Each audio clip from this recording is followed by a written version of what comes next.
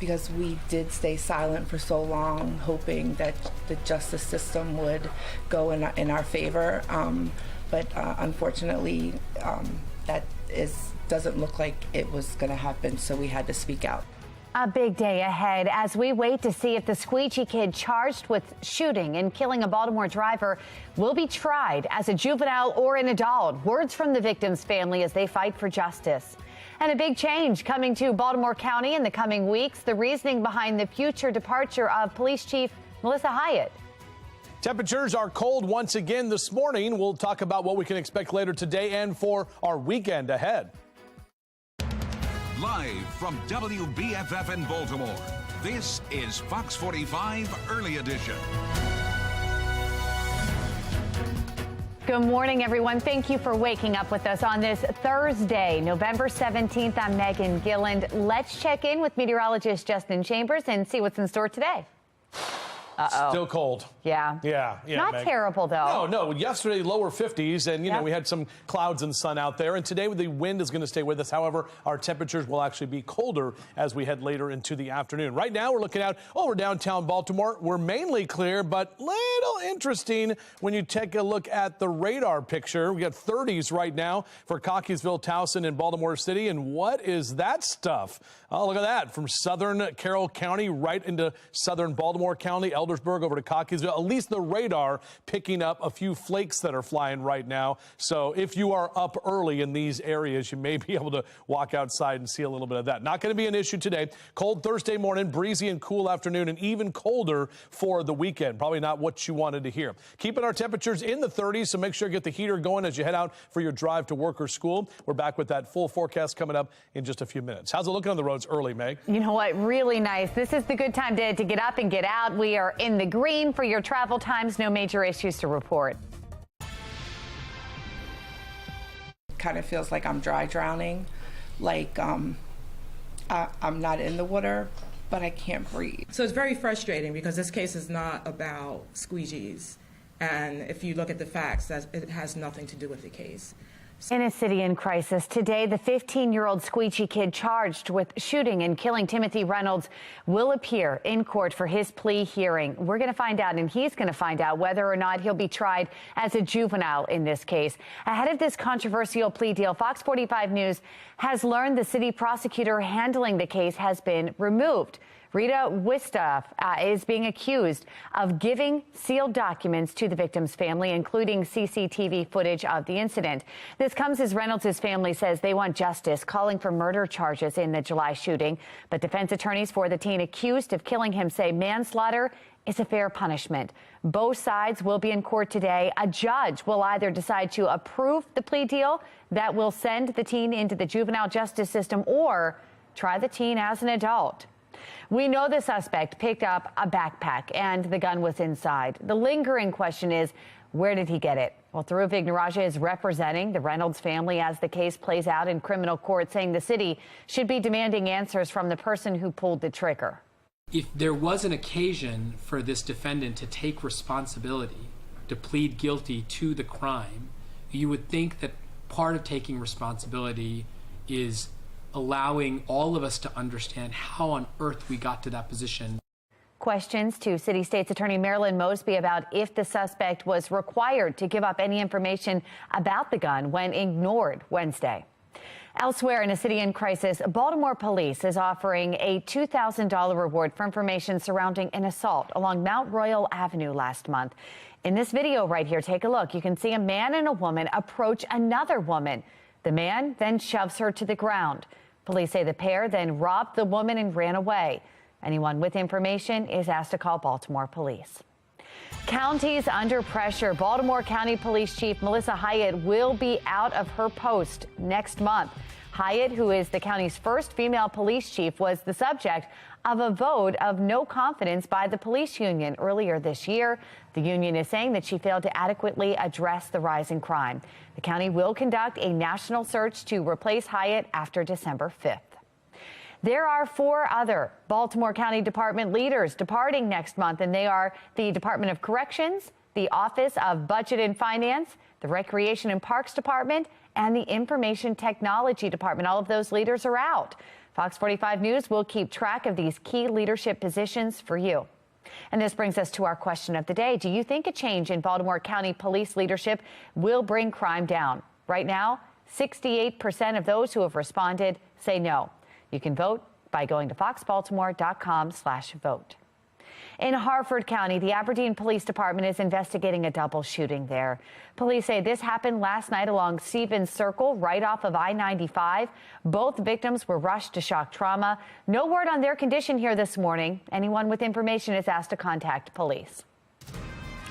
4:35 now, and turning to your Vote 2022 coverage. Anne Arundel County Executive Stuart Pittman is expected to remain in his seat after defeating Republican challenger Jessica Hare. She called Pittman Tuesday night to concede the race. Ballots are still being counted, but Pittman's lead continues to grow. I did express confidence that we would reach this point soon where we would be ahead. And last night that happened when they tallied the votes. Well, in Maryland, local elections boards have a deadline of tomorrow to certify results. One Anne Arundel County election official is skeptical the county will meet that deadline. I think we'll have better choices. Better choices than my old running mate. I think America longs to go back to the policies that were working for the American people. But I think it's time for new leadership. Mixed reaction this morning following former President Donald Trump's announcement for a 2024 presidential run. What Republicans and members of the Trump family are saying. Plus, a very chilly start with temperatures in the 30s. Meteorologist Justin Chambers letting us know if we're going to warm up this weekend. It is 4:36 on Fox 45 Early Edition, all local, all morning.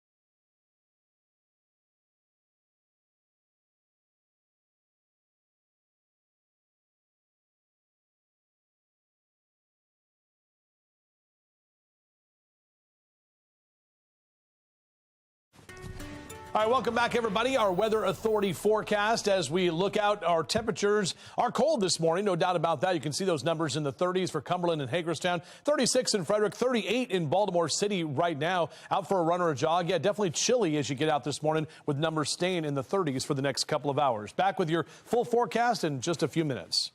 All right, Justin, thank you. Making headlines this morning, suspected UVA shooter Darnell Jones Jr. is arraigned and entered no plea. Jones faces 3 counts of second-degree murder in the shooting deaths of Lavelle Davis, Devin Chandler, and Deshaun Perry, all players on the UVA football team. One survivor has been identified as Mike Hollins, another teammate. He underwent surgery Tuesday. In response to the shootings, UVA has canceled its home football game scheduled for this weekend. Classes just resumed yesterday. A holiday wish like no other. I'm Liz Bonus. How this little boy says you or someone in your family might be able to make it come true. It is just ahead. Plus, we are seeing some out-of-this-world images from the Artemis 1, when we can expect the spacecraft to return to Earth. Here's what's ahead this morning on the National Desk. I'm Gian Jeffcoat. This morning on the National Desk, America's News Now. The former head of HUD, Dr. Ben Carson, will be here to weigh in on the crisis in the classroom, how America suffers with poor educational outcomes for our children. That's this morning on the National Desk. America's News Now, weekday mornings. You can watch the National Desk on our sister station, the CW Baltimore, weekdays from 6 to 9 a.m. You're watching Fox 45 Early Edition, all local, all morning.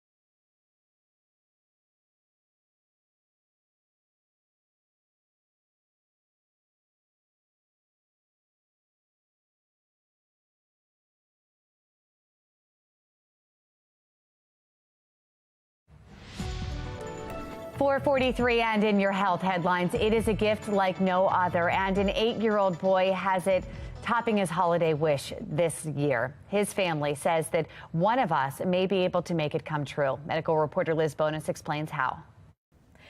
Hey there, everybody. Hello to you. It is certainly not the gift the Hunt family ever thought that they would need to request. But this holiday season, topping the list, a kidney for Ray.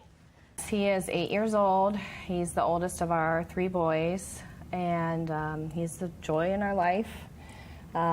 He loves school, loves to swim, do martial arts. But 3 days a week, Ray gets hooked up to a machine like this, which filters his blood. He has a genetic condition which has shut down his kidneys. His doctors had been following that and just were not expecting this very dramatic progression into kidney failure. His best option is a kidney transplant from a living kidney donor. His parents, Justin and Sarah, are not a match. His doctors Ray's doctors have said we need to keep searching. So this holiday season, along with Off the List and the Life Center Organ Donor Network, Ray and his family want you to know if you're a healthy adult and you're watching this, you may be able to make Ray's wish come true. Patients who receive kidneys from living donors actually typically do better in a lot of ways, and so that's really the way to go if someone is able to do that. If you want to try to give Ray this gift of life, all you need to do is search and contact the team on this Facebook page, A Kidney for Ray. The hope is that Ray will get this holiday wish he wants most. Because you know what? His family says what they wish for most is just for Ray to be a healthy kid. I'm medical reporter Liz Bonus. Now back to you. All right, Liz, thank you. Take a look at this. Earth floating away in the background. There we go. It's NASA's first images of the Orion spacecraft flying towards the moon. The administration says the spacecraft has successfully completed a rocket burn to put it on the path towards the moon. NASA Administrator Bill Nelson says he got emotional watching that rocket launch with a group of astronauts there. I think back to the real sacrifices, the astronauts that we've lost. All of those emotions welled up in me today. This Orion rocket is uncrewed. It is set to return to Earth December 11th. Pretty amazing images there.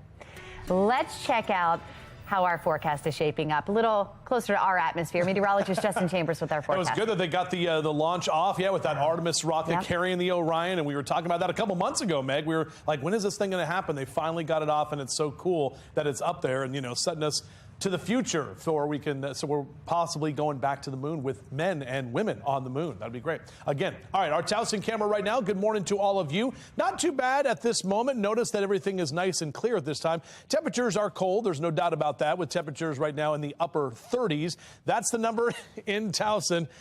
You can see our west wind at about 8 to 10 miles an hour. So I got this little thing that we have to listen to in our ear, and my thing is broken. So, yeah, it's broken. So I'm just going to have to let you guys know that if it pops out, I won't be able to hear Josh yelling at me in the back, just to let you know. So, all right, here's our HD radar.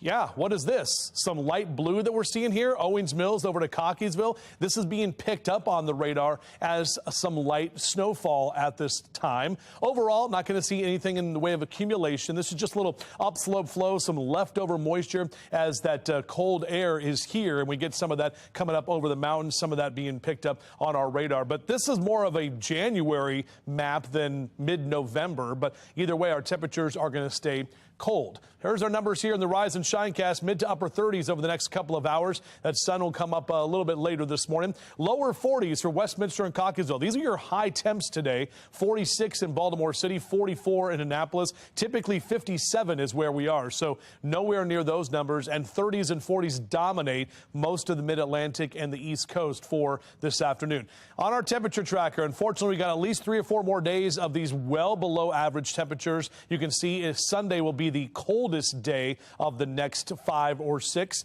You can see by Monday and Tuesday, though, we do start to warm back up. Look at those numbers coming back into the mid to upper 50s by Tuesday and Wednesday, just in time for Thanksgiving. So here's a look at our future scan. As we take you to the afternoon today, we will see breezy conditions later today. Overall, we'll stay dry, however, as we get to about 2 and 3 o'clock tomorrow afternoon. Everything's still looking good. And then as we head into your Saturday and Sunday, overall, we're staying dry as well with those conditions that will be cold for the weekend. Here comes another cold front that's coming in by the time we get into Sunday, and that is our Ravens game day. So it'll be a day where you'll definitely want to bundle up. We're going to wake up in the 30s on Sunday morning and only get to about 41 by the time we head into Sunday afternoon. We've got that game right here for you on Fox 45. Now, as I mentioned, some warmer conditions next week. Upper 40s on Monday, then mid to upper 50s as we head into Tuesday and Wednesday, eventually starting to warm back up.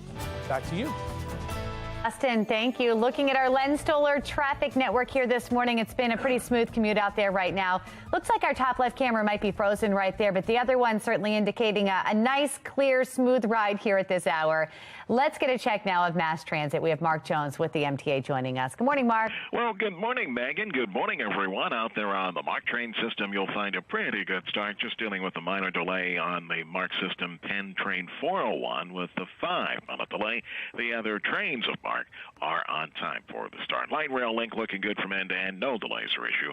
And Metro Subway link looking good between Owings Mills and Hopkins Station for travel. Just the Upton Station still closed due to repairs there, and shuttle buses in place. For the MTA Transit Team, I'm Mark Jones. Former President Trump's big decision and how it will affect all those other Republicans who've been eyeing the White House too. I'm Scott Thuman in Washington with a look at that and what it means for President Biden's future. And questions this morning surrounding where a squeegee kid got a gun. Pleas from the victim's family as we await a big decision here today. Time now 4:50, and you're watching Fox 45 Early Edition, all local, all morning.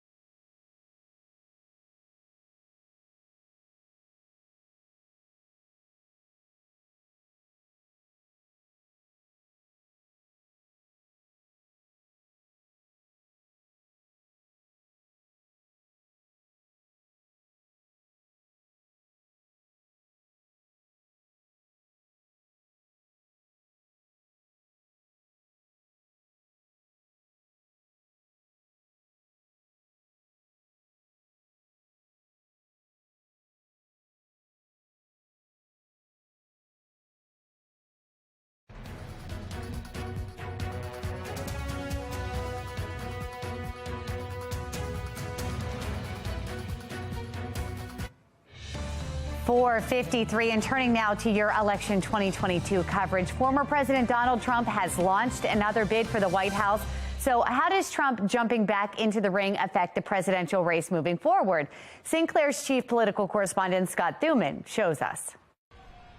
For the past 2 years, he's pined away from the sidelines. Now he's back in the fray and commanding a spotlight that might be hard for others to take away. In order to make America great and glorious again, I am tonight announcing my candidacy for President of the United States.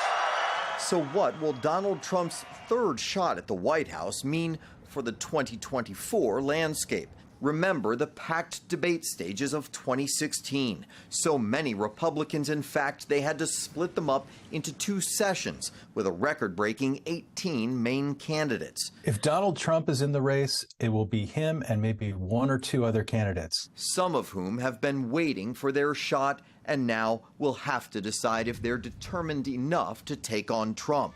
Like former Vice President Pence, Trump's Secretary of State Mike Pompeo, former UN Ambassador Nikki Haley, and maybe his biggest pre-race competition, Florida's Governor Ron DeSantis. Other candidates will be significantly dissuaded by the fact that Donald Trump can command so much attention and raise so much money and just overpower them. Oh yeah, and by the way, he likes to attack his opponents as well, and a lot of people don't want to get in the way of that. A survey of Republican voters this fall showed roughly 2/3 do want Trump on the ticket, but only a dangerously low 28% of independents. Could that spell a bumpy road for Trump, who will run while also fending off legal and criminal investigations too? He also has the most resources of any potential candidate. He's run 2 presidential campaigns and a real strong voting base, so he has to be the odds-on favorite. So what about President Biden? He said in the past he'd look forward to beating Trump again. Will the prospect of a repeat showdown further convince him to give it a go too? In Washington, I'm Scott Thuman. All right, Scott, thank you. This morning, Ivanka Trump is responding to the concern about her absence from her father, former President Donald Trump, re-election's bid announcement, that is. Ivanka Trump was publicly involved with her father's last 2 campaigns. However, she appears to be taking a different approach this time. In a statement, she says, quote, she loves her father very much, and this time around she is choosing to prioritize her young children and the private life that they're creating as a family. Well, the GOP has secured control of the House. Republicans have won the 218th seat needed to flip the House from Democratic control more than a week after the election. Could be weeks, though, until the full scope of the party's majority is known, with votes still being counted. Regardless, it's far short of the sweeping victory Republicans had hoped for. That slim majority will pose challenges when it comes to passing legislation. Yesterday, lawmakers on both sides of the aisle say they're ready to get to work. We've got to get this recession at hand. We've got to get the costs down. We've got to get our energy back up. We've got to get more stable where we can be self-reliant on our own energy. So we got a lot of work to do. We're more than willing to reach across the aisle. I have a long record of working on a bipartisan basis on things like infrastructure and international water and animal welfare. I mean, there are a wide range of things, but it's not clear what they are for. House GOP leader Kevin McCarthy won the nomination for House Speaker Tuesday. His role take over that role with a vote when the new Congress convenes in January. In your consumer news this morning, new reports about how much the holiday season could cost. Let's start with the 2022 holiday travel outlook from Hopper. This report puts the average cost to fly around $463 for Christmas. For hotels, you're looking at $218 a night. Now, when it comes to spending, the average household will spend just over $1,400 on holiday gifts and travel. And with the high inflation, experts worry some families could run into financial troubles. I think that people are either going to spend down their savings or they're going to go into debt. And I do worry that in Q1, we may have a real holiday debt hangover because there's a lot of sticker shock associated with this. The National Retail Federation is reporting 43% of consumers say they don't earn enough money to cover the costs of gifts. About 25% of these consumers are planning to utilize services like buy now, pay later. Buy now, pay later can conceal that true cost of ownership. It doesn't sound that bad when you break it into monthly installments, but that's kind of part of the mental accounting trick that can get you into trouble. Some families and businesses are adapting to the high inflation. The New York Post reporting retailers are pushing smaller, less expensive toys this holiday season. And for consumers, remember, spending time with family, it's always priceless.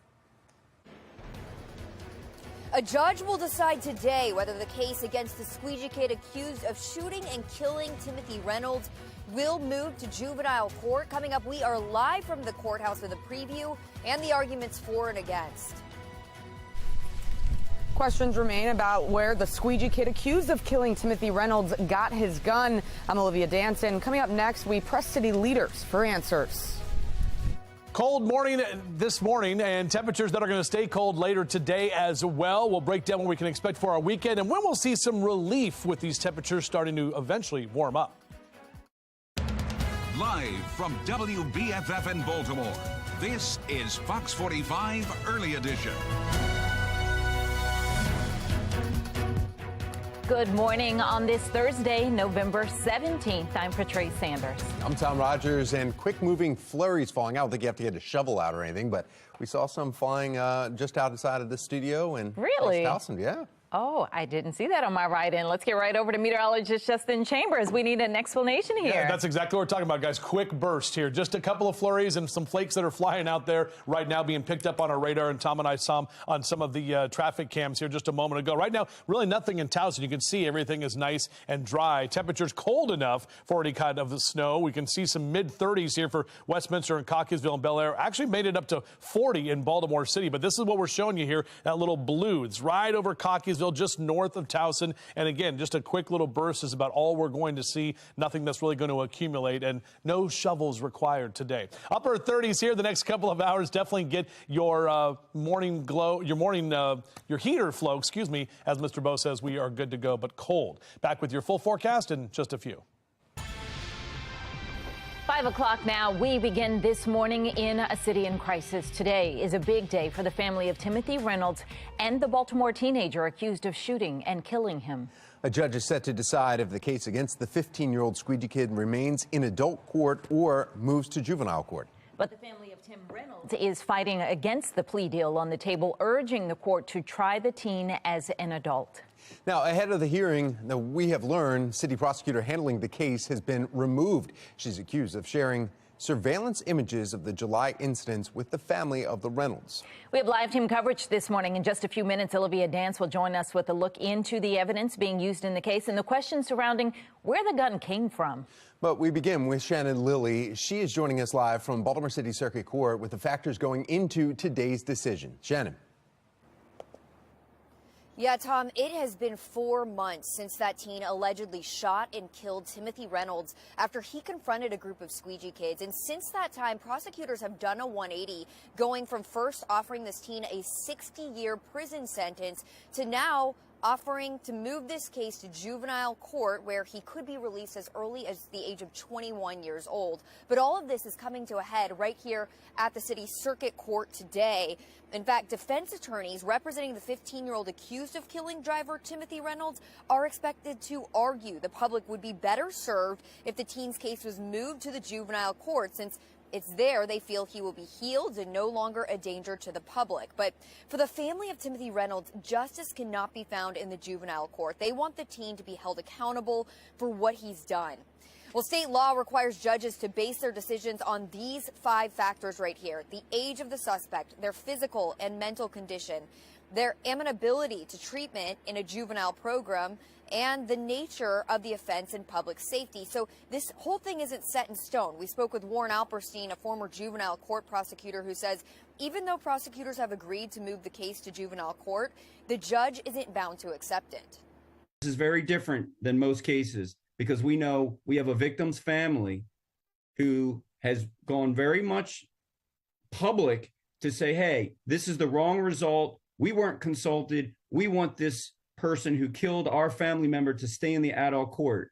This is a very different scenario. I wouldn't be surprised if the judge jumped in and said, I'm not going to grant that motion that you both agree on.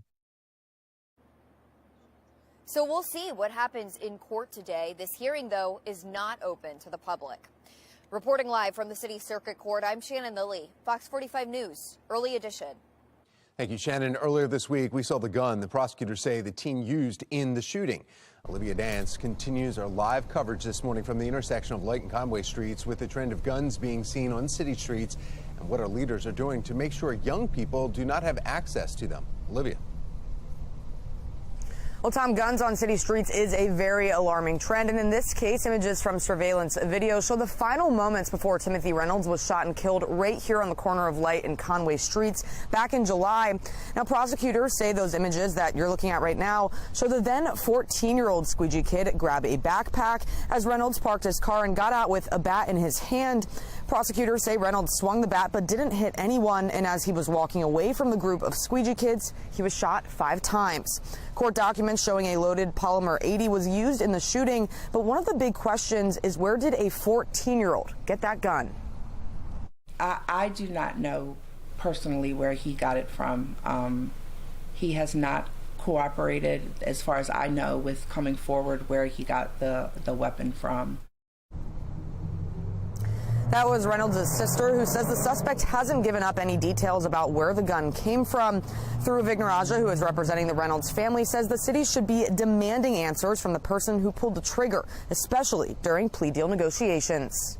If there was an occasion for this defendant to take responsibility, to plead guilty to the crime, you would think that part of taking responsibility is allowing all of us to understand how on earth we got to that position. Questions to City State's Attorney Marilyn Mosby about if the suspect was required to give up any information about the gun went ignored. Fox 45 News also asked members of City Council these questions. Do you believe the suspect should be required to provide information about where he got the gun from as part of his plea agreement? And also, should investigators be focused on where the suspect got the weapon to root out gun suppliers in the city? Those questions also went unanswered. And even though Mayor Scott and his administration have said that they're focused on targeting guns on the street, questions about gun violence still remain. For now, reporting live in Baltimore, I'm Olivia Dance, Fox 45 Early Edition. In new video from the Baltimore banner of the attack that we are not showing, Reynolds is seen walking away from the group of squeegee kids, pointing a bat at the kids as they follow him. They get his attention. He turns around and swings his bat, and that's when he appears to be hit in the head. The end of the video shows Reynolds standing before shots are fired and he falls to the ground. Law experts we've spoken with say the moment Reynolds walks away is key. Maryland does not have a stand your ground law, rather a duty to retreat law. The law states that before using deadly force, a person is required to make all reasonable efforts to retreat unless that attack happens in the person's home. 5:06 now. The U.S. Senate is now advancing key legislation that could provide a safeguard for same-sex and interracial marriages. Megan Gillen is at our live center this morning with where things stand right now. Megan? Yeah, guys, taking you live to our nation's capital here behind me, where the Respect for Marriage Act would not require all states to legalize same-sex marriage, but what it would do is require all states to recognize legal marriages from other states. Just hours ago, Senate Majority Leader Chuck Schumer tweeting this, saying no one in a same-sex marriage or an interracial marriage should have to worry if their marriage will be invalidated. No one should be discriminated against because of who they love. All 50 members of the Democratic caucus voting in favor, and they were joined by 12 Republicans, including Utah Senator Mitt Romney. At the same time, this legislation provides important religious liberty protections, and it's because of that compromise that I think the bill made sense. On the other side, Senator Mike Lee, also from Utah, voting against the measure, writing in part, the religious liberty protections were severely anemic and largely illusory. Well, we are hearing lawmakers will likely pass the bill after the Thanksgiving recess, but this could come sooner if lawmakers decide to speed up the process. We'll keep you posted on what happens on Capitol Hill. That's the latest from our live center. Tom? Thank you, Megan. A big change coming to Baltimore County in the coming weeks. The reasoning behind the future departure of Police Chief Melissa Hyatt.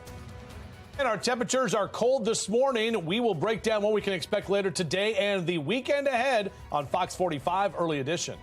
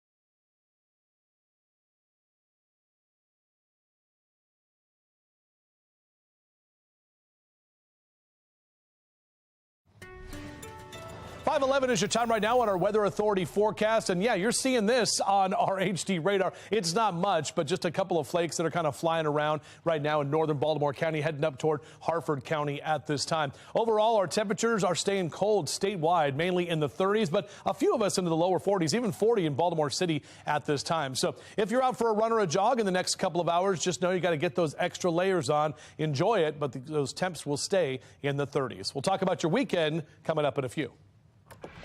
5:11 now and making your headlines this Thursday morning. 12 people are injured after an explosion and fire destroys an apartment building in Gaithersburg. 10 people were taken to nearby hospitals with 2 adults in critical condition. Residents of the units in Gaithersburg reported feeling a rumble before then heavy smoke and flames broke out. Some families jumped out of their windows to escape. The Red Cross is assisting displaced families. Damage assessments will take several days. The cause of the explosion remains under investigation. Inside what will one day be the largest mental health facility for children inpatient in the country. I'm Liz Bonus. We speak to the need. It is just ahead. But first, how soon is too soon to start decorating for Christmas? 5:12, you're watching Fox 45's Early Edition, all local, all morning.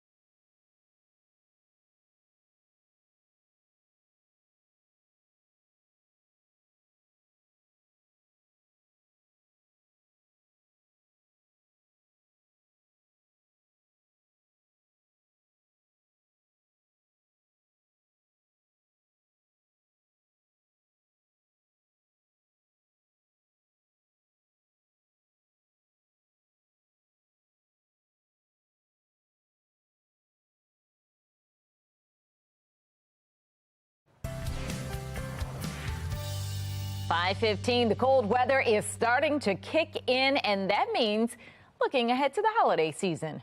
There's a commonly asked question about this time of year, though. How soon is too soon to start putting up your holiday decorations? We're late with this question because a lot of them are already up. Sam Reed with our Sinclair sister station in Rhode Island takes us into the debate that is unfolding right now in one neighborhood.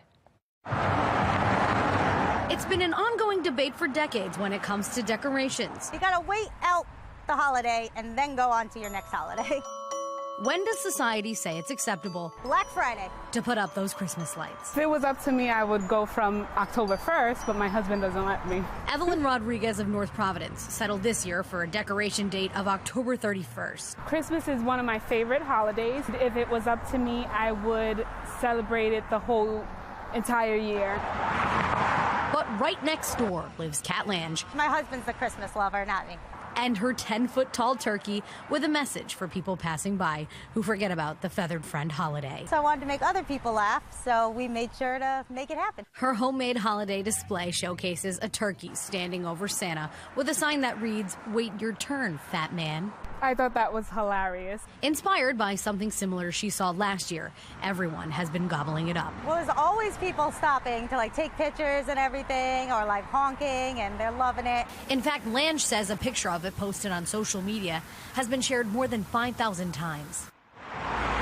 But despite the differences along Mineral Spring Avenue, here, the holidays make everyone happy. It's cute, and I know when people drive by, they see that sign, and then they see my yard decorated, so it's just two different worlds on the same block. Whatever makes you happy, do what makes you happy. If looking at the pretty lights makes you happy, that's cool. If looking at a giant turkey makes you happy, that's cool too. Showing you something good. I'm Sam Reed. That's pretty funny. I like that story. Fox 45 News wants to see your holiday decorations because you know a lot of you have them up already. You can send a picture or video through our Chime In page. Just go to foxbaltimore.com/chime in. And I guess it doesn't have to be Christmas, decorations. It can be your Thanksgiving decorations. Oh, man. Can we start giving away Christmas gifts soon? We did all of this. We'll decorate the studio soon, next it's all week. Happening. Oh, yeah. So I think that this is an acceptable amount of time. Next week, if we start, Justin, are you good with that? Control room doesn't want to let go of the music yet. I love it. I like the inflatable turkey thing that they had in the That was in the pretty store. funny. You know what I mean? Like, can we just have Thanksgiving? That's all I want. And when you say, Patrice, when you say a lot of you are getting, do you think a lot of people have decorations up already? Oh, heck yeah. Yeah, Really? yeah. And I don't understand when you say, well, let's just have Thanksgiving. Can you not eat that meal with a tree next to you? I mean, what's the big deal there? You're going to have all the feast and the fixings and the family and the friends. You might just do it around some decorations. Whatever makes you happy. I agree. That's the bottom line, right? So, all right, let's just start decorating in March, and we'll have anarchy here. We'll have a good time and put up the tree when St. Patrick's Day is running around. And all right, you just looking outside right now. I'm just kidding. It's fine. Yeah, absolutely. And you know what? Look, guys, I mean, it's cold enough. It feels like dang near December, right? Or January when you look out over the Inner Harbor right now. Our numbers are in the upper 30s, right about 40 officially at BWI. That southwest wind about 9 to 15 miles an hour. And yeah, we even had a few flakes that were flying. So yeah, you might as well go ahead and throw up that tree because we saw those coming through as we looked over the last hour or so. If you were up early enough, you may have seen it, but overall, we're not really looking at anything more. In fact, we're going to stay dry as we head toward the afternoon. All right, checking our bus stop forecast. Beep, beep, as those kids get back to school here this morning. Upper 30s in the 7 o'clock hour, mid 40s through noontime, and we'll keep those 40s around. That's it. We got to the lower 50s yesterday. It's going to be a cold one, golfers. Possibly some frost delays out there by 9 a.m. We'll keep those mid to upper 40s going for you, and it will be at least a 1-club wind again today. We had some gusty wind yesterday, and that's going to be similar for the afternoon. May even get to a 2-club wind later as well. 39 your temperature in the Hereford zone. That's your high today. Lower 40s in Reisterstown and Cockeysville, 43 in Towson, 46 your high in Baltimore City. Numbers in Howard and Anne Arundel counties in the low to mid 40s here for Ellicott City and Elkridge down through Odenton, 44 Severna Park, 45 your temp in Annapolis. And up and down the 95 corridor, this is it. And we're going to see those numbers mainly in the 40s for Baltimore and D.C. up into Philly, 37 in Cumberland where we saw a little bit more snowfall overnight and definitely seeing some good snow in western Maryland. So our future scan looking dry. As I mentioned, not really tracking much in the way of precipitation over the next couple of days, just that cold air that is in place. 7 days until Thanksgiving. That's right. It's next Thursday. 34 days until the winter solstice. And we are seeing 45 days until New Year's Day. That's right. That's it. I mean, this year is rapidly leaving us. Here's that 7-day forecast. Again, our temperature is going to be cold. Ravens game Sunday afternoon. Make sure to bundle up, dress in layers. And if you don't want to go to the game, well, watch it right here on Fox 45. All right, Mark Jones with the MTA. Good morning, Mark. Well, good morning, Justin. Good morning, everyone out there on the MARC train system. We've got train 841 on the Camden line with a 10 to 15-minute delay. The other trains of MARC are on schedule. Light rail link looking good from end to end. No delays or issues. Metro subway link on time from Owings Mills to Hopkins Station. Upton Station remains closed due to repairs being done there. Shuttle buses are in place to and from Upton. For the MTA Transit Team, I'm Mark Jones. First responders are pushing back as city leaders try to change their pension plans. I'm Olivia Danson. Coming up next, hear their concerns. And stay with Fox 45 News all morning long. Coming up at 7 o'clock, former HUD Secretary Dr. Ben Carson will be joining us live for an exclusive interview. We dive into his book, Crisis in the Classroom, highlighting the realities of the state of education across the nation. 5:21 is the time.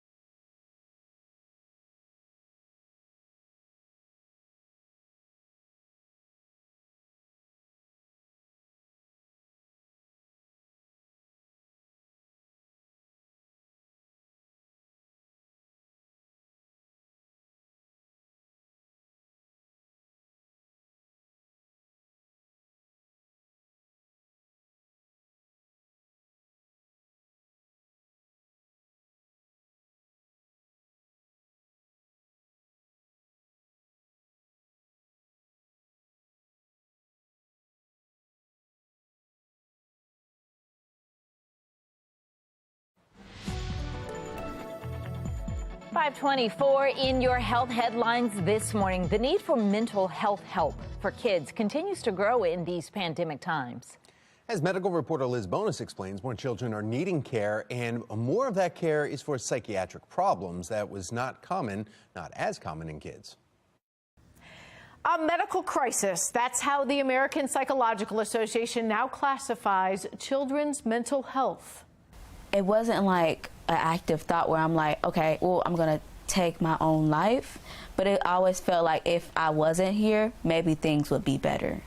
Marcia Gauze said she felt that crisis and sought counseling after too much isolation in these past pandemic years.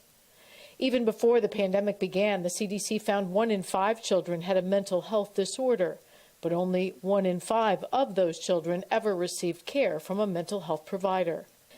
Treating these concerns is now a work in progress. The goal here with this building, or one of the goals with this building, was to be able to give patients their own space. The team here took us on an exclusive tour of a hospital that will one day house more than 130 beds for care. It's designed to give kids the feel that mental health help is no different than a visit to the doctors for any other kind of care. So we're seeing a lot of depression, anxiety, and a lot of loss and traumatic experiences. A lot of kids lost family members, and so they're dealing with the aftermath of that now. Upon completion, they do expect this to be the largest inpatient facility for mental health for children in the country, a need that has grown in these pandemic times. What's different now, according to this team, is that children are needing intense mental health intervention at younger ages, and for problems for which they are building units here not previously common in kids: sex trafficking, severe childhood trauma, and suicidal thoughts. If you have any concerns, reach out and try to get help early. The earlier, the better. And while it may be uncomfortable, a reminder, child or adult, if someone says that they are thinking of taking their own life, mental health specialists suggest you ask them, do you have a plan? It's often the only way to interrupt it. I'm medical reporter Liz Bonus. Now back to you. A shakeup in the Baltimore County Police Department. Police Chief Melissa Hyatt says she's leaving.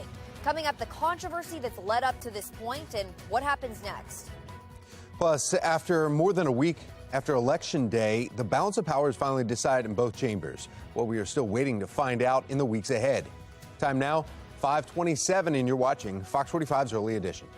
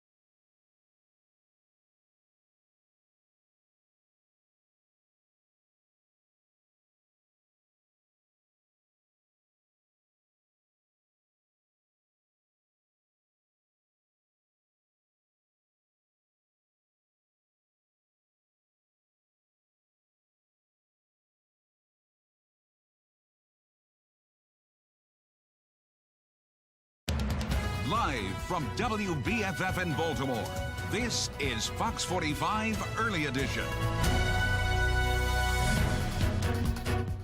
Welcome back on this Thursday morning. 5:30 is the time. I'm Patrice Sanders. I'm Tom Rogers. Some flurries starting to leave the area now. We want to head right over to meteorologist Justin Chambers, find out a little bit more about our forecast. Yeah, well, basically, we just saw this kind of come through a little while ago. You can kind of see that blue that's on the screen, fading away as it heads over toward Bel Air. But we did see a few flakes flying. We can confirm that. 36 in Westminster and Frederick right now. Excuse me, 37 in Bel Air, 40 in Baltimore City. And if you're out for your run or your jog in the next couple of hours, get those layers on because temperatures will stay in the mid to upper 30s as we take you through the day today in the morning. And look at this. This is all we get for the afternoon. Low to mid 40s for our afternoon highs, well below average. We'll take another look at what we can expect for our weekend temperatures coming up in a few.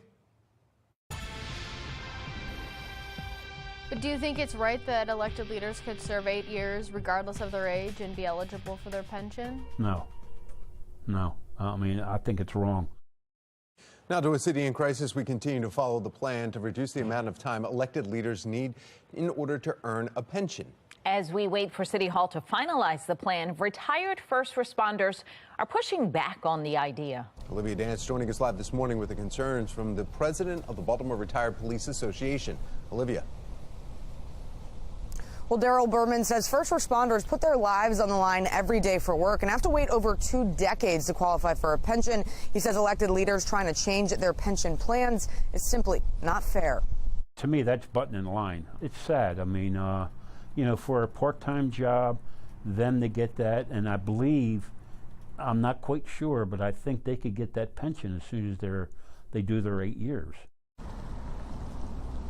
Berman is president of the Baltimore Retired Police Benevolent Association and says city council's push to change their pension eligibility from 12 to 8 years is unfair, especially when city leaders change the rules for officers. 12 years ago, you may remember, the city changed the police and fire pensions from 20 to 25 years of service.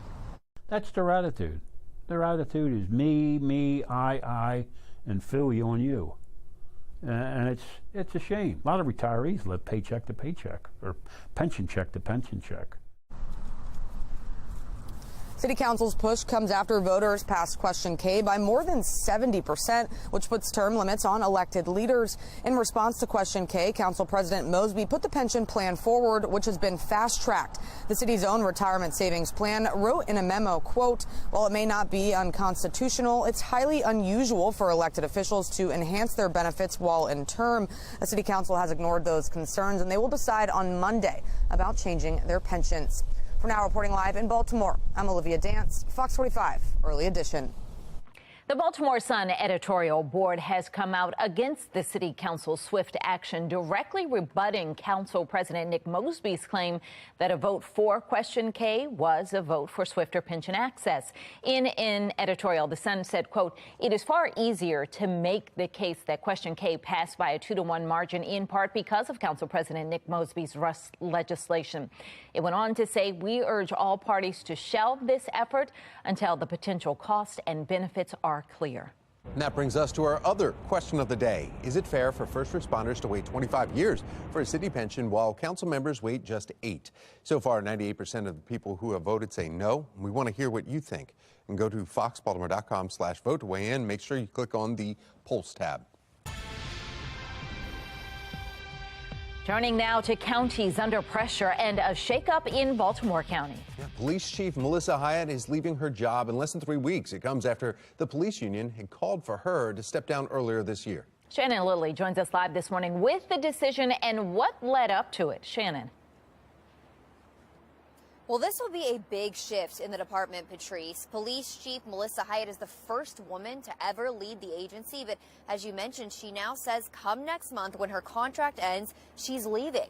In fact, in this statement, she writes, quote, during my tenure as chief, we worked through challenging times. I am so very proud of our many accomplishments, including initiatives that sharpened our focus on community trust, public safety, and officer wellness. But you'll remember Hyatt had to defend her job earlier this year after she faced criticism from the Baltimore County's police union. Their members holding a vote of no confidence and calling on County Executive Johnny Olszewski to remove Hyatt from her position, citing a list of issues, including a failure to address rising crime in the county, and that's according to them.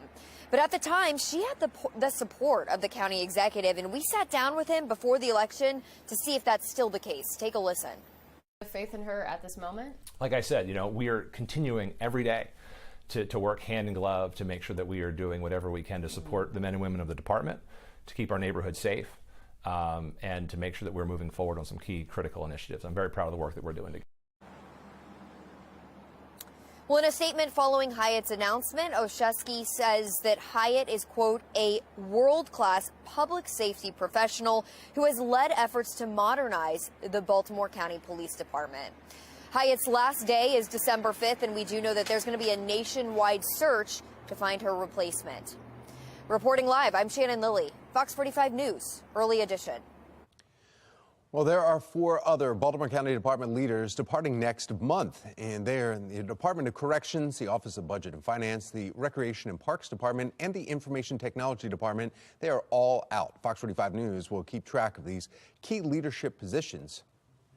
It's now official. GOP has flipped the House from Democratic control. This comes more than a week after the midterm election. Megan Gillen is at our live center with a look at the numbers right now. Megan. All right, take a look, guys. Right now, you can see Republicans now have 218 seats. And, guys, that is the magic number you see right there to gain majority. That part is done. They've already won the majority, but it could be weeks before we know the full scope of the party's majority, with votes still being counted. And we still have another 6 seats that are up for grabs here, still at play. Even with a few more wins from those remaining seats, GOP control will be a slim majority when it comes to passing partisan legislation. We're more than willing to reach across the aisle. I have a long record of working on a bipartisan basis on things like infrastructure and international water and animal welfare. I mean, there are a wide range of things, but it's not clear what they are for. Taking you live to Capitol Hill once again this morning, where House GOP leader Kevin McCarthy won the nomination for House Speaker Tuesday, and the majority actually makes his nomination official. The full House will vote on McCarthy's leadership bid when the new Congress convenes in January. That's the latest from our live center.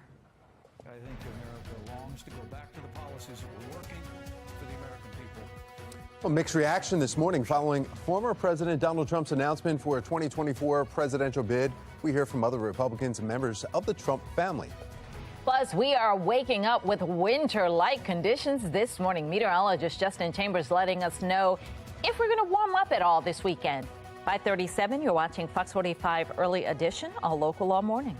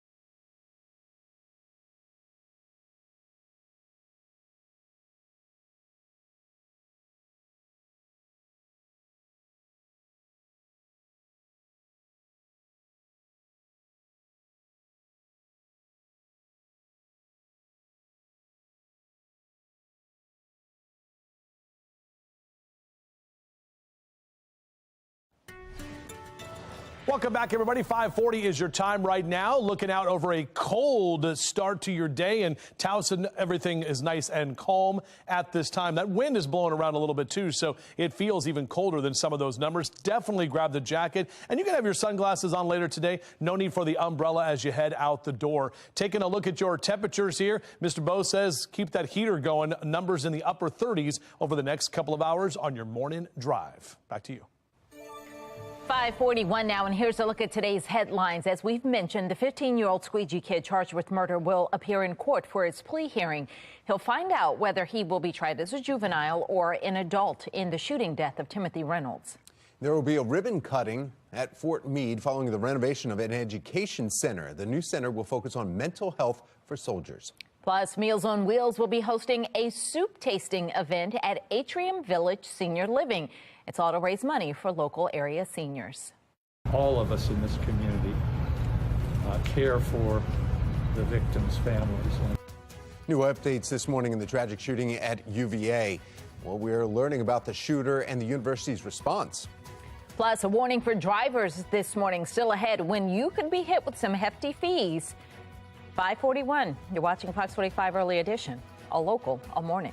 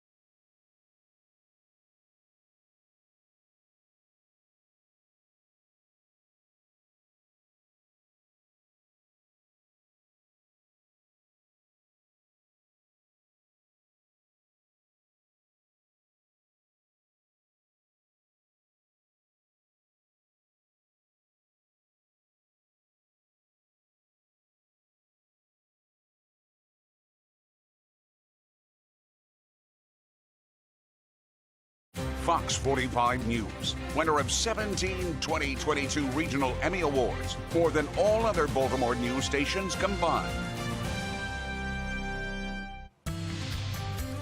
5:44, Thanksgiving is just 1 week away, and maybe you're thinking about flying to see your family. Yeah, now if that's the case, TSA sending out a gentle reminder for everyone that they can take what they can and what they can't take on a plane. Anything solid or liquid in a small packet can be brought in your carry-on. Liquid items like cranberry sauce or canned vegetables or maybe even some wine, you're going to need to check all of those if they're larger than 3.4 ounces. Looking ahead this morning, a reminder to pay your tolls before it's too late. Maryland is sending a warning that drivers only have 2 weeks before the grace period for video toll payments ends. If you don't get your payments in before midnight on December 1st, you could have to pay some additional fees. Well, deer hunting season almost here, and we now have the official dates. Deer season will run from November 26th through December 10th, which includes Sunday hunting in all but 3 counties. Hunters are encouraged to help others by donating deer taken in Maryland. Now, a state tax credit gives hunters an incentive.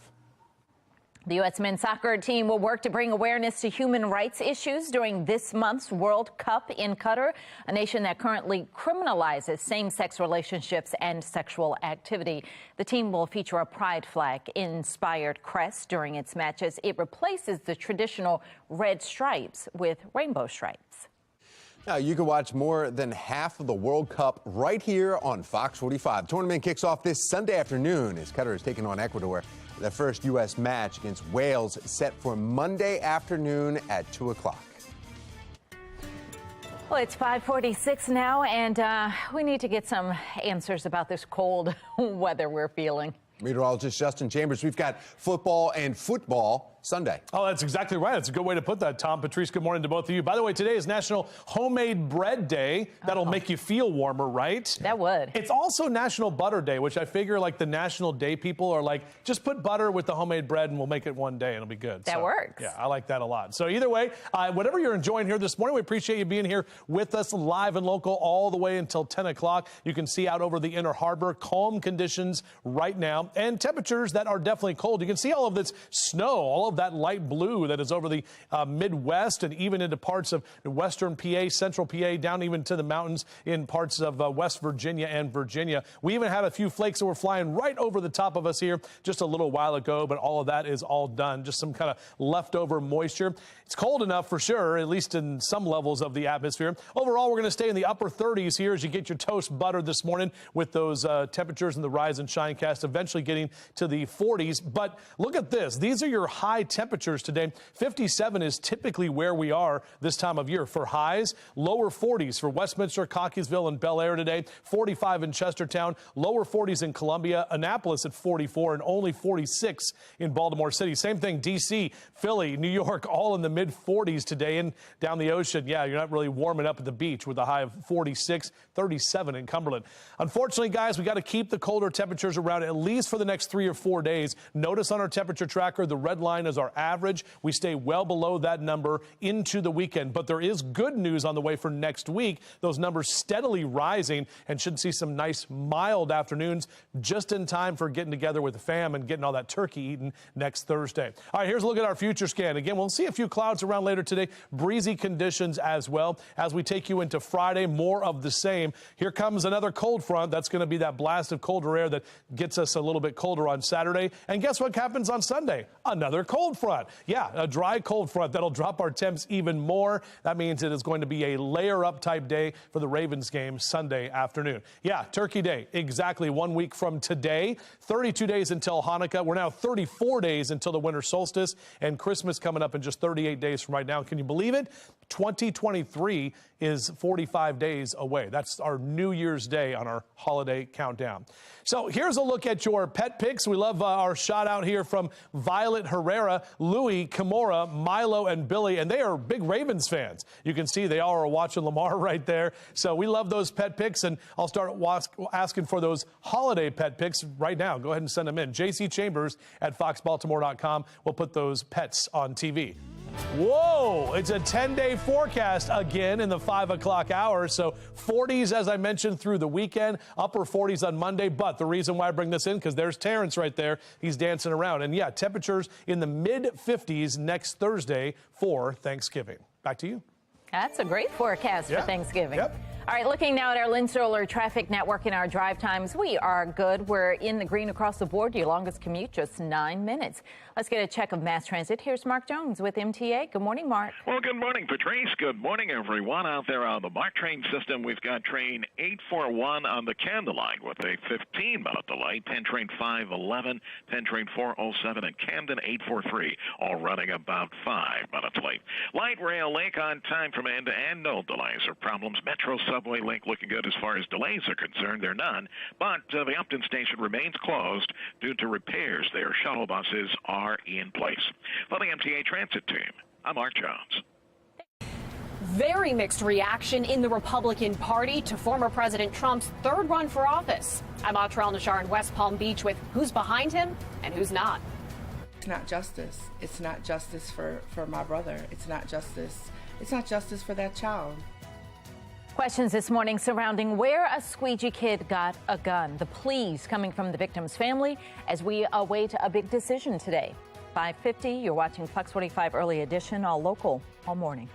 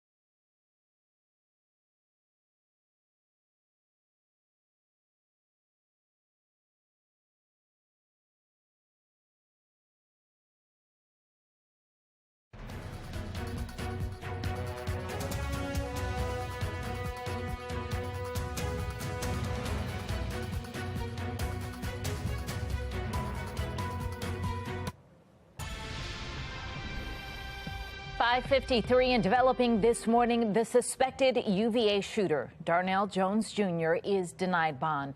Jones faces 3 counts of second-degree murder in the shooting deaths of Lavelle Davis, Devin Chandler, and Deshaun Perry, all players on the UVA football team.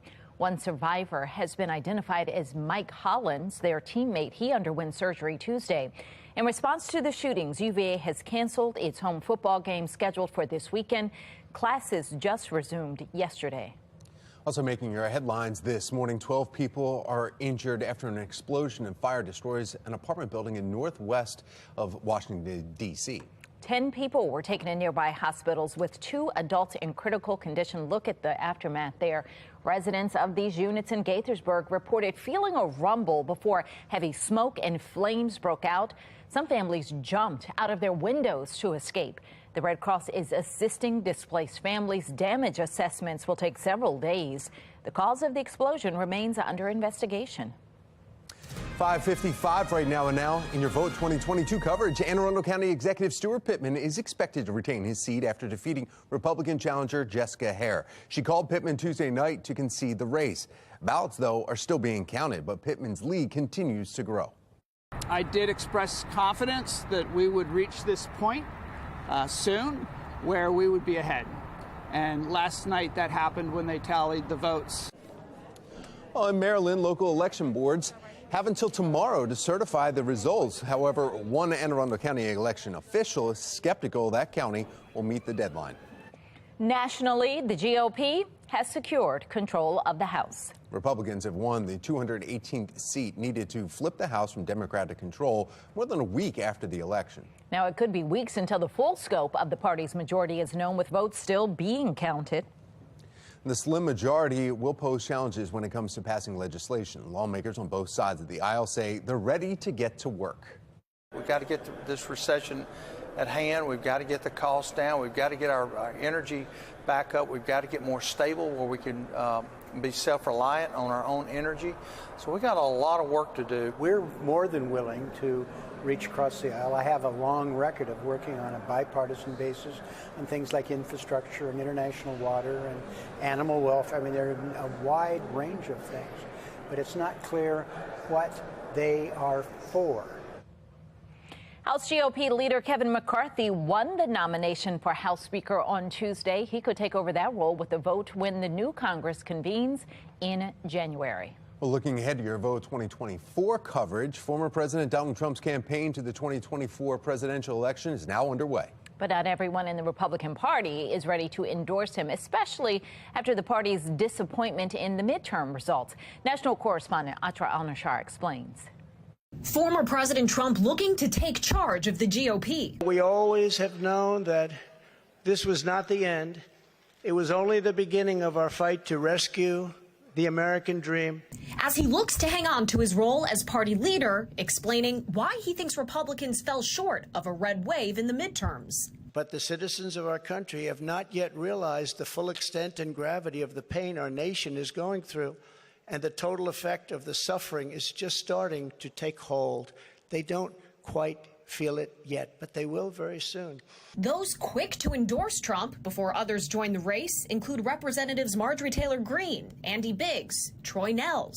Other Republicans more hesitant, like Florida Congressman Byron Donalds, who's also considering support for the governor of his state, Ron DeSantis, also expected to run. Look, I'm going to make that decision when the time comes, but that time is not now. South Carolina Senator Lindsey Graham says if Trump continues his more restrained tone of Tuesday night, quote, he will be hard to beat. Outright rejections of Trump continue to surface. Former staffers, a handful of GOP governors, and several Republican senators who say the party needs a new leader. Also sounding that call, at least two conservative mega donors, Stephen Schwarzman and Kenneth Griffin. Griffin says he's throwing his support behind DeSantis.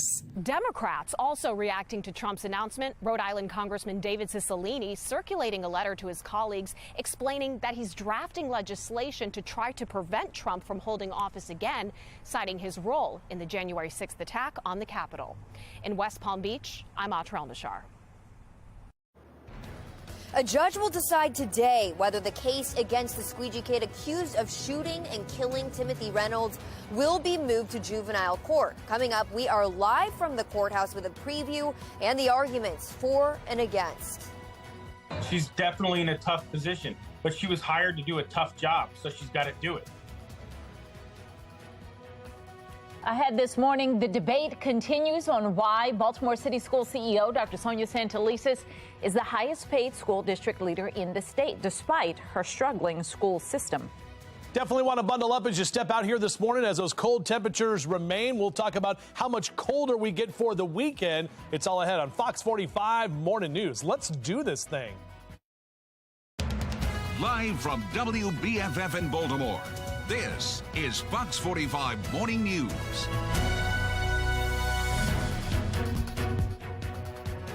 Good morning on this Thursday, November 17th. I'm Patrice Sanders. I'm Tom Rogers. Cold start to your morning. Looks like it's going to warm up a little bit better, though. I hope so. Meteorologist Justin Chambers is here with the forecast. Not as bad as yesterday. I mean, it was warm yesterday. Yesterday was bomb. Yeah, 52 yesterday afternoon. But I'm telling you guys, we got to wait a few more days till we get to those warmer numbers, unfortunately. And we did see some snow earlier this morning, at least a few flakes that were kind of flying out there. Nothing we're seeing right now. Our Inner Harbor sky cam is all good at this time. In fact, we're about 50 minutes away from the sun coming up. 36 your temperature in Cockeysville, 37 in Towson, 38 in Baltimore City as you go straight down the JFK. next, right about 40 in Dundalk over through Essex and Middle River. So a cold Thursday morning. It will be breezy again later today with a cool afternoon and then even colder numbers on the way forward the weekend. Your morning drive looks like this. We'll keep those 30s around, so you'll definitely need the heater as you head out to work and school this morning. And you can see these high temps. I mean, not very exciting. Lower 40s for Westminster and Eldersburg. Reisterstown 41, 43. That's the high today in Towson. But as I mentioned, we've got some warmer numbers on the way, and we'll talk about that. Plus our game day forecast weather for Sunday. It's all coming up in a few. Coming up on 601, we begin this morning in a city in crisis. Today is a big day for the family of Timothy Reynolds and the Baltimore teenager accused of shooting and killing him. Now, a judge is set to decide if the case against the 15-year-old squeegee kid remains in adult court or moves to juvenile court. But the family of Tim Reynolds is fighting against the plea deal on the table, urging the court to try the teen as an adult. Ahead of the hearing, we've learned the city prosecutor handling this case has been removed. She's accused of sharing the surveillance images of the July incident with the family of the Reynolds. We have live team coverage this morning. In just a few minutes, Olivia Dance will join us with a look into the evidence being used in the case and the questions surrounding where the gun came from. We begin with Shannon Lilly. She's joining us live from Baltimore City Circuit Court with the factors going into today's decision. Shannon. Well, it's been 4 months, Tom, since that teen allegedly shot and killed Timothy Reynolds after he confronted a group of squeegee kids. And since then, prosecutors have done a 180, going from first offering this teen a 60-year prison sentence to now offering to move this case to the juvenile system where he could be released before he turns 21. But all of this is coming to a head right here at the circuit court right here in Baltimore City. In fact, defense attorneys representing the 15-year-old accused of killing driver Timothy Reynolds are expected to argue that the public would be better served if the teen case was moved to the juvenile court, since it's there that they feel he will be healed and no longer a danger to the public. But for the family of Timothy Reynolds, justice cannot be found in the juvenile court. They want the teen to be held accountable for what he's done. State law requires judges to base their decision on these 5 factors right here: the age of the suspect, their physical and mental condition, their amenability to treatment in a juvenile program, the nature of the offense, and public safety. So this all isn't set in stone. We spoke with Warren Alperstein, a former juvenile court prosecutor, who says even though prosecutors have agreed to move the case to juvenile court, the judge is not bound to accept it. This is very different than most cases, because we know we have a victim's family who has gone very much public to say, hey, this is the wrong result. We weren't consulted. We want this person who killed our family member to stay in the adult court. This is a very different scenario. I wouldn't be surprised if the judge jumped in and said, I'm not going to grant that motion that you both agree on. So we'll see what happens today in court, but this hearing is not open to the public.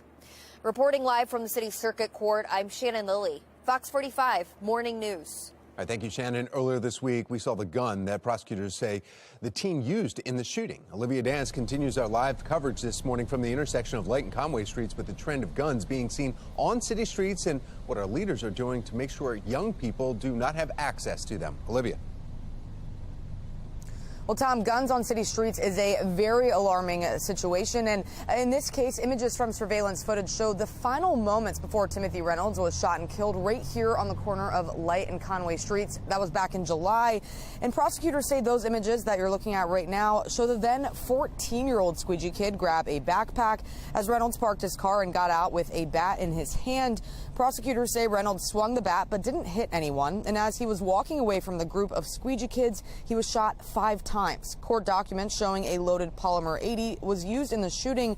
But one of the big questions is, where did a 14-year-old kid get that gun? I do not know personally where he got it from. He has not cooperated, as far as I know, with coming forward where he got the weapon from. That was Reynolds' sister, who says the suspect hasn't given up any details about where the gun came from.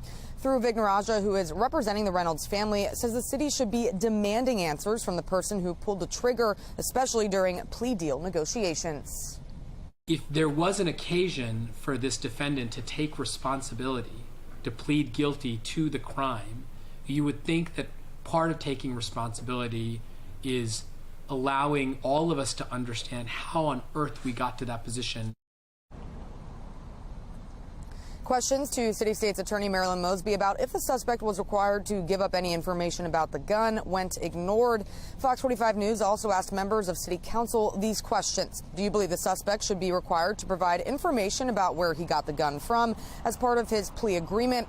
And also, should investigators be focused on where the suspect got the weapon to root out gun suppliers in the city? Those questions, though, also went unanswered. And even though Mayor Scott and his administration have said that they are focused on targeting guns on the streets, the concerns about gun violence still remain. For now, reporting live in Baltimore, I'm Olivia Dance, Fox 45 Morning News.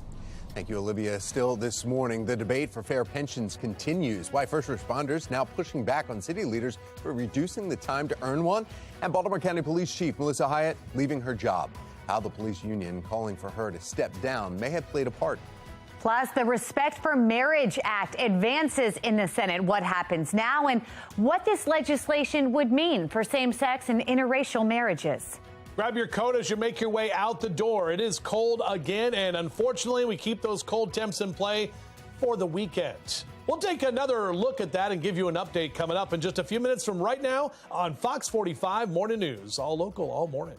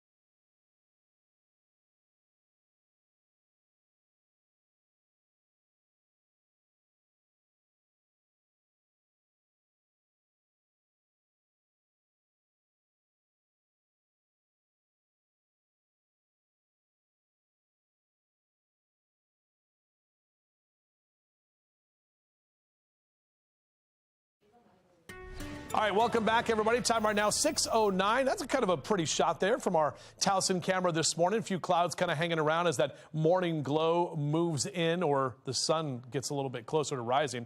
On your out the door cast, we'll see those numbers. That'll be, we'll need the jacket, and we'll also need the sunglasses, but no need for the umbrella today as we are staying rain-free. And our morning drive, again, Mr. Bo says, get that heater going because it is cold this morning. 6:10 now. The U.S. Senate is advancing key legislation that could provide a safeguard for same-sex and interracial marriages. Megan Gillen is at our live center this morning with where things stand right now. Megan. Here's what we know, guys. We're taking you live to our nation's capital here this morning, where the Respect for Marriage Act would not require all states to legalize same-sex marriage, but what it would do is require all states to recognize legal marriages from other states. Just hours ago, Senate Majority Leader Chuck Schumer tweeting, "No one in a same-sex marriage or an interracial marriage should have to worry if their marriage will be invalidated. No one should be discriminated against because of who they love." All 50 members of the Democratic caucus voting in favor. They were joined by 12 Republicans, including Utah Senator Mitt Romney. At the same time, this legislation provides important religious liberty protections. And it's because of that compromise that I think the bill made sense. At the same time, on the other hand, Senator Mike Lee, also from Utah, voting against the measure, writing in part, quote, "The religious liberty protections were severely anemic and largely illusory." We are hearing that lawmakers will likely pass this bill after the Thanksgiving recess, but this could come sooner if lawmakers decide to speed up that process. We'll keep you posted. That's the latest from our live center. Patrice? A new report shows how this holiday season could cost you more than usual. How you can shop smart this year. A fuel dilemma. What's driving up the cost for you to heat your home this winter?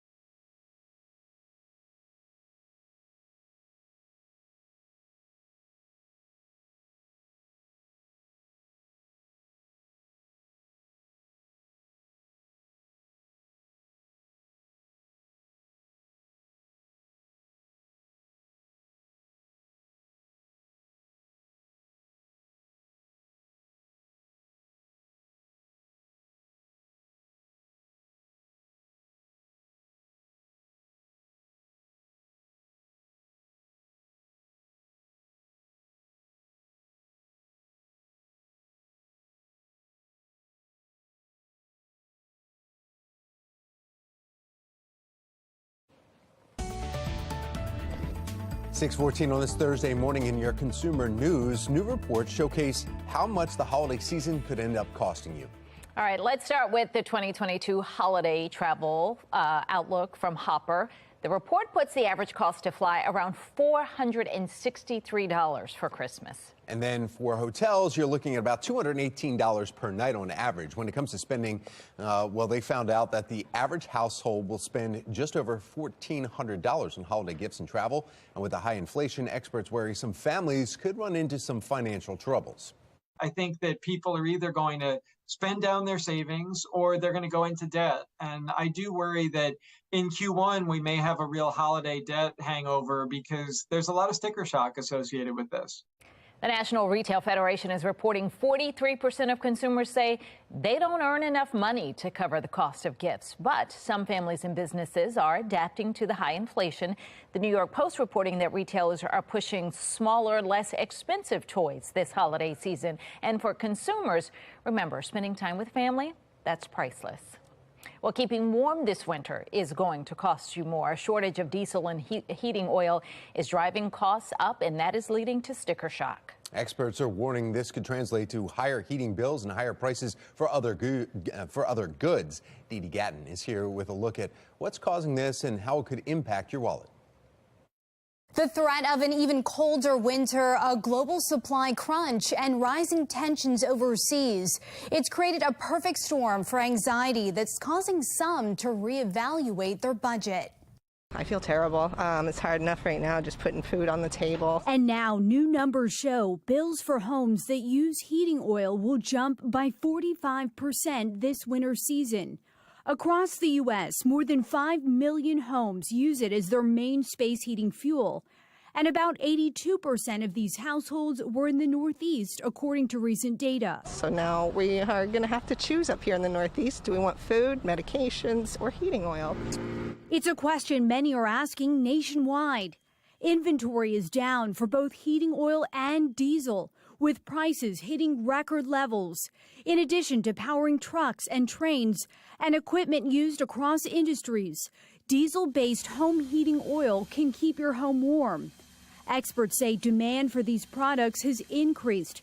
At the same time, global supplies aren't as high as they used to be. Globally, this is a market that is still short of oil and refined products. And so until there's some type of a catch-up where we can start to get a little more comfortable with that balance, we're seeing historically strong prices. It's not just heating oil for this winter. Natural gas prices are up from a year ago.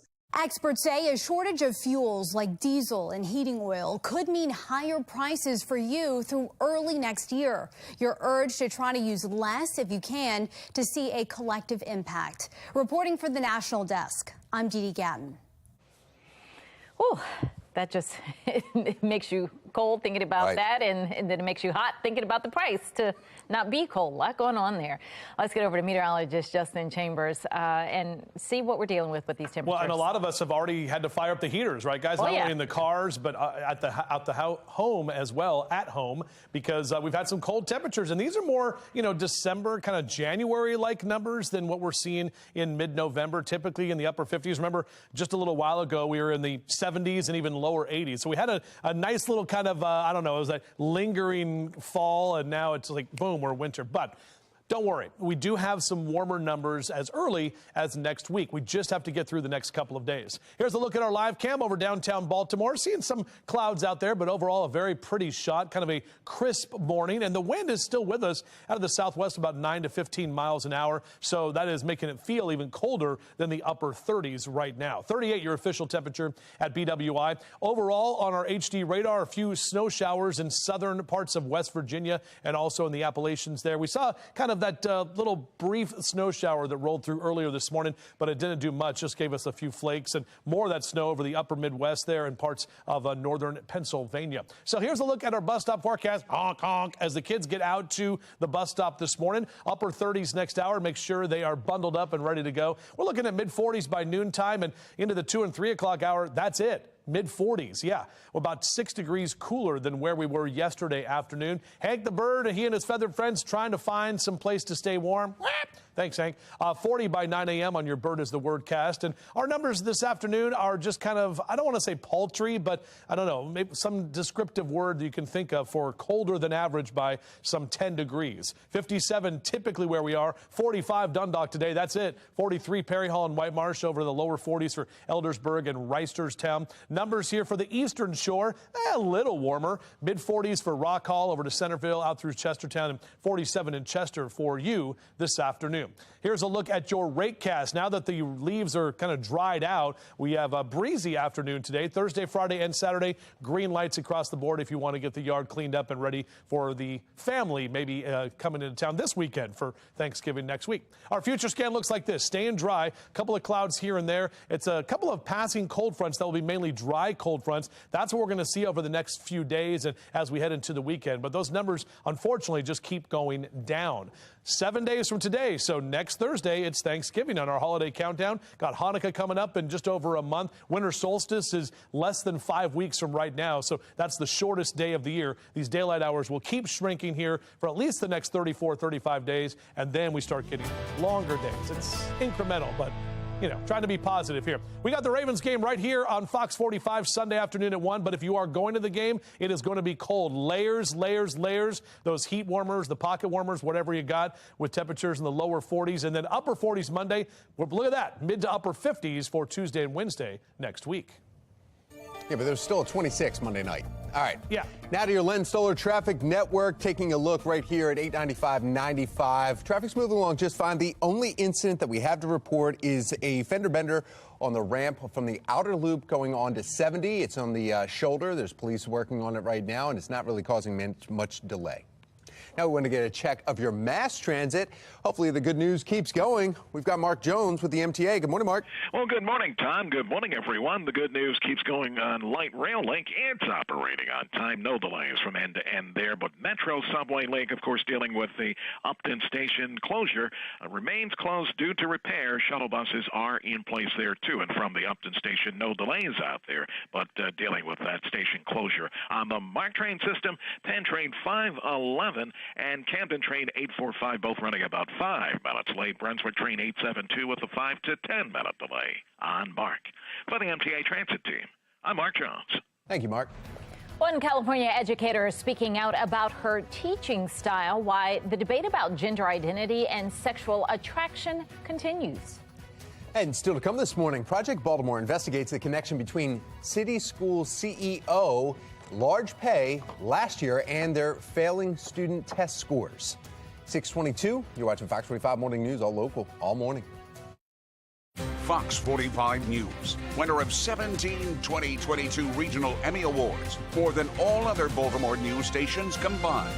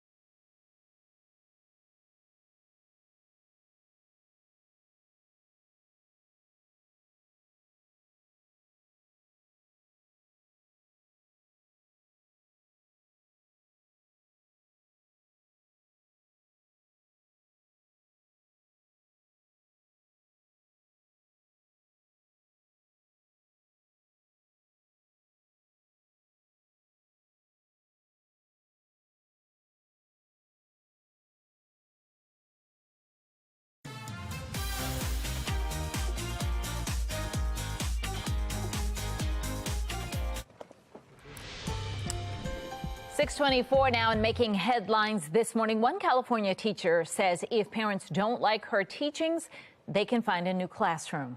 Well, in a workshop, the Sacramento City Unified School District, that teacher said she teaches children as young as 3 about gender identity and sexual attraction. Some parents expressed concern. The teacher says she works with them to find a solution. But ultimately, she says they need to respect, quote, what's going to happen at school, and that they always have the option to move classrooms. Some are criticizing that approach. There are a lot of families that are trapped in these systems. You know, the classrooms are overfull. It's difficult, and teachers and schools make it they make it known that they don't want to do these things, and so I think families are very uncomfortable with doing that.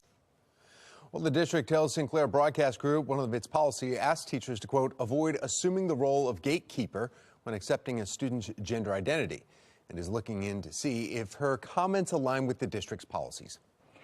Qatar's hostile treatment of gay people and other minorities is also making headlines because it will kick off the 2022 World Cup on Sunday. Same-sex relationships are criminalized in Qatar, and those who engage in consensual sexual relations could face up to 10 years in prison. Now, soccer icon, longtime LGBTQI ally David Beckham is facing real questions about his role as World Cup ambassador. British comedian Joe Lycett says Beckham's status as a gay icon will be shredded if the former England captain and Manchester United star continues in his role, calling on Beckham to cut his ties with Qatar. During this month's World Cup in Qatar, the U.S. men's soccer team will work to bring awareness to its human rights issues. The team will feature a pride flag-inspired crest during its matches, replacing the traditional red stripes with rainbow stripes. You can watch more than half of the World Cup right here on Fox 45. That tournament kicks off this Sunday as Qatar takes on Ecuador. The first U.S. match against Wales is set for Monday at 2 p.m. First responders are pushing back as city leaders try to change their pension plans. I'm Olivia Danson. Coming up next, hear their concerns. Oh, we're starting off with chilly temperatures this morning in the 30s. Meteorologist Justin Chambers taking a look at how the temperatures hold up for your weekend plans. 6:27 is your time.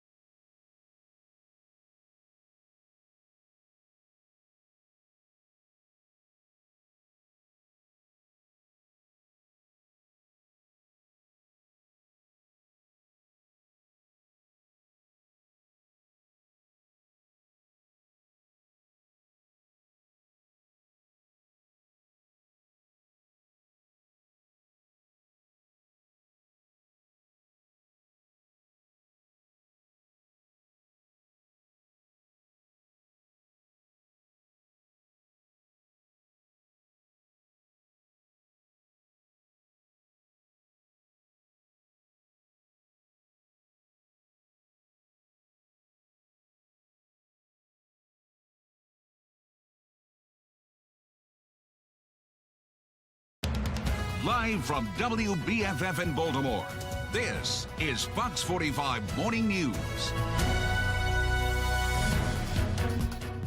Welcome back on this Thursday morning. 6:30 is the time. I'm Patrice Sanders. Tom Rogers, and again, get the kids maybe a hat and gloves this morning. We saw some flurries passing by real quick this morning. It is chilly today. Meteorologist Justin Chambers looking at the forecast, and it's going to be that way all day. So when they go out to recess, they're still going to need the same bundles. Oh, 100%, guys. Yeah, they got to stay bundled up because it is more of a winter-like weather pattern that we are seeing here at home. And we're not even in winter, still more than just under 5 weeks away from the first day of the winter season. But our live cam right now in Towson, they're looking at a few clouds kind of hanging around at this time. Definitely cold. Temperatures are in the 30s for Westminster, Cockeysville, and Bel Air. Right at 40 in Chestertown, 38 your temp in Baltimore City. Then you factor in some of the wind, so wind chill numbers are in the 20s. Westminster and Columbia, you're waking up to feels like temperatures below freezing. That's why it's important to stay bundled up. We're going to be a bit breezy here today as you're out for your run or your jog. Get those extra layers on. Upper 30s in the next couple of hours. And high today of only 46, maybe a degree or two warmer tomorrow, but then we get colder again on Saturday as we're kind of stuck in this cold weather pattern. I've got some good news in terms of those temperatures, but it's going to take a couple of days. We'll get over on that big green wall and we'll talk about it in a few. But do you think it's right that elected leaders could serve 8 years regardless of their age and be eligible for their pension? No. I mean, I think it's wrong. Well, now to a city in crisis. We continue following the plan to reduce the amount of time elected leaders need in order to earn a pension. As we wait for City Hall to finalize the plan, retired first responders are pushing back on the idea. And Olivia Dance is joining us live this morning with the concerns from the president of the Baltimore Retired Police Association. Olivia. Well, Daryl Berman says first responders put their lives on the lines every day for work, and he says that they still have to wait more than 2 decades to qualify for a pension. He says elected leaders trying to change their pension plans is simply not fair. To me, that's button in line. It's sad. I mean, you know, for a part-time job, them to get that, and I believe, I'm not quite sure, but I think they could get that pension as soon as they do their 8 years. Berman is president of the Baltimore Retired Police Benevolent Association and says city council's push to change their pension eligibility from 12 to 8 years is unfair, especially when city leaders change the rules for officers. You may remember 12 years ago, the city changed the police and fire pensions from 20 to 25 years of service. That's their attitude. Their attitude is me, I, and Phil, you on you. And it's a shame. A lot of retirees live paycheck to paycheck or pension check to pension check. City Council's push comes after voters passed Question K by more than 70%, which puts term limits on elected leaders. In response to Question K, Council President Mosby put the pension plan forward, which has been fast-tracked. The city's own retirement savings plan wrote in a memo, quote, while it may not be unconstitutional, it's highly unusual for elected officials to enhance their benefits while in term. And City Council has ignored those concerns, and they will decide on Monday about changing their pensions. For now, reporting live in Baltimore, I'm Olivia Dance, Fox 45 Morning News. The Baltimore Sun editorial board has come out against the City Council's swift action, directly rebuffing City Council President Nick Mosby's claim that a vote for Question K was a vote for swifter pension access. In that editorial, the Sun said, quote, it is far easier to make the case that Question K passed by a 2-to-1 margin, in part because of Council President Nick Mosby's rushed legislation. It went on to say, we urge all parties to shelve this effort until the potential cost and benefits are clear. Well, this brings us to our other question of the day. Is it fair for first responders to wait 25 years for a city pension while council members wait just 8? So far, 98% of those who have voted say no. We want to hear from you. You can still weigh in by going to foxbaltimore.com/vote. Make sure you click on the Pulse tab. Turning now to counties under pressure and a shakeup in Baltimore County. Police Chief Melissa Hyatt is leaving her job in less than 3 weeks. It comes after the police union called for her to step down earlier this year. Shannon Lilly joins us live this morning with the decision and what led up to it. Shannon. This is going to be a big shift in the department, Patrice. We know that Police Chief Melissa Hyatt is the first woman to lead the agency, but now she says that she is leaving come next month when her contract ends. In fact, take a look at this statement. In it, she says, quote, "During my tenure as chief, we worked through challenging times. I am so very proud of our many accomplishments, including initiatives that sharpened our focus on community trust, public safety, and officer wellness." But you'll remember Hyatt had to defend her job earlier this year after she faced criticism from the Baltimore County's police union. Their members holding a vote of no confidence and calling on County Executive Johnny Olszewski to remove Hyatt from her position. They cited a list of issues, including a failure to address rising crime in the county. That's according to them. But at the time, she had the support of County Executive Johnny Olszewski, and we actually sat down with him right before the election to see if that's still the case. Listen to what he had to say. Faith in her at this moment? Like I said, we are continuing every day to work hand in glove to make sure that we are doing whatever we can to support the men and women of the department, to keep our neighborhood safe, and to make sure that we're moving forward on some key critical initiatives. I'm very proud of the work that we're doing together. Now, following Hyatt's announcement, Olszewski released a statement calling Hyatt, quote, "a world-class public safety professional who has led efforts to modernize the Baltimore County Police Department." Hyatt's last day is December 5th, and we know there's going to be a nationwide search for her replacement. Reporting live, I'm Shannon Lilly, Fox 45 Morning News. Thank you, Shannon. There are 4 other Baltimore County Department leaders departing next month. They are the Department of Corrections, the Office of Budget and Finance, the Recreation and Parks Department, and the Information Technology Department. They are all out. Fox 45 News will keep track of these key leadership positions, though, for you. Coming up in our next hour, former HUD Secretary Dr. Ben Carson will be joining us live for an exclusive interview. We dive into his book, Crisis in the Classroom, highlighting the realities of the state of education across the nation. Cold start to your day, staying in cooler temperatures also this afternoon. Meteorologist Justin Chambers will let us know if we are staying dry throughout the weekend. 6:37, you're watching Fox 45 Morning News, all local, all morning. Weather Window, presented by the National Weather Desk. A blaze through the heavens. Portland meteorologist Rhonda Shelby says these meteor sightings were captured by security camera video earlier this week. This fireball lit up the skies around the Portland, Oregon, and Vancouver, Washington metro areas. The American Meteor Society fireball log says there were dozens of sightings around Oregon, Washington, Idaho, and Nevada. Want to see your weather photos and videos on TV? Click Chime In on this station's website to share.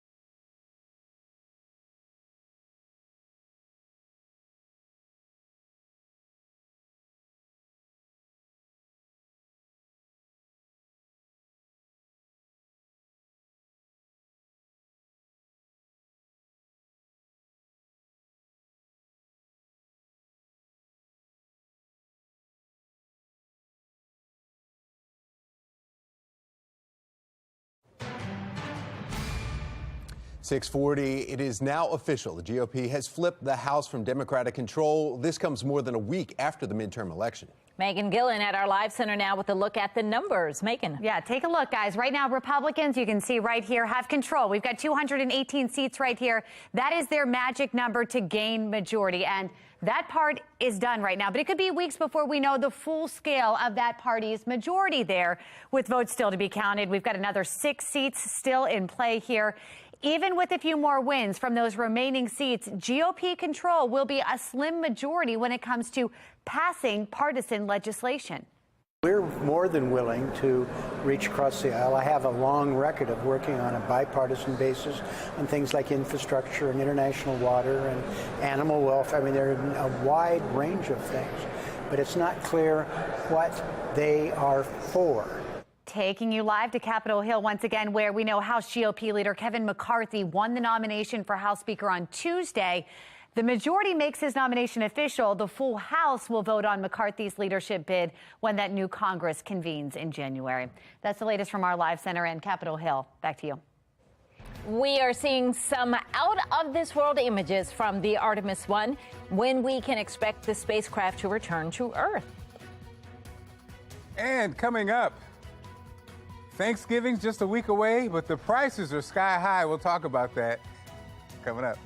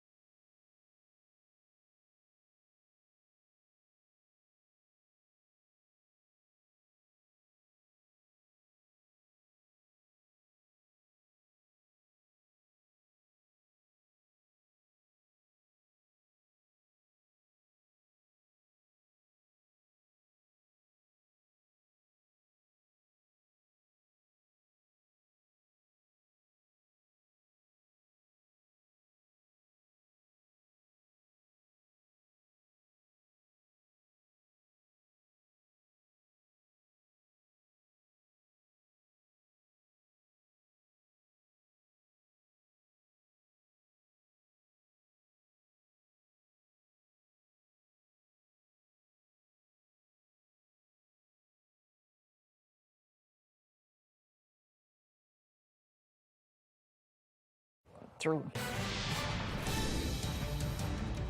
644 and topping your morning rush. Baltimore police now offering a $2,000 reward for information surrounding an assault along Mount Royal Avenue just last month. Police say a man and woman approached another woman, robbed her, and ran away. Anyone with information is asked to call Baltimore police. 15-year-old squeegee kid charged with shooting and killing Timothy Reynolds will appear in court for his plea hearing today. This morning, a judge will either reject or accept a plea deal, which would allow the suspect to plead guilty to manslaughter rather than the current first-degree murder charge. Shannon Lilly joins us live with the impact of this decision and a look ahead at what we can expect from today's hearing. Shannon. Yeah, this decision, Patrice, could mean the difference between decades behind bars for this squeegee kid or just a few short years. In fact, prosecutors are offering to send this case to the juvenile system, which could mean that this teen could be released before he turns 21. And the defense is in agreement with this, saying that that's the best path forward to rehabilitate this teen. Of course, the family of Timothy Reynolds, though, says that is not justice. None of this, though, Patrice, is set in stone. We know that the judge has to make the final decision today on whether or not to approve this deal. And we're hearing that the judge might not approve the deal. Stay with us, because in just 15 minutes, we're going to hear from a former prosecutor about why the judge could deny the deal today. Now back to you.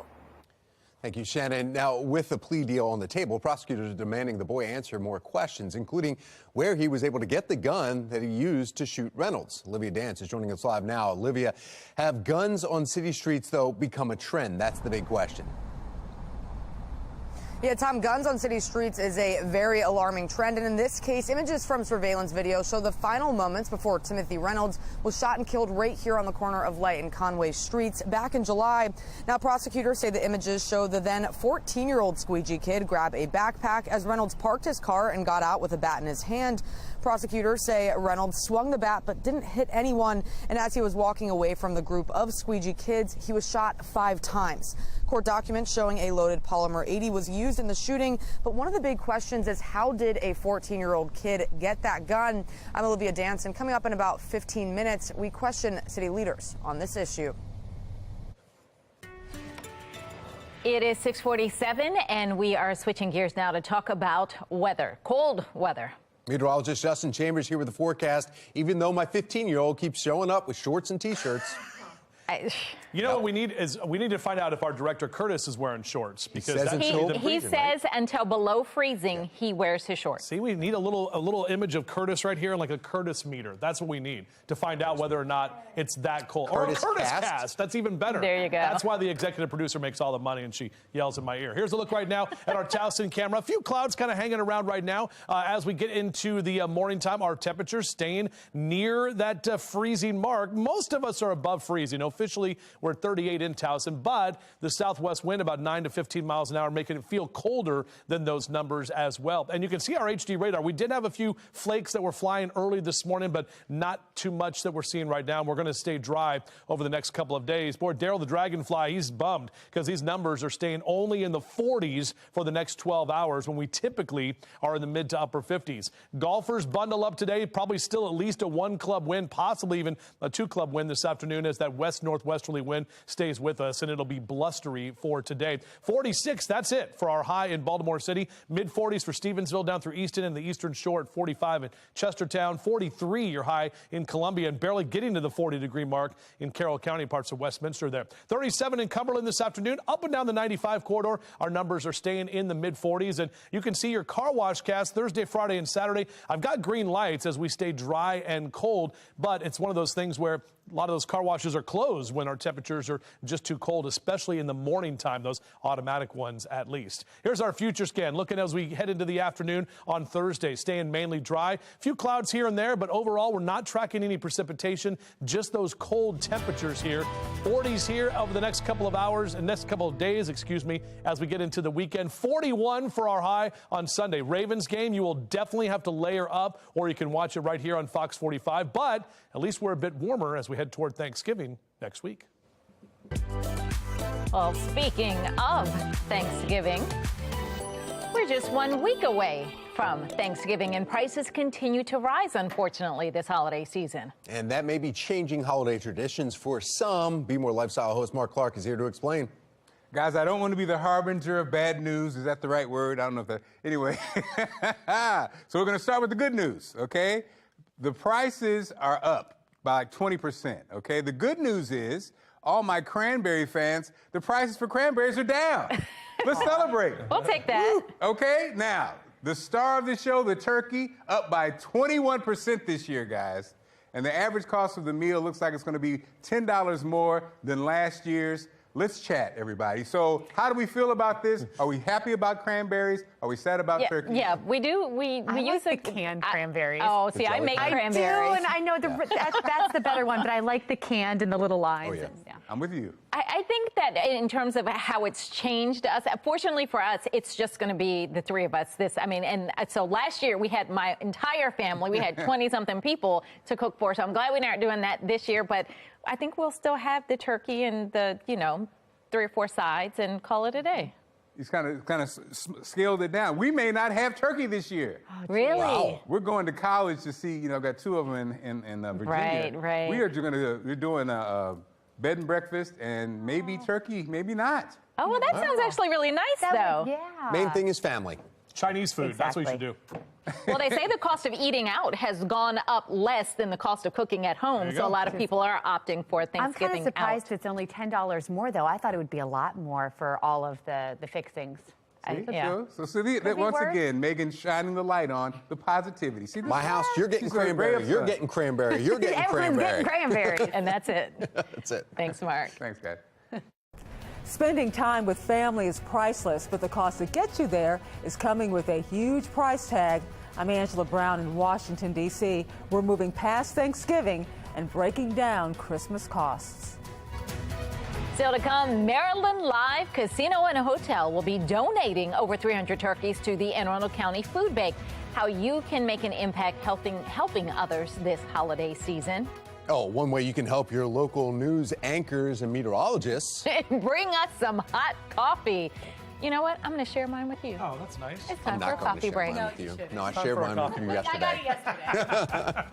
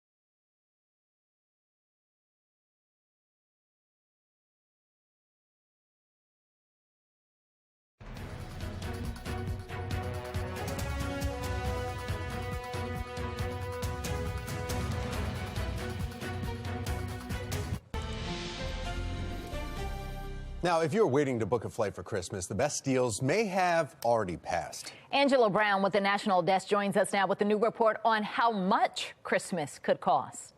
Some of these numbers are truly outrageous. For example, CBS News is reporting airfare for Christmas may run you an average of $574. So we are going through reports from websites tracking holiday travel and consumer spending for Christmas 2022. Let's start with the 2022 holiday travel outlook from Hopper. This report puts the average cost to fly at around $463 for Christmas. Hotels? You're looking at $218 per night, and a car costing you $53 a day. When it comes to spending, an October report from Deloitte found the average household will spend just over $1,400 on holiday spending. But consumers plan to buy fewer gifts, 9 this year, compared to 16 in 2021 for family and friends. But experts worry this is a financial time bomb. I think that people are either going to spend down their savings or they're going to go into debt. And I do worry that in Q1, we may have a real holiday debt hangover because there's a lot of sticker shock associated with this. But many consumers won't have the money up front. The National Retail Federation releasing their Consumer Trends Report, finding 43% of consumers say they don't make enough money to cover the cost of gifts and other holiday items this year, with 25% of respondents saying they will use services like buy now, pay later. Buy now, pay later can conceal that true cost of ownership. It doesn't sound that bad when you break it into monthly installments, but that's kind of part of the mental accounting trick that can get you into trouble. Sticker shock changing habits. Bankrate is tracking consumer sentiment, found that 86% of holiday travelers with a household income less than $50,000 are changing their holiday travel plans due to rising prices. The New York Post reporting retailers are pushing smaller, less expensive toys this holiday season, but of course spending time with family is priceless. In Washington, D.C., I'm Angela Brown. U.S. Postal Service says it will be ready to deliver for the holiday rush despite scaling back on seasonal workers and a shortage.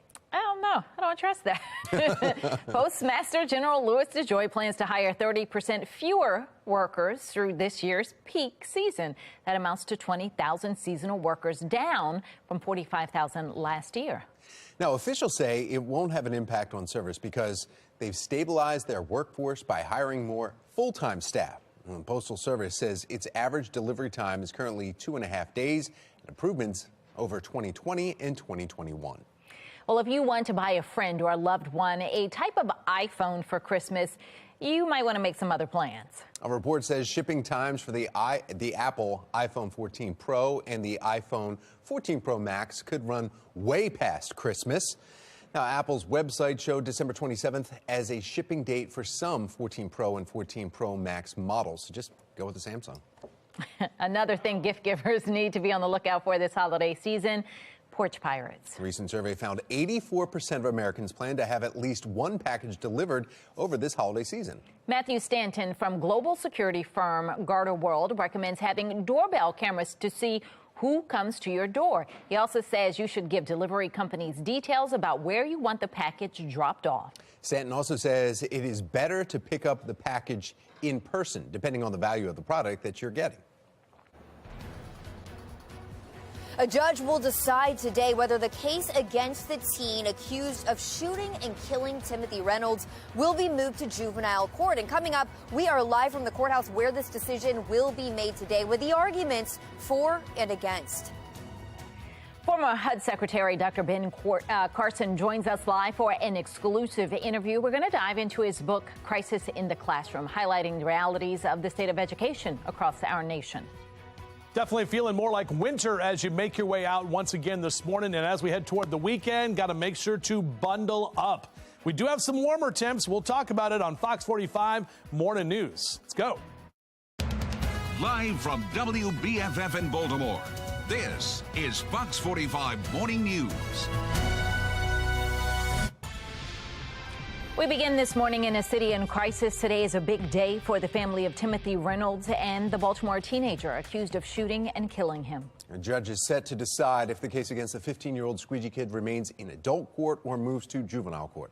The family of Tim Reynolds is fighting against the plea deal on the table, urging the court to try the teen as an adult. Ahead of the hearing, though, we've learned the city prosecutor handling the case has been removed. She's accused of sharing surveillance images of the July incident with the Reynolds family. In just a few minutes, we'll have live team coverage. Olivia Dance will join us with a look at the evidence that's being used in the case and the questions surrounding where the gun came from. Shannon Lilly is live from Baltimore City Circuit Court with factors that are going into today's decision. Both of those stories are coming up.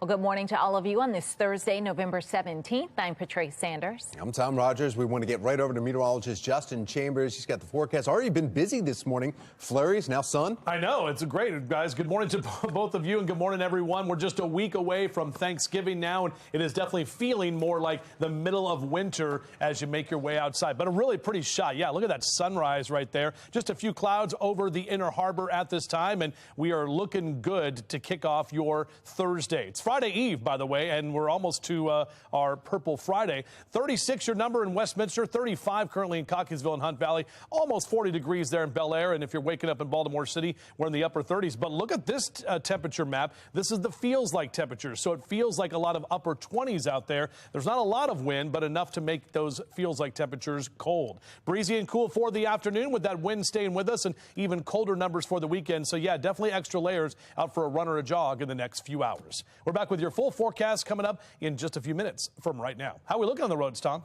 Roads look great. There is one incident at 97 North, right next to the inner loop of Baltimore Beltway there. No delays, though. In fact, everybody's looking great around the Baltimore region. You have to go to D.C. in order to find some traffic accidents and issues. We're turning now to our coverage of the city in crisis. As we were mentioning, today is an important day for the family of Timothy Reynolds, the Baltimore teenager also accused of shooting and killing him. Shannon Lilly begins our coverage this morning, and she has the factors, what's going on into today's decision from that judge. Shannon. Yeah, it's been 4 months, Tom, since this teen allegedly shot and killed Timothy Reynolds after he confronted a group of squeegee kids. And since then, prosecutors have done a 180, first offering this teen a 60-year prison sentence, but now offering to move this case to the juvenile system where this teen could be released before he even turns 21. Well, all of this, though, will come to a head right here at the city circuit court this morning, where the judge is going to make the final decision. Now, defense attorneys representing the 15-year-old accused of killing driver Timothy Reynolds are expected to argue the public would be better served if the teen's case was moved to the juvenile court. Since it's there, they feel he will be healed and no longer a danger to the public. But for the family of Timothy Reynolds, justice cannot be found in the juvenile court. They want the teen to be held accountable for what he's done. State law requires judges to base their decision on these 5 factors right here: the age of the suspect, their physical and mental condition, their amenability to treatment in a juvenile program, the nature of the offense, and public safety. So all of this is not set in stone at this point. We spoke with Warren Alperstein, a former juvenile court prosecutor, who says even though prosecutors have agreed to move this case to juvenile court, the judge is not bound to accept it. This is very different than most cases, because we know we have a victim's family who has gone very much public to say, hey, this is the wrong result. We weren't consulted. We want this person who killed our family member to stay in the adult court. This is a very different scenario. I wouldn't be surprised if the judge jumped in and said, I'm not going to grant that motion that you both agree on. So we'll have to see what happens in court this morning, but this hearing is not open to the public. Reporting live from the City Circuit Court, I'm Shannon Lilly, Fox 45 Morning News. Well, earlier this week, we saw the gun that prosecutors believe the teen used in the shooting. Olivia Dance is continuing our live coverage this morning from the intersection of Light and Conway Streets with the trend of guns being seen on the streets and what leaders are doing about it. Well, Patrice, guns on city streets is a very alarming trend. And in this case, images from surveillance video show the final moments before Timothy Reynolds was shot and killed right here on the corner of Light and Conway Streets back in July.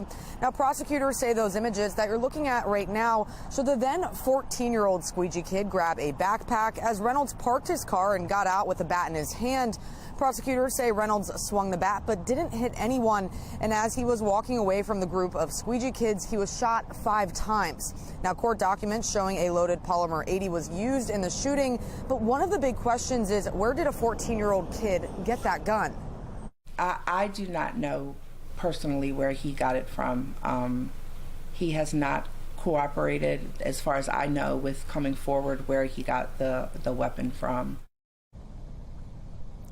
That was Reynolds' sister, who says the suspect hasn't given up any details about where the gun came from.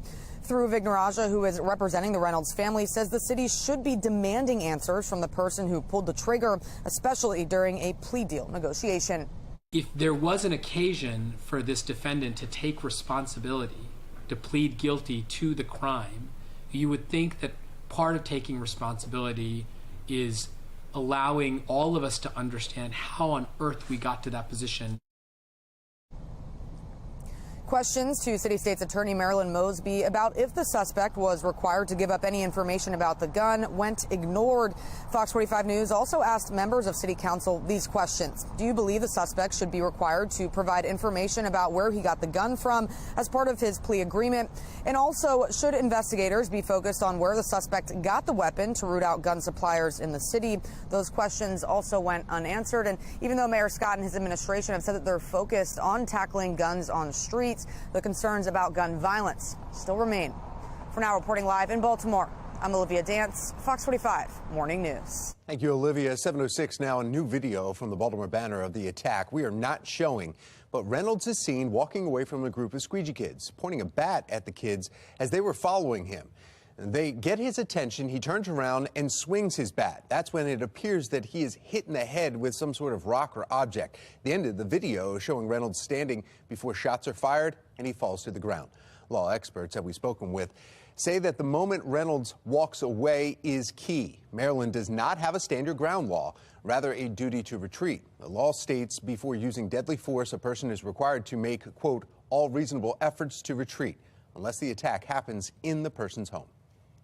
Now, again, the plea hearing is set for this morning. It is unclear if Fox 45 News will be let inside for that hearing. We know that it is closed, but we will bring you updates as soon as we find out, both on air and online at foxbaltimore.com. New details this morning. We are hearing from residents after an explosion inside a Gaithersburg apartment building. Oh, no. Listen to that panic there. The fire caused by a ruptured gas line displaced dozens of families. Pinpointing what led to the gas line rupturing could last several days. 12 people were hurt, including 2 critically, but so far no deaths as crews search the rubble. Residents are devastated but relieved to have survived. I don't know if I lost everything. I haven't been back to the building yet, so I'll go back tomorrow to see, and I hope I didn't lose everything. There's got to be something salvageable in there, I hope. All the debris was blocking my door, so I couldn't barely get out. Small rescue efforts have been completed so far, but there are still a lot of steps left. Crews must make sure that the structure is secure before sending in search and rescue crews and investigators. Yeah, they were able to go through that. There's 4 children that were involved there, too. I know there, as of last night, they were still missing 2 people in one of the apartments, but they found out that they were not in that apartment, so that's good news. All right, well, let's get a check of our forecast and see what we're dealing with, what they're dealing with in terms of temperatures today. That's right, guys. It is definitely colder here this morning. Our numbers just colder by about 3 or 4 degrees. And we have the cloud cover that's out there, at least obscuring our sunrise just temporarily, but makes for a really pretty shot if you have a moment to check out your TV screen right there from our Mile 1 Auto Group cam there in Towson. Numbers here in the mid to upper 30s for Cockeysville and Towson, straight down the JFX to Baltimore City. 38 in Brooklyn Park, 39 Woodlawn, upper 30s for Dundalk and Essex out through Middle River in Baltimore County. And you can see, as I mentioned, about 3 to 4 degrees colder than where we were yesterday at this time. We're actually going to be colder tomorrow morning as well, so just kind of keep preparing for these numbers that are well below average. That's why Mr. Bo says get that heater flow going. Our morning drive staying in the upper 30s. We're dry. We don't get to 40 degrees until about 9 a.m. And our high temps today in the lower 40s for some of you. In fact, Hereford zone, the high is predicted to only get to about 39 today. Most of us will stay in the low to mid 40s for Reisterstown and Cockeysville. Over to Towson, Perry Hall, and White Marsh, right about 43 and 46 in Baltimore City this afternoon. Coming up in a few minutes, we will see some relief in terms of some slightly warmer numbers, and just in time for Thanksgiving, I'll show you that 7-day forecast, and if you're lucky, I'll slide in that 10-day forecast so we can talk to Terrence the Turkey as well. Back to you. All right, Terrence the Turkey coming up quickly. Let's get a little look now at the Lynn Solar traffic network. Not so quickly on some of these routes, but really not as bad as they could be at this hour. 795 to 95, it's in the yellow, but still just a 15-minute drive. Not too much over what you would typically see. The same with 95 to 83. That's in the yellow, but it's just a 12-minute drive. Not too bad. 7:10, and we want to take a look at the stories making your headlines this hour. As test scores continue to drop, the city school CEO gets a pay raise. Fox 45 News, Project Baltimore questions if she deserves nearly $500,000 of your tax dollars yearly. The City Council is working to shorten how long they have to serve in order to receive a pension. We're going to speak with a frustrated 12th District resident on why she says the move is absurd. 7:10, you're watching Fox 45 Morning News, all local, all morning.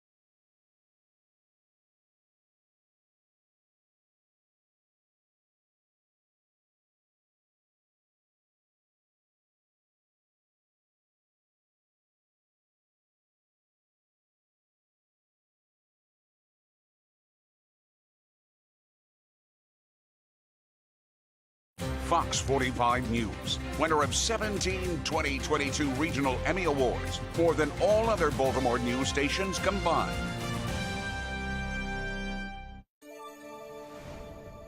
I work hard in the city for my constituents. I bring money to my constituents. Only job I have. I'm working hard. When I leave here, I want to have a pension. We crunched the numbers. If they live from age 50 to life expectancy, with cost of living increases to their lifetime pension, they'll receive about $500,000. Well, frustrated residents of District 12 disagree with Councilman Stokes' argument that he wants to see the money, and they want to see the money that he says he's bringing to his 12th district. Joining us now, 12th District resident Kelly Vaughn. Kelly, thanks again for coming in. Thank you for having me. Sure. Good morning. Good morning. Councilman Robert Stokes, lifelong public servant, though. He says he deserves this, and he was willing to go 12 years part-time position. But now, because of Question K, he wants to go 8 years. Do you think that's fair? I don't think it's fair. We have not seen the work in our district that would allow him to have that pension, having not worked as hard as he should in our district. We see various issues in our district: graffiti, crime, lack of funds for youth programs. It's interesting that he says that all he does is bring money to the constituents of District 12, but I know of a football program, a very deserving one, the Old Town Gators, who have been in existence for years, but have not received financial help or funding from our councilperson. This, though, is directly, we've heard Councilman Stokes say this, though, if you give the children something to do, they'll keep them out of trouble. So are you saying that District 12 kids there do not have something to do, or they're not getting the funding, or is it that it's being supplied by private people or organizations? I have lived, worked, and worshiped in District 12 for practically all of my life. Being one who does nonprofit work, I have not seen the funds come from our councilperson after applying for them, nor have I seen them in our youth programs. And so for someone who believes in our youth, put your money where our youth are. It sounds like somebody, though, that is frustrated here, and you told me that you're a mother of 3, so you see that firsthand as a mother. But from a political standpoint, though, would you be willing then to run and see exactly what it's like to be a council person for District 12? Absolutely. I think that District 12 is missing the passion of a great leader, someone who really has their heart in the community. There's no other district that I love, and I would love to serve that district. I would absolutely step up to the plate and would not be that concerned about a pension. Yeah, a pension, and it's considered a part-time job. A lot of the council members, though, say it's almost like a full-time job, though even it is labeled as part-time. Well, I agree with that. It is a full-time job. Just as a community activist, I get phone calls all the time to show up at scenes of crimes that have taken place. And so it does take work and dedication. But as I mentioned before, those who are passionate about where we live and about a great Baltimore City have absolutely no problem with getting up and getting the job done. And that is something that I would do. Do you think because Question K passed, though, the term limits, you think that's actually going to help generate some energy, though, in different districts?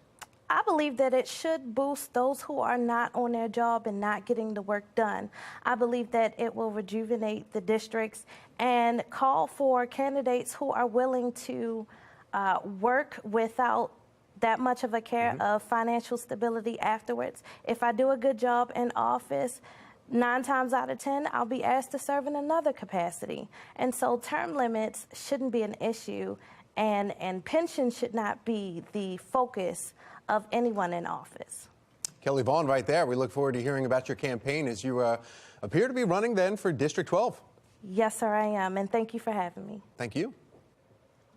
All right, well, it's 7:18, and we want to get another check of the forecast.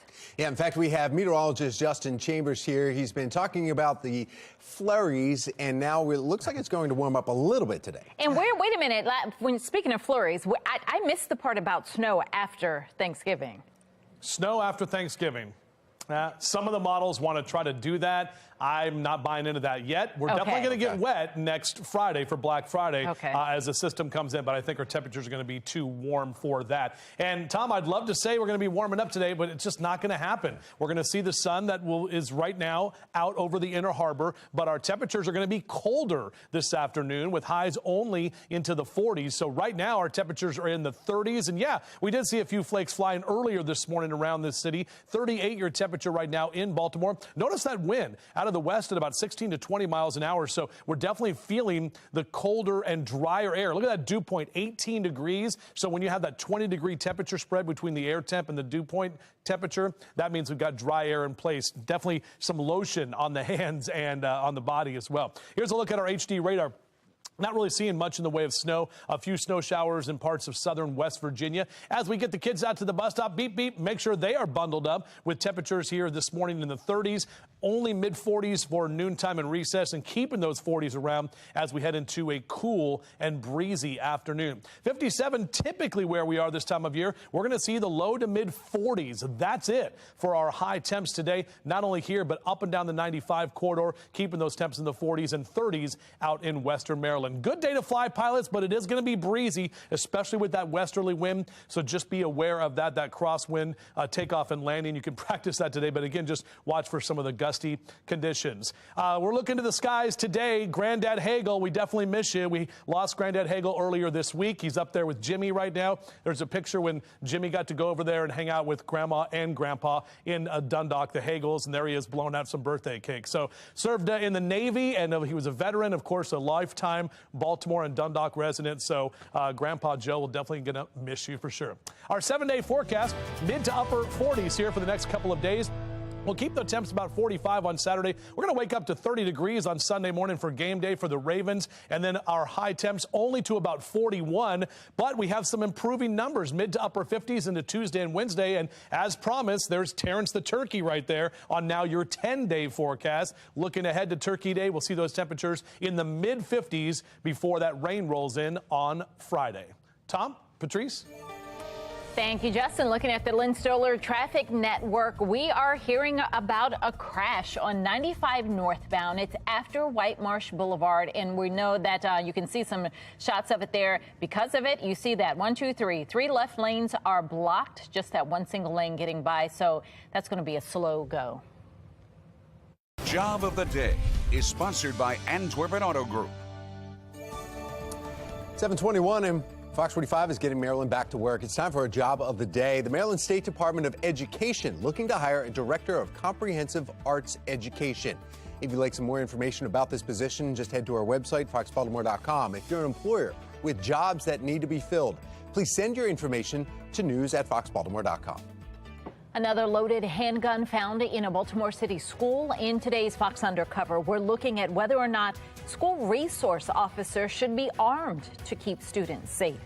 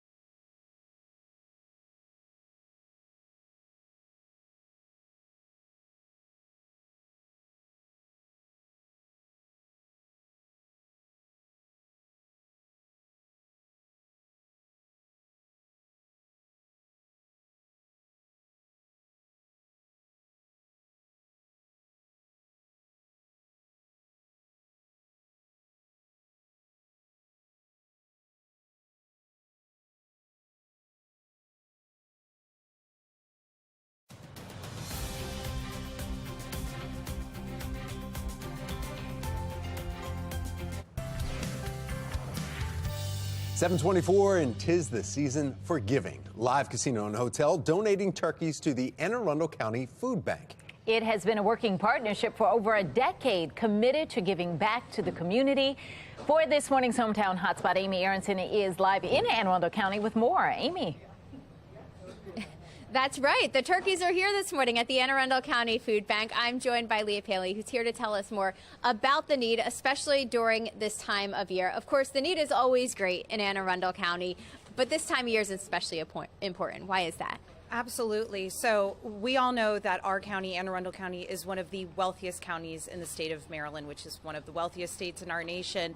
And yet over 8% of the population here in our county, that's just over 48,000 individuals, are food insecure, meaning they don't have ready, available access to affordable and nutritious food. And so our organization is working closely with over 80 partners in our community to give food out to our neighbors in need. Last year, we were serving over 38,000 individuals, feeding 38,000 individuals each and every single month here in our county.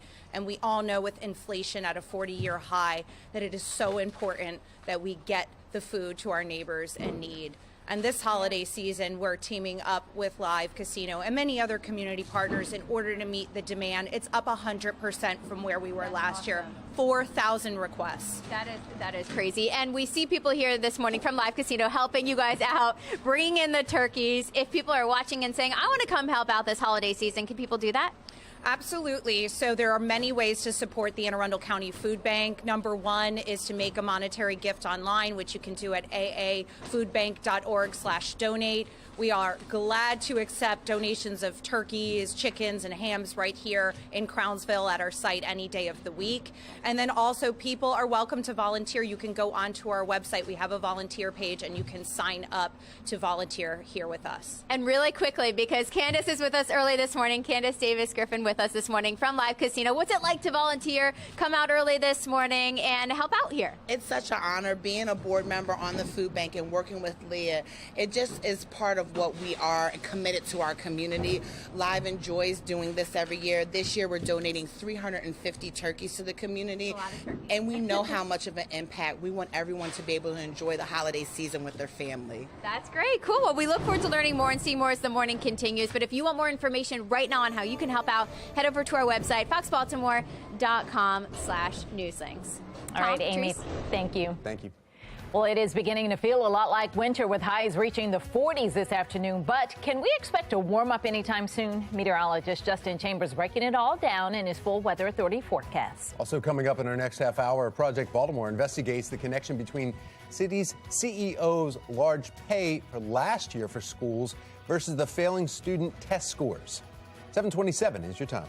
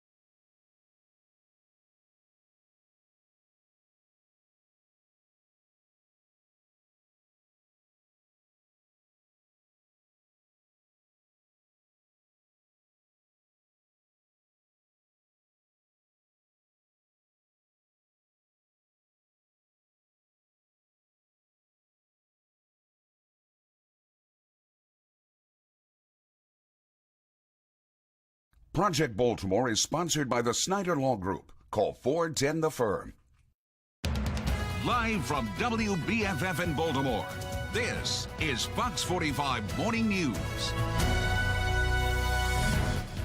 Welcome back on this Thursday morning, 7:30. I'm Patrice Sanders. Tom Rogers. Elves just walked past in our studio carrying Countdown to Christmas gifts. And that's coming up soon. So let's get over to meteorologist Justin Chambers, because it's already feeling like it could be happening now with these temperatures. We might as well put the tree up in the studio, guys. It's cold. I mean, it's winter-like temperatures here. It's coming Monday. Oh, Monday. Okay, Monday. good. Yeah. December and January is what it feels like outside right now. But we're still in November, and we will get a warm-up. It's just going to take a couple of days. So a beautiful shot here from our Towson camera. You can see that sun that is up right up over the top of that building. Really looking nice here this morning. Unfortunately, still cold, breezy and cool this afternoon. So the wind stays with us later today, and then we are even colder for the weekend. So out for a run or a jog next few hours, make sure to layer up. Well, temperatures are only going to get to about 40 degrees by 9 a.m. And we're only going to top out at 46, so about 5 or 6 degrees colder than where we ended up yesterday. We get a bump in temps tomorrow, but then we're right back to the mid-40s on Saturday. And as I mentioned, Sunday, the coldest day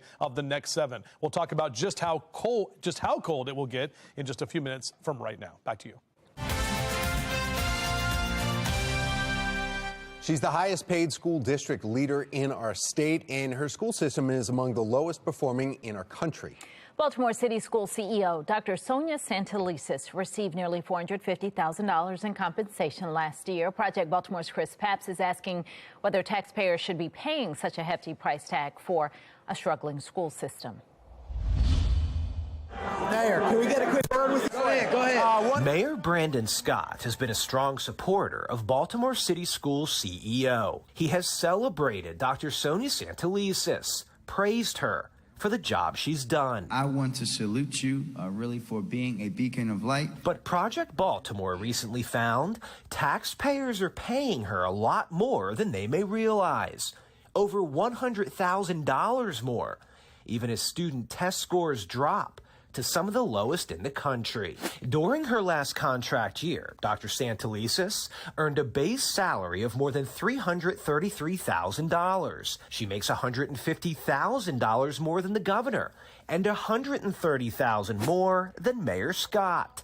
But she also gets a lot of perks. But do you think taxpayers should be paying almost $450,000 for a school CEO? So I'll be very quick and very brief. Nearly $450,000. That is how much Dr. Santelises earned last year in total compensation. According to her contract, she gets a $9,600 car allowance. She also gets more than $53,000 in deferred compensation towards retirement, which is in addition to her state pension. And she gets 59 paid days off a year. Nearly 12 weeks. During her last contract year, she cashed out nearly $49,000 in unused paid leave. Add that to the rest of her compensation, and Dr. Santelises collected a total of nearly $445,000. Her compensation is like compensation for positions of hers across the country. What we cannot and will not do in Baltimore is allow our leaders, in particular black women in a country where we know that black women and women who are historically underpaid when compared to their male counterparts. That's not something I'm going to support. Full support. Thank you. She's definitely in a tough position, but she was hired to do a tough job, so she's got to do it. Sean Kennedy with the Maryland Public Policy Institute. If Santelises was worth her compensation, she'd be worth her weight in gold, because Baltimore City desperately needs a leader who can turn it around. But managing the decline, or for that matter, mismanaging the decline, doesn't justify an egregious amount of money. National test results released last month show Baltimore is among the lowest performing large school systems in America. Our math scores are now the second lowest in the country. Washington, D.C. is just 38 miles from Baltimore. Both districts are similar in size and demographics, but student outcomes are different. According to the same national testing, D.C. students performed better during the pandemic than Baltimore in both math and English. Yet the chancellor of D.C. public schools earns a base salary of $280,000. more than $53,000 less than Dr. Santelises. I don't begrudge her one dime if she produces results, and she's clearly not. Baltimore City schools are worse than when she started. I am pleased to have with us today Dr. Santelises' salary and the perks included in her contract are approved by the Baltimore City School Board. Project Baltimore wanted to ask the board members whether taxpayers are getting a return on their investment, but the board would not agree to an interview. So we sent them this email with 6 questions, including how can you justify a compensation package of nearly $445,000 for the leader of a school system that many consider to be failing? Since the CEO started in 2016, graduation rates, college enrollment, attendance, and kindergarten readiness rates are all lower. We asked the school board, do you hold the CEO accountable for those results? The board never responded to our questions. A district spokesperson referred us to a previous board statement that said, Dr. Sonia Brookings Santelises has been an incredible champion for city schools for nearly 6 years. Our CEO is worth every cent of her salary, aligning with her experience, skills, and education. It's not a matter of how much she gets paid. If she does a good job, she deserves every penny. But in fact, she's not doing that. According to the CEO's contract, which we have posted on FOXbaltimore.com, the school board must evaluate the CEO in writing every year. So we filed a public records request to see those evaluations. But the school board denied our request, saying the CEO's performance evaluations are personnel records. The public cannot see them. I'm Chris Pabst, and this is Project Baltimore.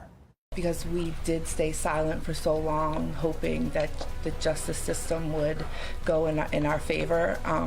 But unfortunately, that doesn't look like it was going to happen, so we had to speak out. A big day ahead as we wait to see if the squeegee kid charged with shooting and killing Timothy Reynolds will be tried as an adult.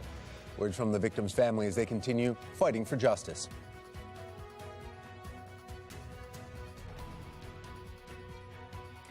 And starting our morning off in the 30s, and we can expect temps to reach just the 40s for the afternoon. Our Weather Authority team is tracking our next chance for a warm up. 7:38, you're watching Fox 45 Morning News, all local, all morning.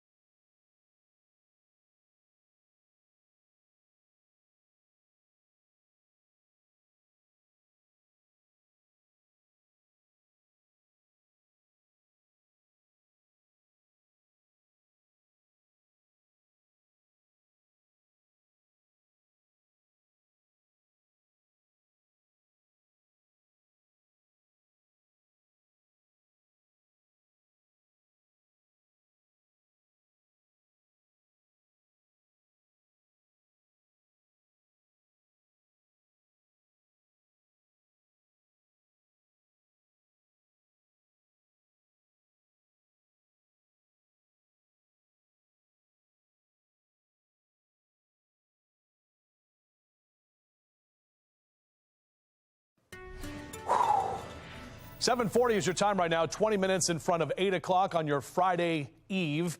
That sigh was just me going, man, it is cold. And I ate a lot of my wife's cake that she brought in for Olivia. So now I've got that sugar high going and going to be crashing shortly. All right, here's a look at our blue sky. Really nice shot here as we look out over the stadiums. Of course, M&T Bank Stadium, Ravens back at home Sunday afternoon. That's a day where you're going to want to layer up if you're heading to the game, or you can watch it right here on Fox 45. We're in the 30s across the board here. Bel Air, Joppatown, Essex, Brooklyn Park, Woodlawn, all in the 30s this hour. We do have some warmer numbers on the way, but we've got to wait a few more days. I'll talk about it coming up in just a few.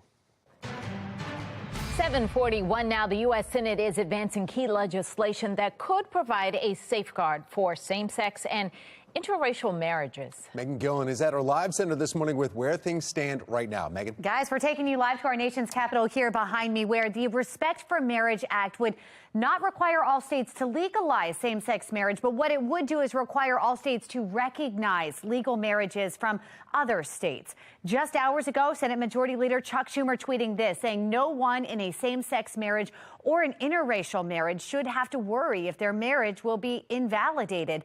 No one should be discriminated against because of who they love. All 50 members of the Democratic caucus voting in favor of this, and they were joined by 12 Republicans, including Utah Senator Mitt Romney. At the same time, this legislation provides important religious liberty protections, and it's because of that compromise that I think the bill made sense. On the other side, Senator Mike Lee, also from Utah, voting against the measure, writing in part, the religious liberty protections were severely anemic and largely illusory. We are hearing that lawmakers will likely pass this bill after the Thanksgiving recess, but this could come sooner if lawmakers decide to speed up this process. We'll keep you posted. That's the latest from our live center. A judge will decide today whether the case against a squeegee kid accused of shooting and killing Timothy Reynolds will be moved to juvenile court. Coming up, we are live from the courthouse where this decision will be made this morning with the arguments for and against. Another loaded handgun found in a Baltimore City public school in today's Fox Undercover. We're looking at whether or not school resource officers should be armed in Baltimore City schools to keep your students safe. 7:43, you're watching Fox 45 Morning News, all local, all morning.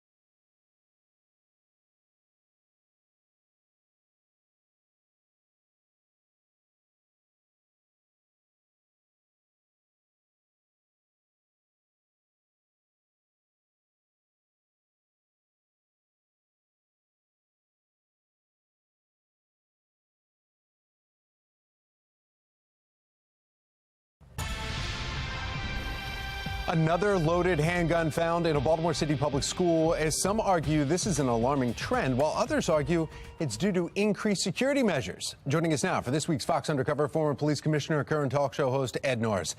Ed, this is in an elementary middle school. 8 guns found so far this year in all city schools, though.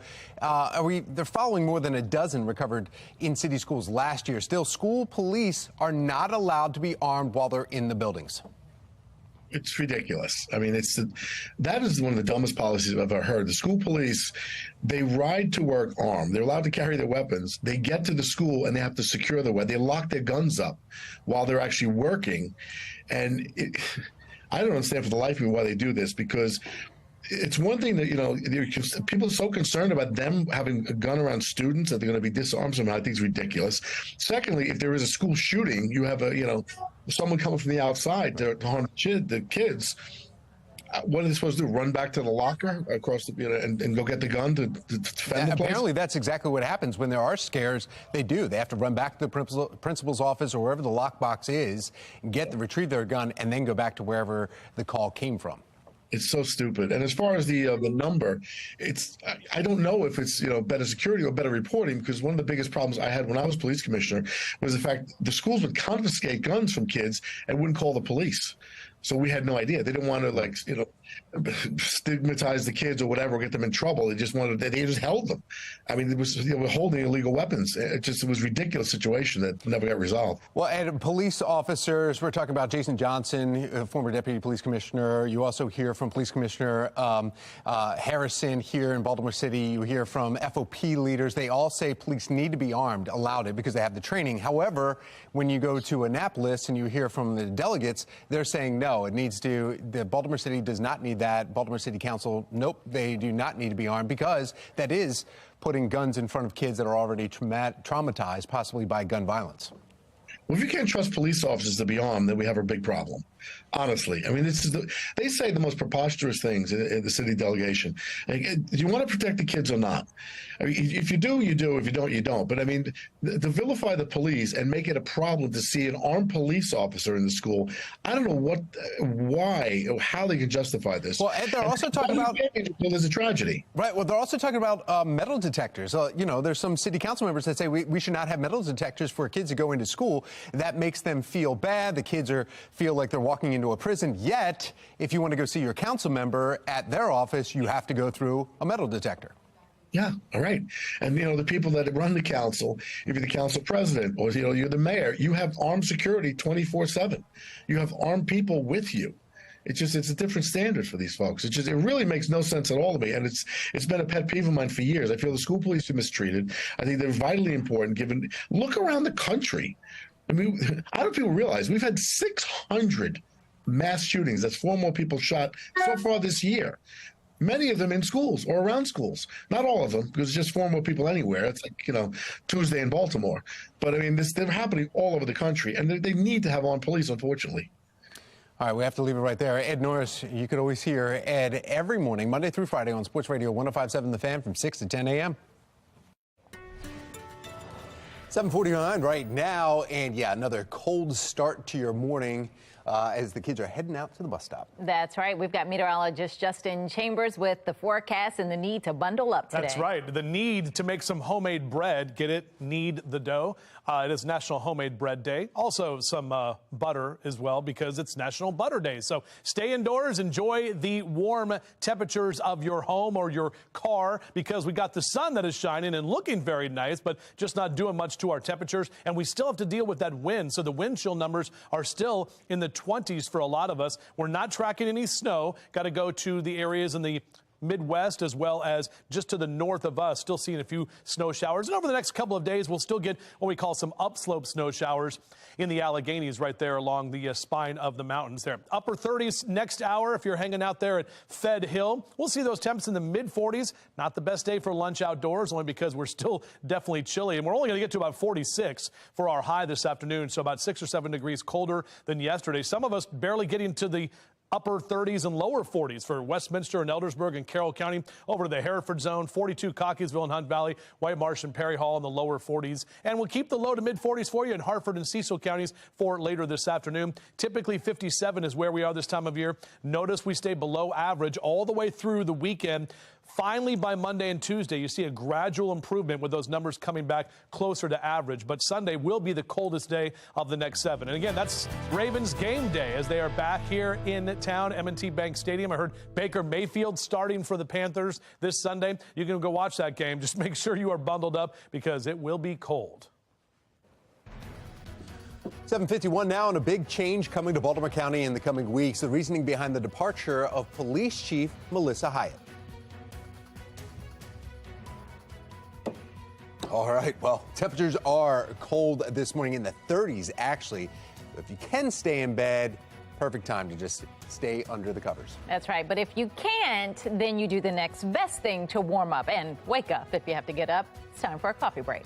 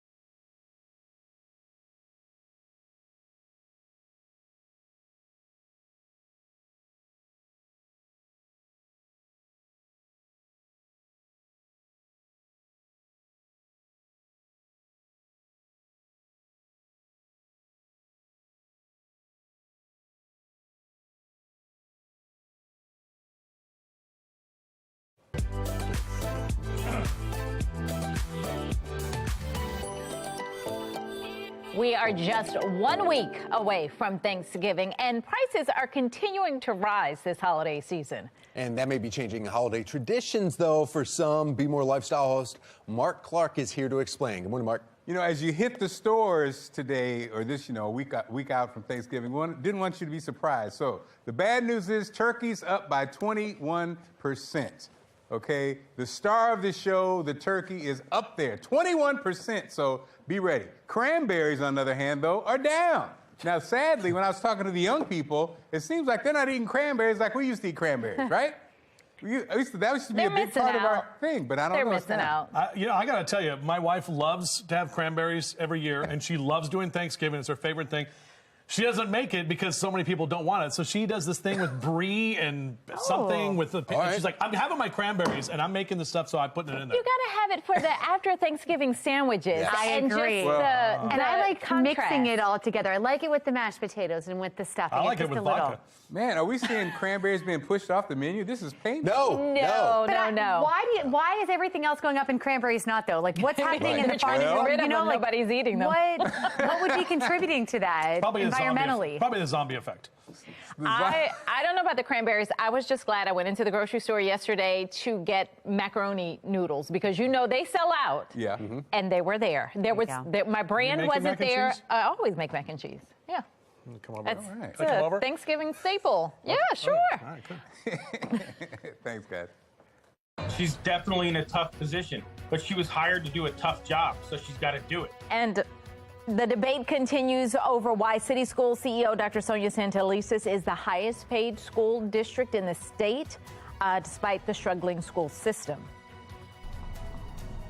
Questions remain about where the squeegee kid accused of killing Timothy Reynolds got his gun. I'm Olivia Danson. Coming up next, we press city leaders for answers.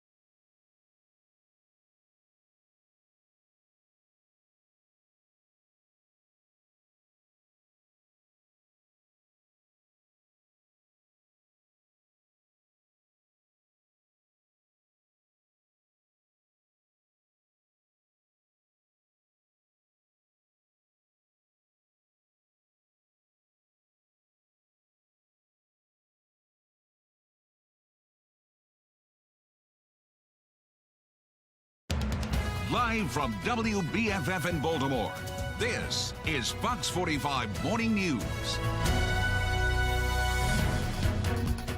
Good morning on this Thursday, cold Thursday, November 17th. I'm Patrice Sanders. I'm Megan Gillen. Let's see where we stand on the thermostat. Meteorologist Justin Chambers here with our forecast. It hasn't moved too much, ladies. We're talking about 30s here this morning, upper 30s at that, and our numbers are just a little bit colder than where we started yesterday morning. We're actually going to be even colder tomorrow morning and then this weekend, too. So just, be prepared for it if you're not already. I know a lot of us don't like it, but the sun is out, so that's good as we look out from our downtown Baltimore camera. Breezy and cool for us this afternoon. We're going to be even colder as we head toward this upcoming weekend. Some of the coldest numbers of the season so far. We're going to be in the lower 40s here next couple of hours, eventually on our way to the mid 40s, but that really is about it. That's going to be about 10 degrees below average for this time of year. Coming up in a few minutes, we'll take you through that 7-day forecast, including our game day forecast on Sunday and Turkey Day next week. Patrice?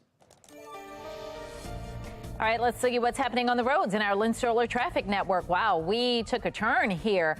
You see that middle one, 19 minutes in the red just an hour or less ago. That was the best on the board, just 6 minutes. So that is an increase. 17 minutes from 795 to 95 is an increase. 26 minutes from 95 to 83. The moral of the story, get up, get out, give yourself some time. 8 o'clock now. We begin this morning in a city in crisis. Today is a big day for the family of Timothy Reynolds and the Baltimore teenager accused of shooting and killing him. A judge is set to decide if the case against the 15-year-old squeegee kid remains in the adult court or if it's going to move to juvenile court. The family of Tim Reynolds is fighting against the plea deal on the table, urging the court to try the teen as an adult. Ahead of the hearing, we have learned the city prosecutor handling the case has been removed. She is accused of sharing these surveillance images here of the July incident with the family of Reynolds. We have live team coverage this morning. In just a few minutes, Olivia Dance will join us with a look into the evidence that's being used in the case and the questions surrounding where the gun came from. But we begin with Shannon Lilly. She's joining us live from Baltimore City Circuit Court with the factors going into today's decision. Shannon. Yeah, believe it or not, Megan, it has been 4 months since that teen allegedly shot and killed Timothy Reynolds after he confronted a group of squeegee kids. And since then, prosecutors have done a 180, first offering this teen a 60-year prison sentence. Now they're offering to move this case to the juvenile system where the teen could potentially get released before he even turns 21.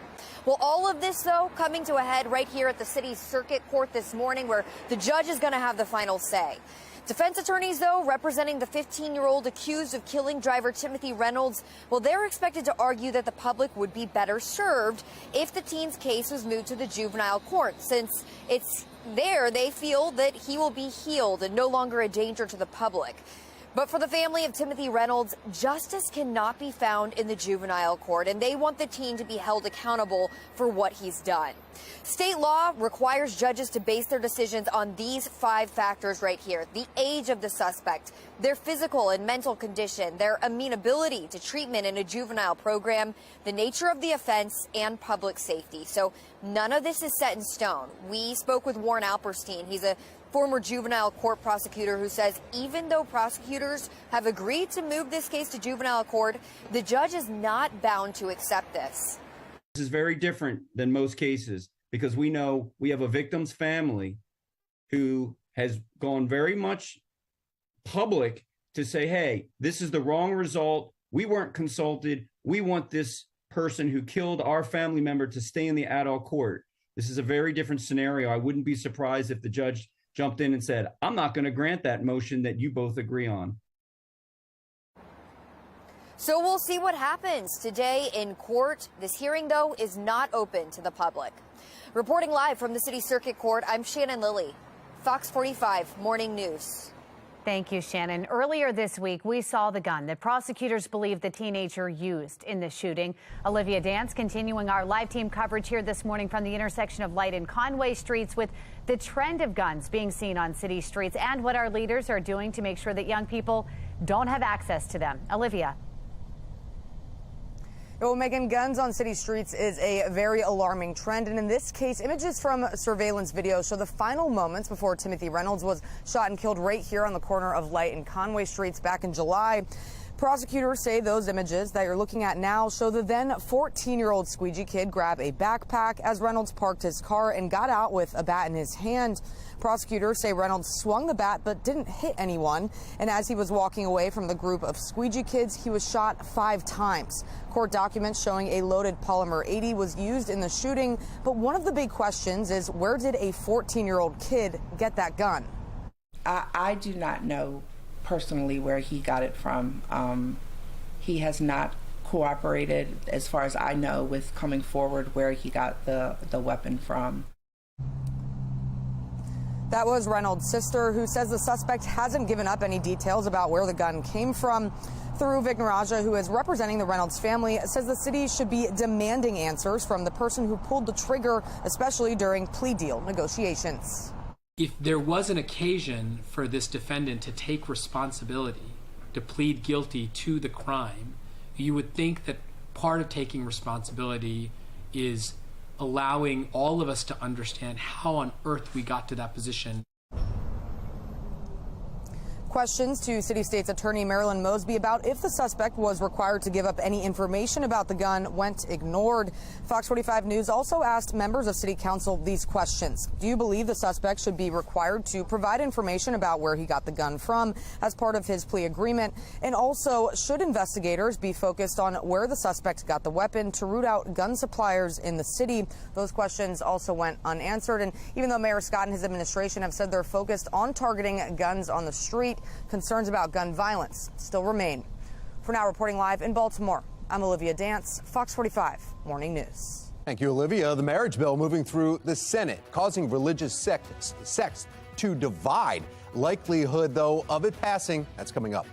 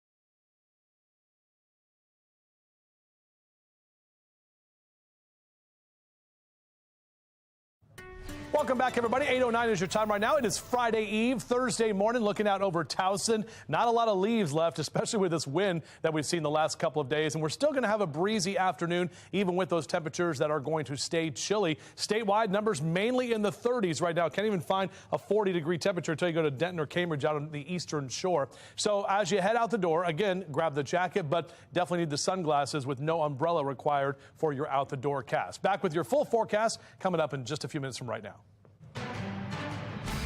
The U.S. Senate is advancing key legislation that could provide a safeguard for same-sex and interracial marriages. Tom Rogers at our live center with where things stand right now. Tom. That's right. Megan Patrice taking you live to our nation's capital. You see it behind me right here, where the Respect for Marriage Act would not require all states to legalize same-sex marriage, but it would require all states to recognize legal marriages, at least from other states.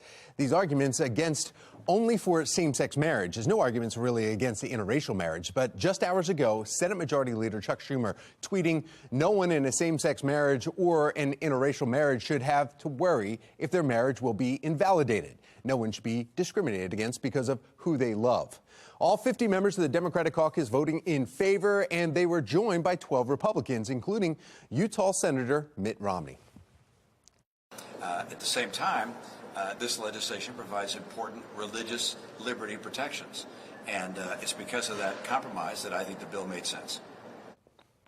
Well, on the other side, Senator Mike Lee, also from Utah, voting against the measure with 36 other senators, writing in part, religious liberty protections were severely anemic. And this bill takes many religious freedoms out. So we're hearing lawmakers will likely pass this bill after the Thanksgiving recess, but it could come sooner if lawmakers decide to speed up this process. That's the latest from the Live Center. Megan Patrice, back to you. She's definitely in a tough position, but she was hired to do a tough job, so she's got to do it. Ahead this morning, the debate continues over why Baltimore City School CEO Dr. Sonia Santelises is the highest paid school leader in the state, despite a struggling school system.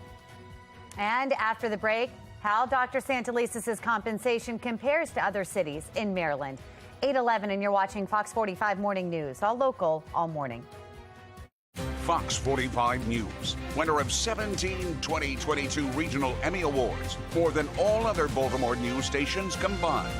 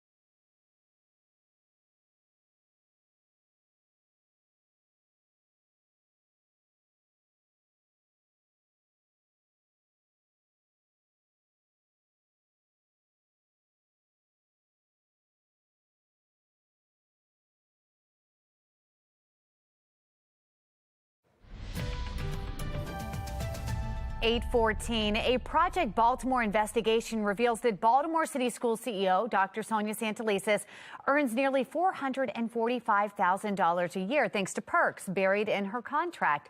Joining us live this morning to break down those perks, David Williams with the Taxpayers Protection Alliance. David, her base salary is just over $333,000. How do perks raise that another $100,000?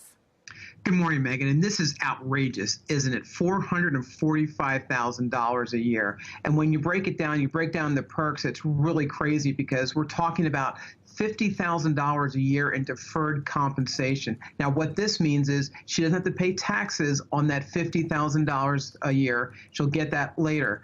She gets 39 vacation days. Think about that. 39 vacation days, 13 sick days, 3 personal days. And of course, she's not going to take all of those days. So she gets paid for those days at the end of the year.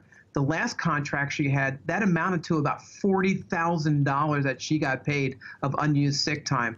And then she gets a car, about $10,000 a year for a car. So this really adds up, and all of a sudden you have $400,000. And if you look at previous CEOs, you look at, I think it was Greg Thornton received about $290,000, which is $40,000 less, base pay.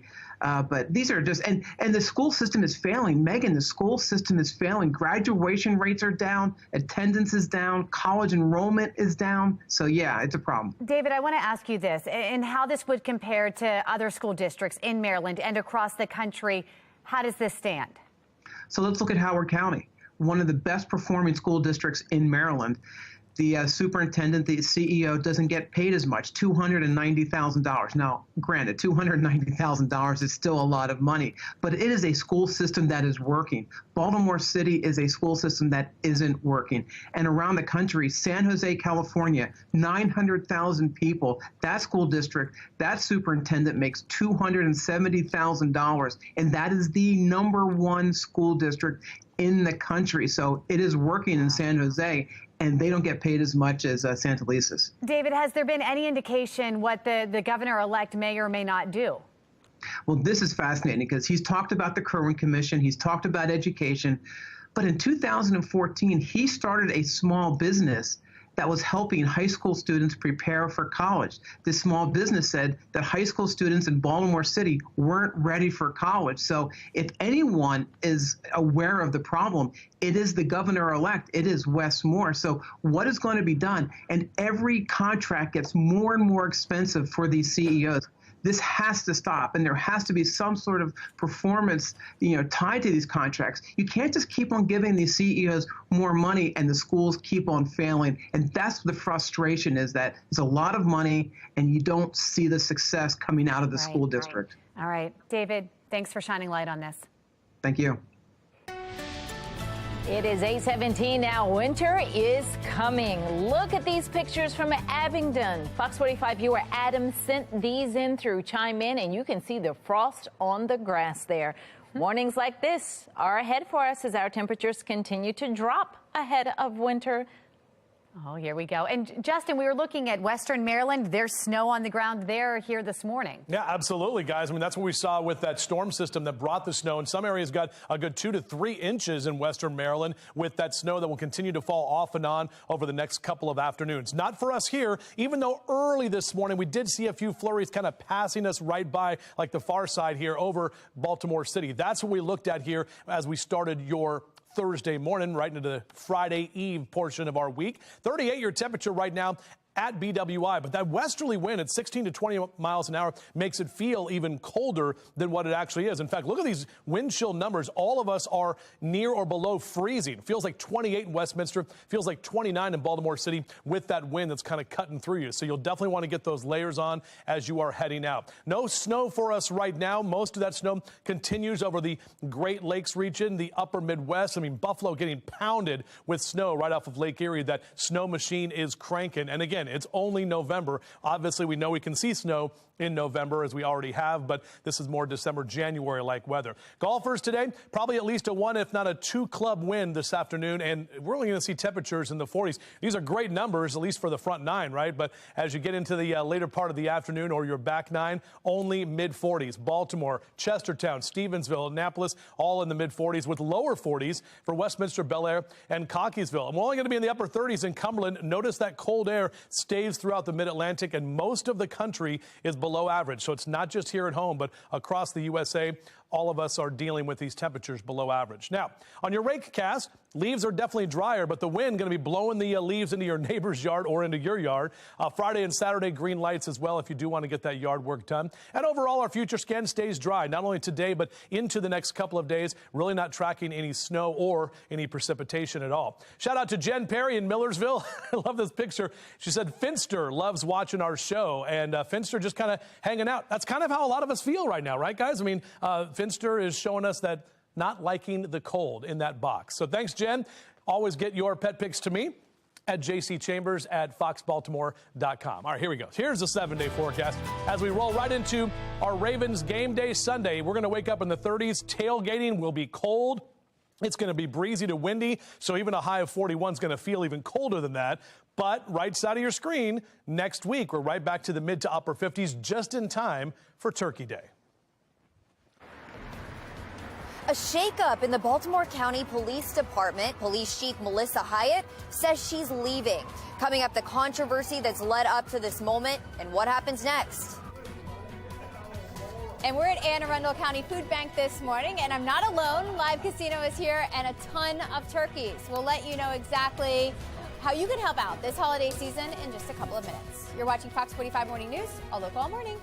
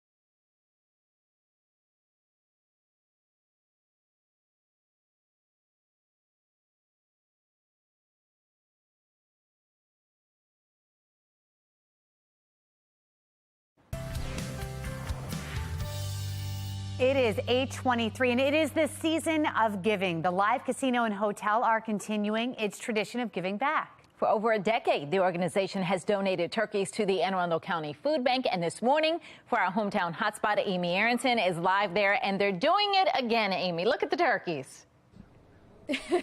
Yeah, this has become like a tradition week before Thanksgiving, coming out to the Anne Arundel County Food Bank where, yeah, they are doing such great things, getting us ready for the holiday season. I want to start off right now talking with Marcia Bond from the Community United Methodist Church, who's here, who also plays a big role in getting these turkeys to the homes that really need them. So tell us about this need, because it is great in Anne Arundel County.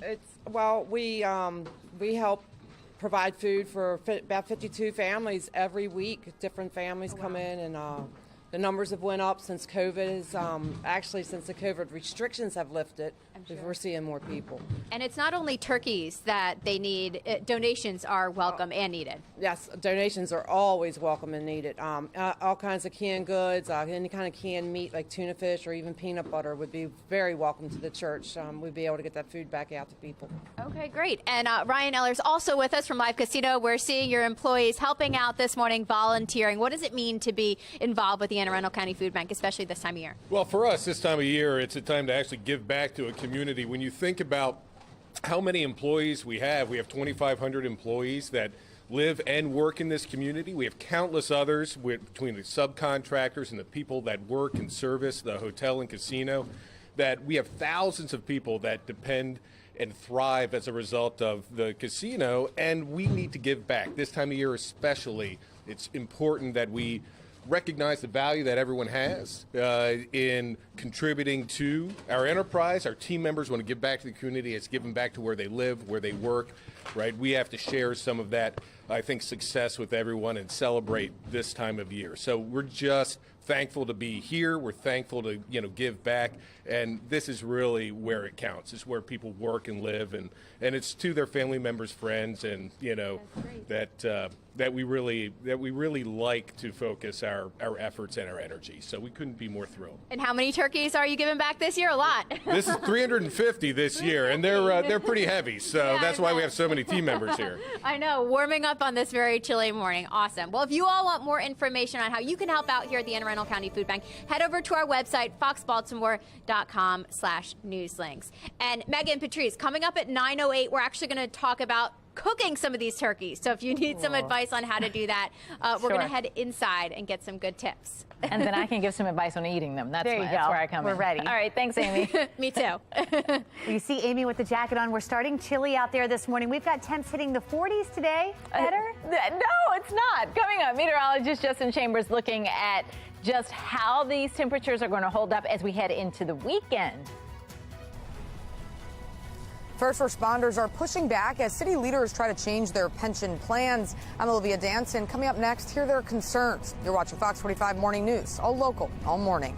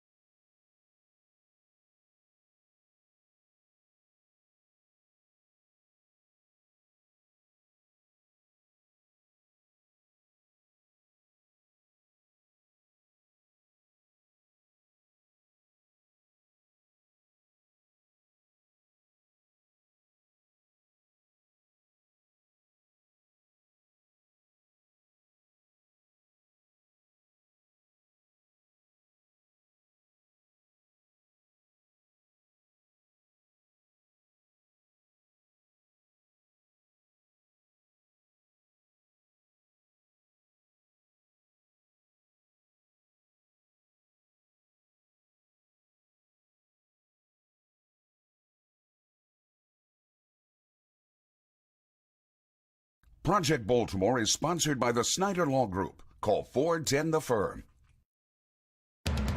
Live from WBFF in Baltimore, this is Fox 45 Morning News.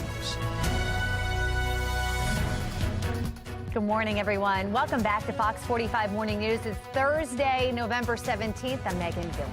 I'm Tom Rogers. Cake earlier, then I just finished my lunch, spicy chicken. What he meant to say, guys, is he had fruit and a little bit of vegetables on the side. So healthy breakfast always. Eat your desserts first, right? Isn't that what the meteorologist Justin Chambers always is talking about? You brought it, yeah. Then you counter with some salt, sugar, then salt. It's all I good. have a sign in my kitchen that says, "Life short, eat dessert first."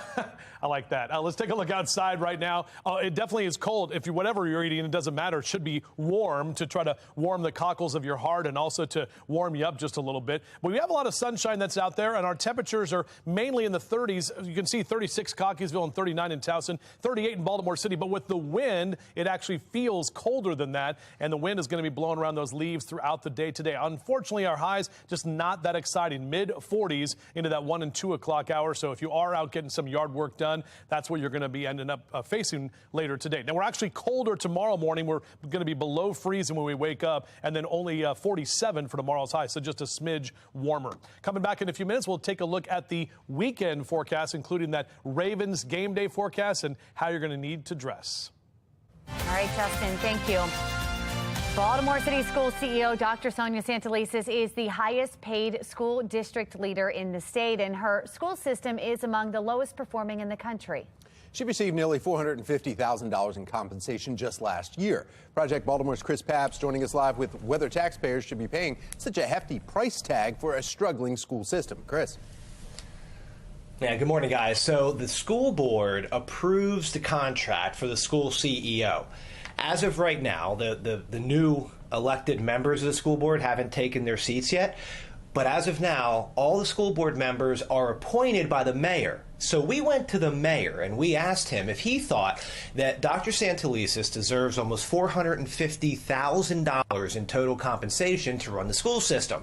That is the highest amount in the state of Maryland for the lowest performing school system.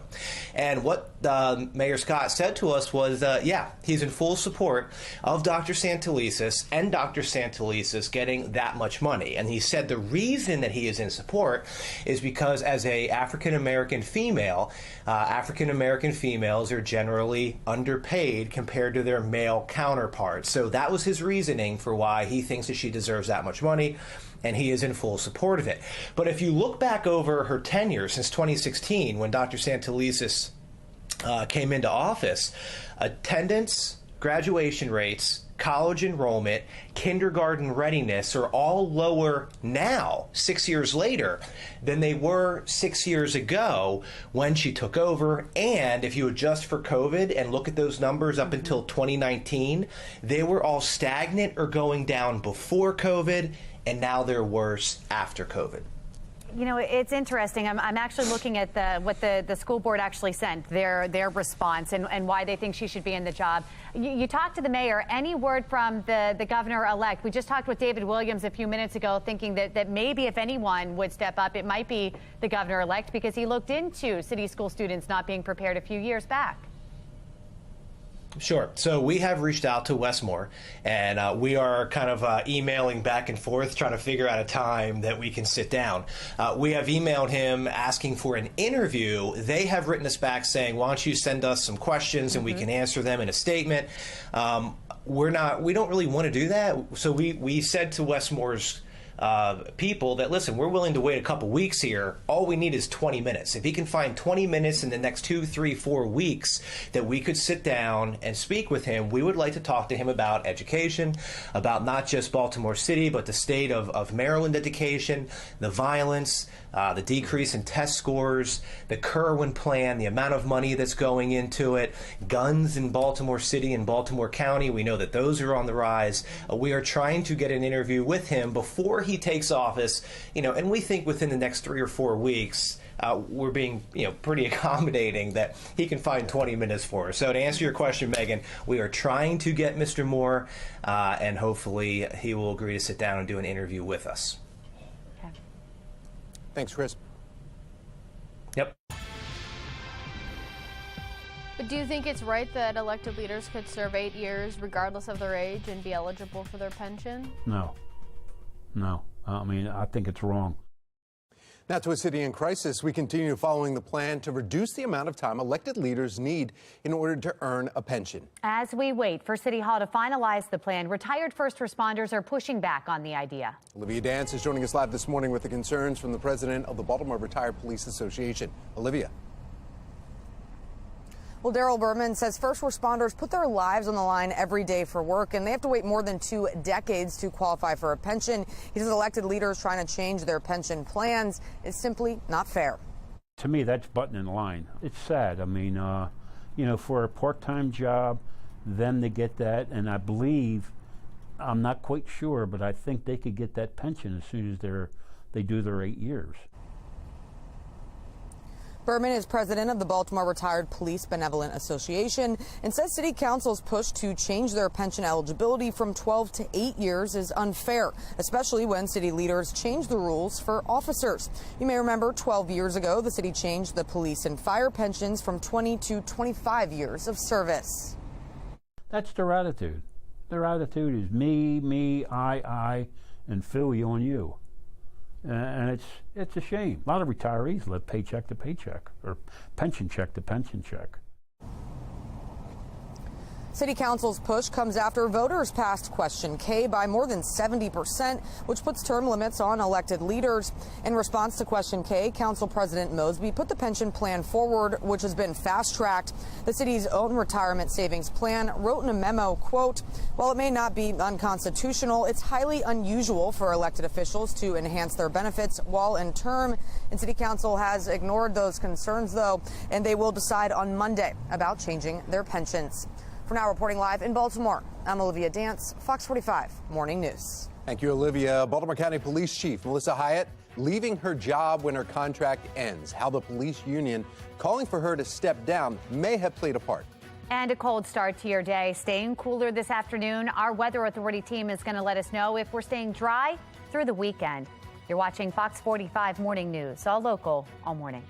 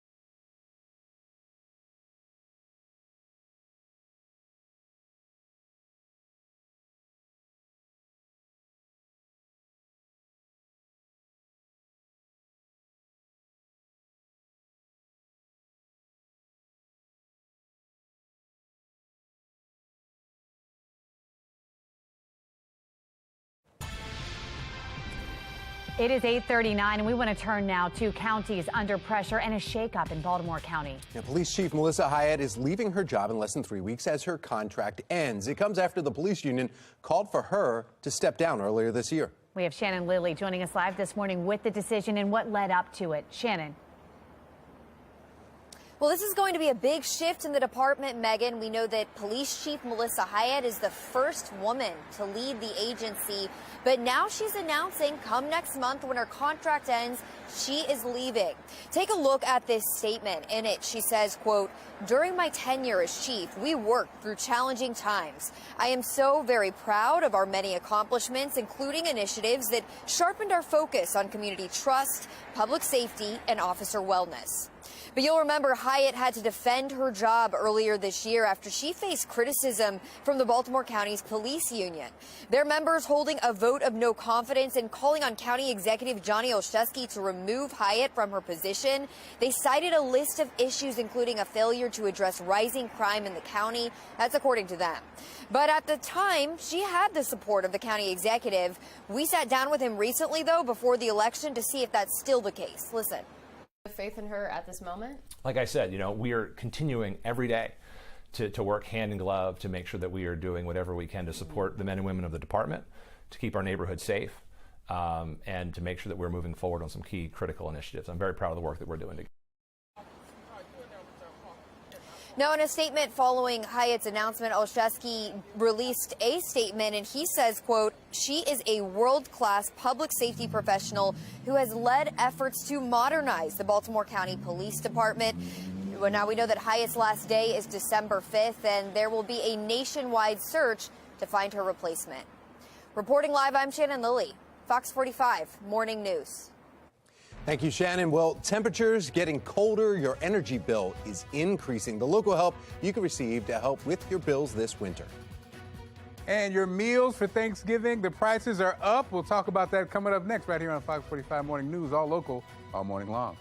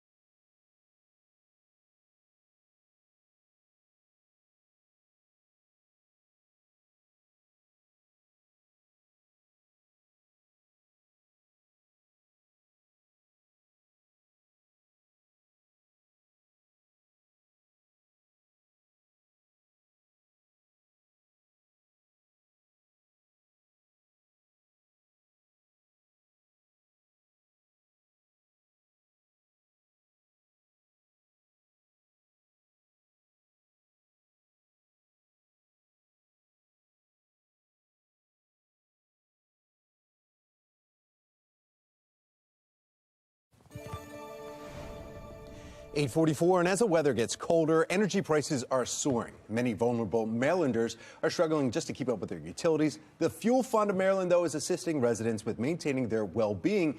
Development Coordinator Maren Ross is joining us here to share more about this program. Fuel Fund, we see it everywhere. A lot of people, though, may contribute to it. Others are going, what is that? Yeah, so the Fuel Fund of Maryland is the oldest, the first fuel fund in the country. We were founded by Victorine Q. Adams, a Baltimore City councilwoman.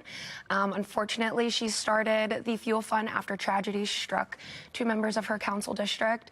But 41 years later, we are still here helping the community, helping Marylanders, neighbors in need with their utility bills, their fuel bills, and making sure that they can keep their heat, their electricity, everything on in their homes. You were telling me, though, that it's thousands of Marylander families that you're helping out. Thousands. I mean, thousands. More than 4,000 that you help here. However, this year, a little bit tighter because everyone's feeling it right now. Yes, yeah. Inflation is definitely affecting everybody. So we are feeling it on both our donation side, and certainly our clients are feeling it right now. So when we get our bill, though, it's really easy. You see Fuel Fund, we just have to check that box, give a couple dollars there, or donate some money.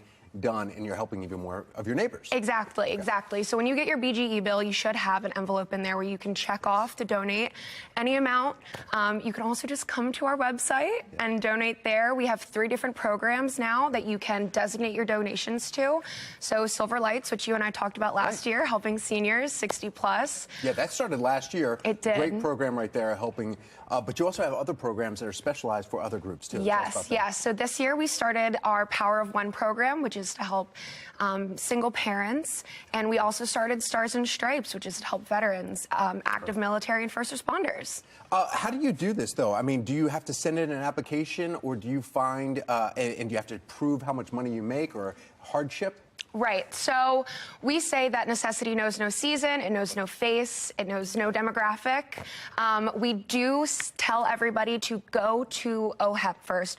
OHEP is the Office of Home Energy Programs. Mm-hmm. It is state funded. They have over $100 million in ARPA funds right now, which is the American Rescue Plan. Right. They've got tons of money to help people. So we tell them to go there, get that money first, and then come to us, and we will cover whatever is left. Unless you are a senior, seniors 60 plus, come right to us. We will help you out. We understand how dangerous it can be for our senior neighbors, especially in the cold right now. Oh, yeah, every year. That's what we're reporting on. It's about deaths because there was just not heat on, or nobody checked on them to be able to follow up with that. So Maren Ross with Fuel Fund. Very easy, keeping it very simple.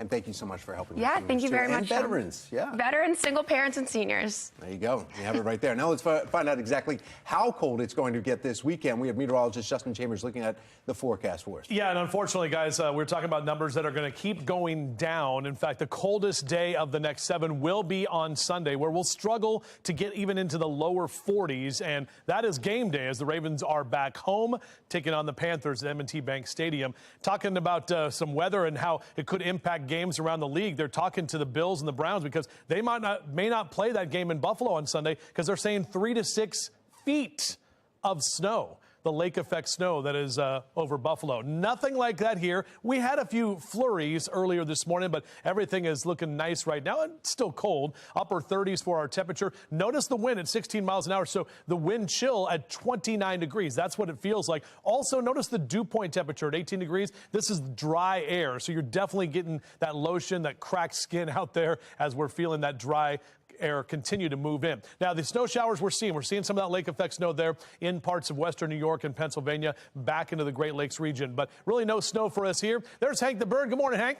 Yeah, he's excited to think about the snow. I don't know. Probably not. He likes the cold, though, because he likes to fly around and try to hunt for worms and things like that, stuff to stay nice and filled up. Upper 30s in the Hereford zone. That's all you get today, guys. 42 in Cockeysville and Hunt Valley. 43 your high in Perry Hall and White Marsh, and lower 40s in Eldersburg. Even mid 40s in Baltimore City down through Canton and Fells. Eastern Shore, you're going to be a little bit warmer in the mid 40s for Chestertown and Galena down through Centerville. 47 your temp today in Chester this afternoon. If you do want to fly today, pilots, just know it's going to stay breezy. So definitely testing that crosswind limit on your planes. But we're VFR, visual flight rules, if you do want to get out there. And again, the next couple of days, our numbers go down. So you can see that dip right there on Sunday, the coldest day. But Monday and Tuesday, numbers slowly warm up, and actually a pretty nice week next week. And it is a holiday week because we've got Thanksgiving coming up next Thursday. So here's our future scan. Staying dry for the next couple of days, not tracking any snow.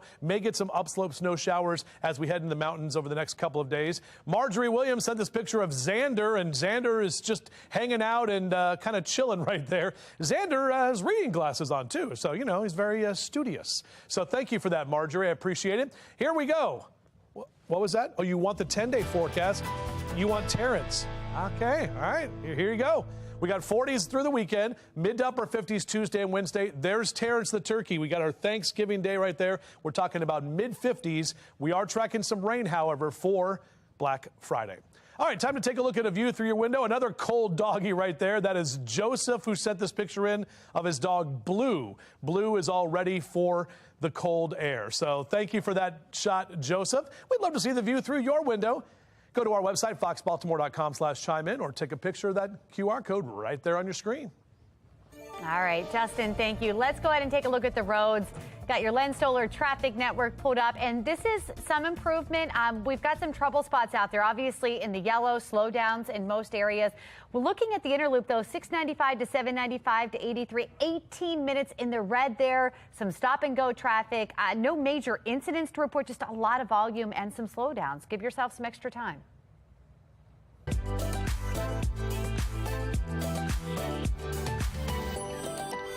We are just 1 week away from Thanksgiving to the day, and prices continue to rise this holiday season. That may be changing some holiday traditions for some, from less travel to less options out on the table. Be More lifestyle host Mark Clark is here to explain. Morning, Mark. We're not going to let the price, the money, block our joy, okay? No. Okay. So what? The turkey's up 21%, okay? The good news is cranberry's down, so we got plenty of cranberry. The average price for that plate's going to be $10 more than last year, but we will not let the prices block our joy. There's alternatives. There's things we can do. In fact, the FDA just approved the you can grow a chicken in the lab now. So Say what?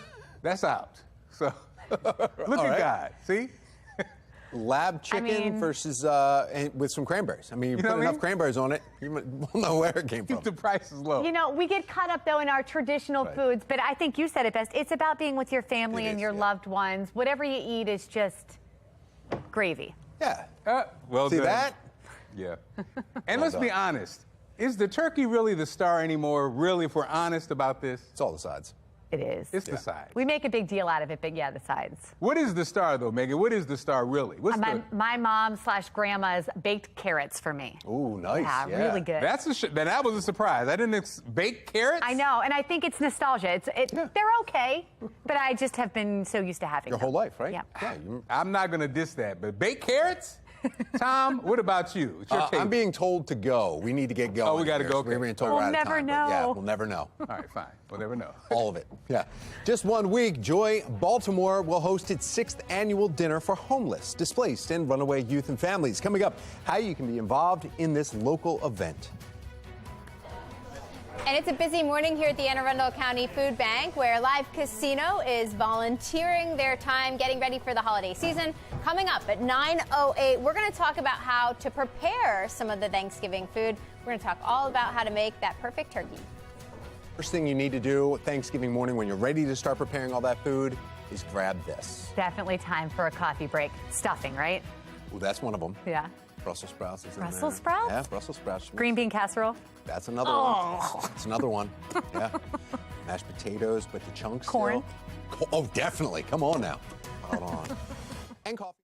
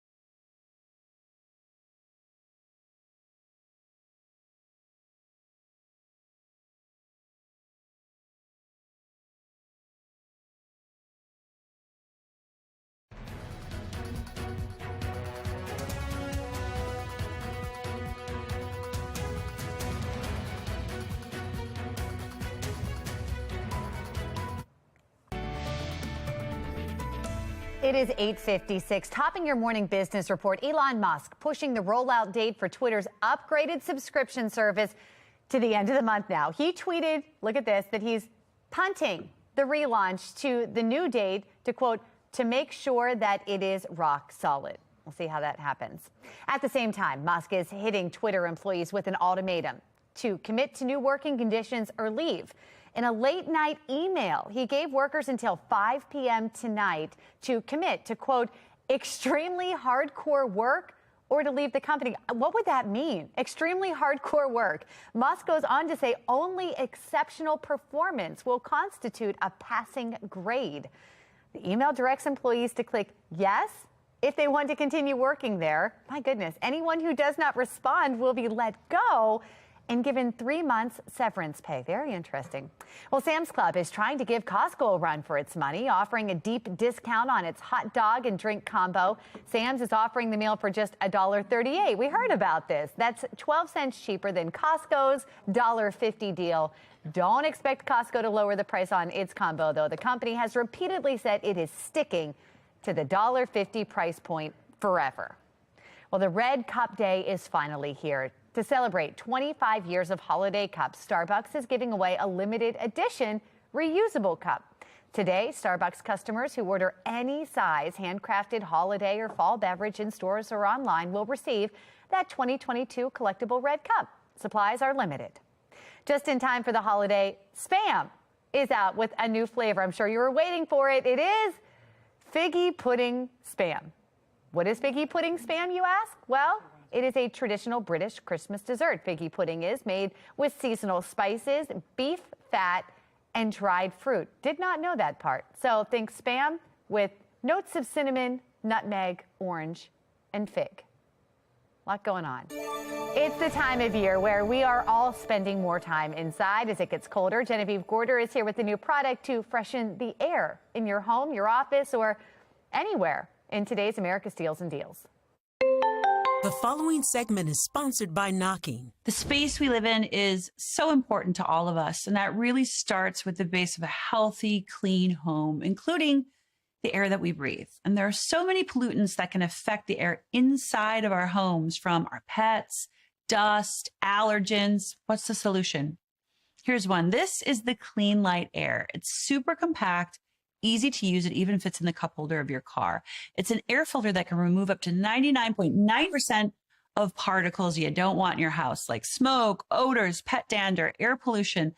And this thing is small, but really mighty. It can purify up to 161 square feet at a time. So think about it as in your office, your kid's dorm room, for a small bedroom. So many people love using these in the kitchen while they're cooking. Even if you've never thought about the air quality in your space before, you will absolutely feel the difference right away with this product. Place them anywhere your pet hangs out, or when you're going somewhere running errands, put it in your car. It's super quiet. It's super easy to use. And another thing I love, you can charge your devices at the same time. There's a USB port. Add your favorite essential oil to the sponge inside so the air will not only be clean, it will smell great. And today we're offering a 2-for-1. Both of these for the price of less than you normally pay for just one. Take advantage of this deal. Go to asadeals.com.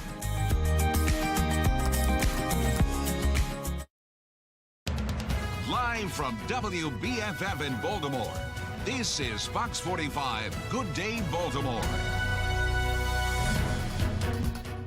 Good morning on this Thursday, November 17th. I'm Patrice Sanders. I'm Megan Gilland. We want to check in with meteorologist Jasmine Lomax in our forecast. Good morning. It's the same thing. Cold temperatures once again. Yesterday was not too bad. We did have temperatures in the 50s, but it's back to the cool 40s today. Right now we sit at 40 with sunny skies over Towson and winds out of the west at 18 miles per hour.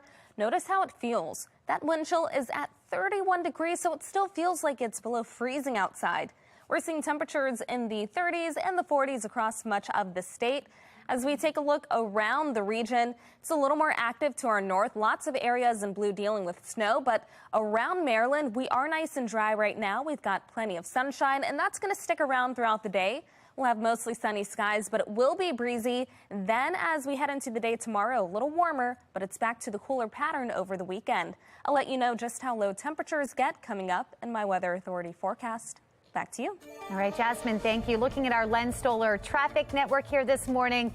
Not great out there. We are in the yellow. Slow down from everywhere you look here. Longest commute up to 22 minutes from 95 to 83. Give yourself some extra time.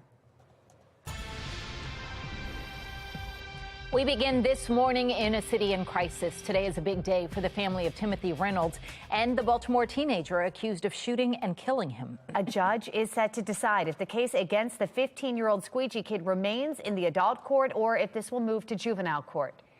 The family of Reynolds is fighting against the plea deal on the table, urging the court to try the teen as an adult. Ahead of the hearing, we are learning the city prosecutor handling the case has been removed. She is accused of sharing these surveillance images of the July incident with the family of Reynolds.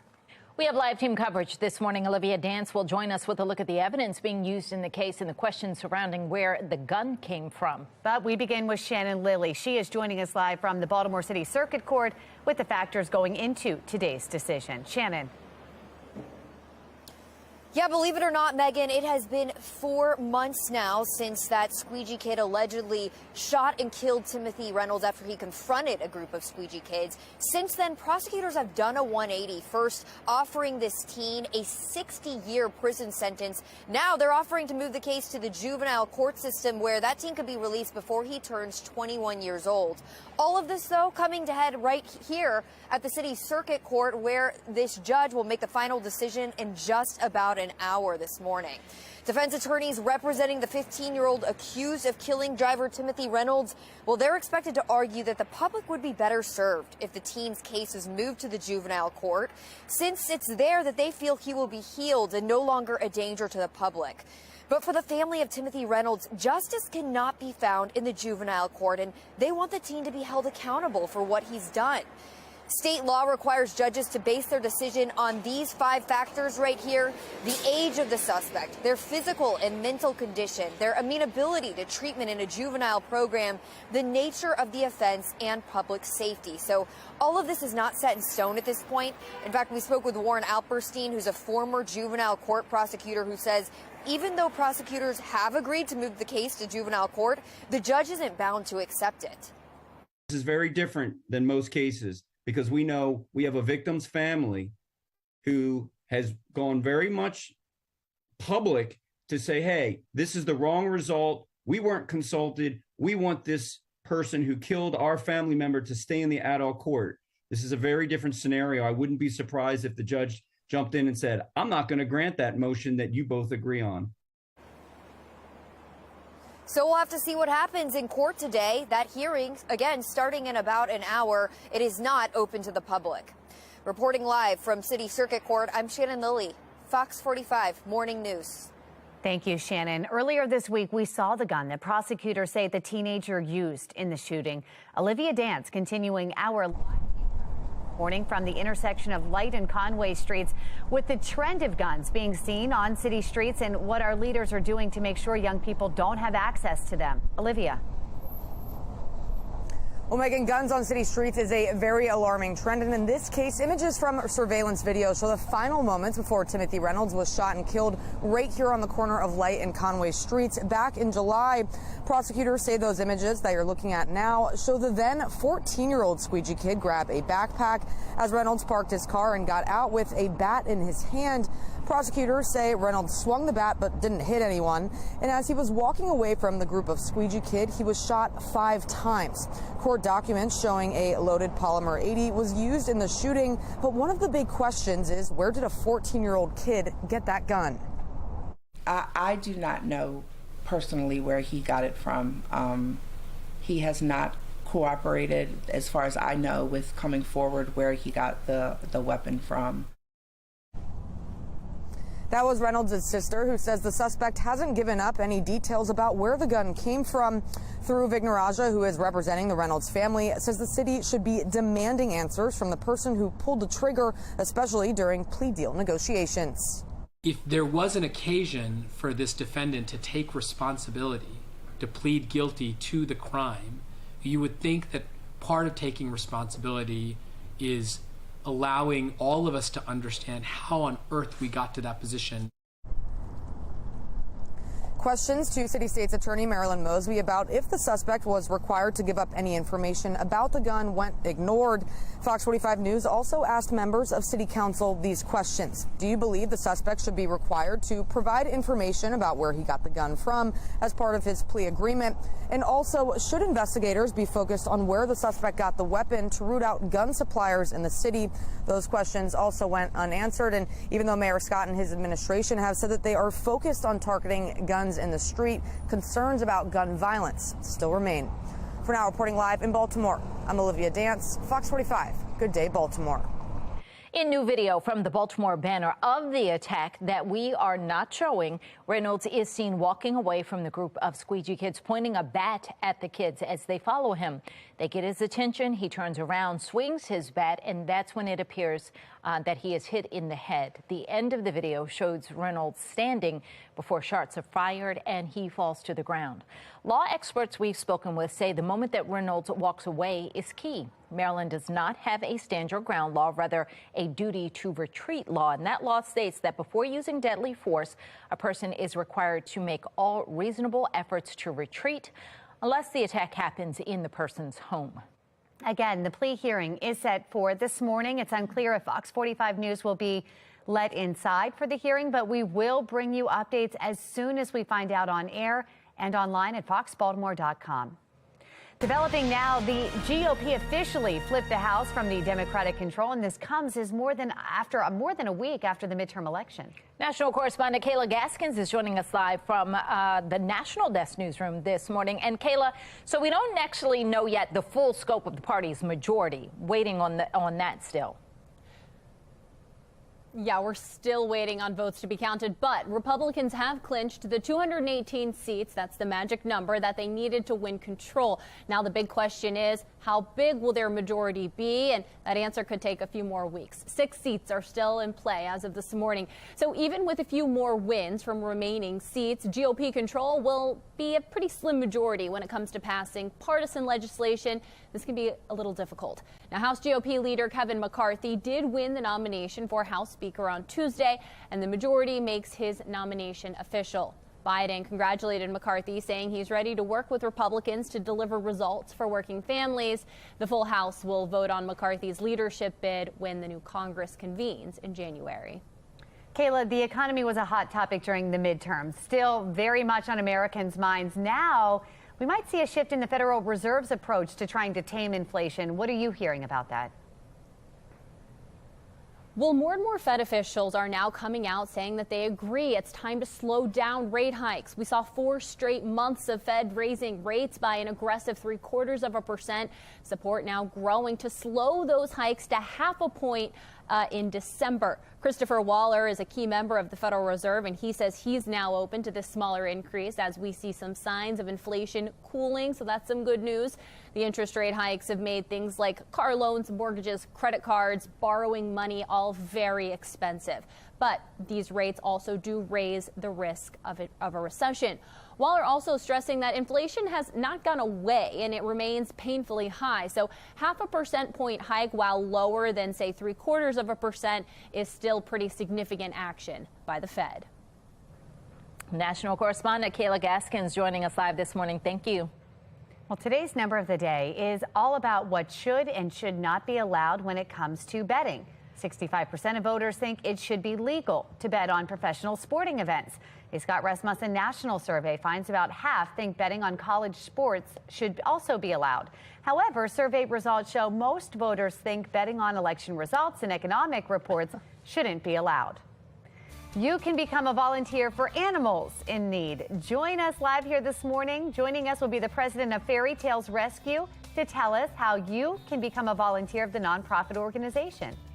And spend your holidays spreading joy. Join us in studio with founder and CEO of Joy Baltimore to learn about the organization bringing holiday spirit to families across Baltimore. 9:11 is the time.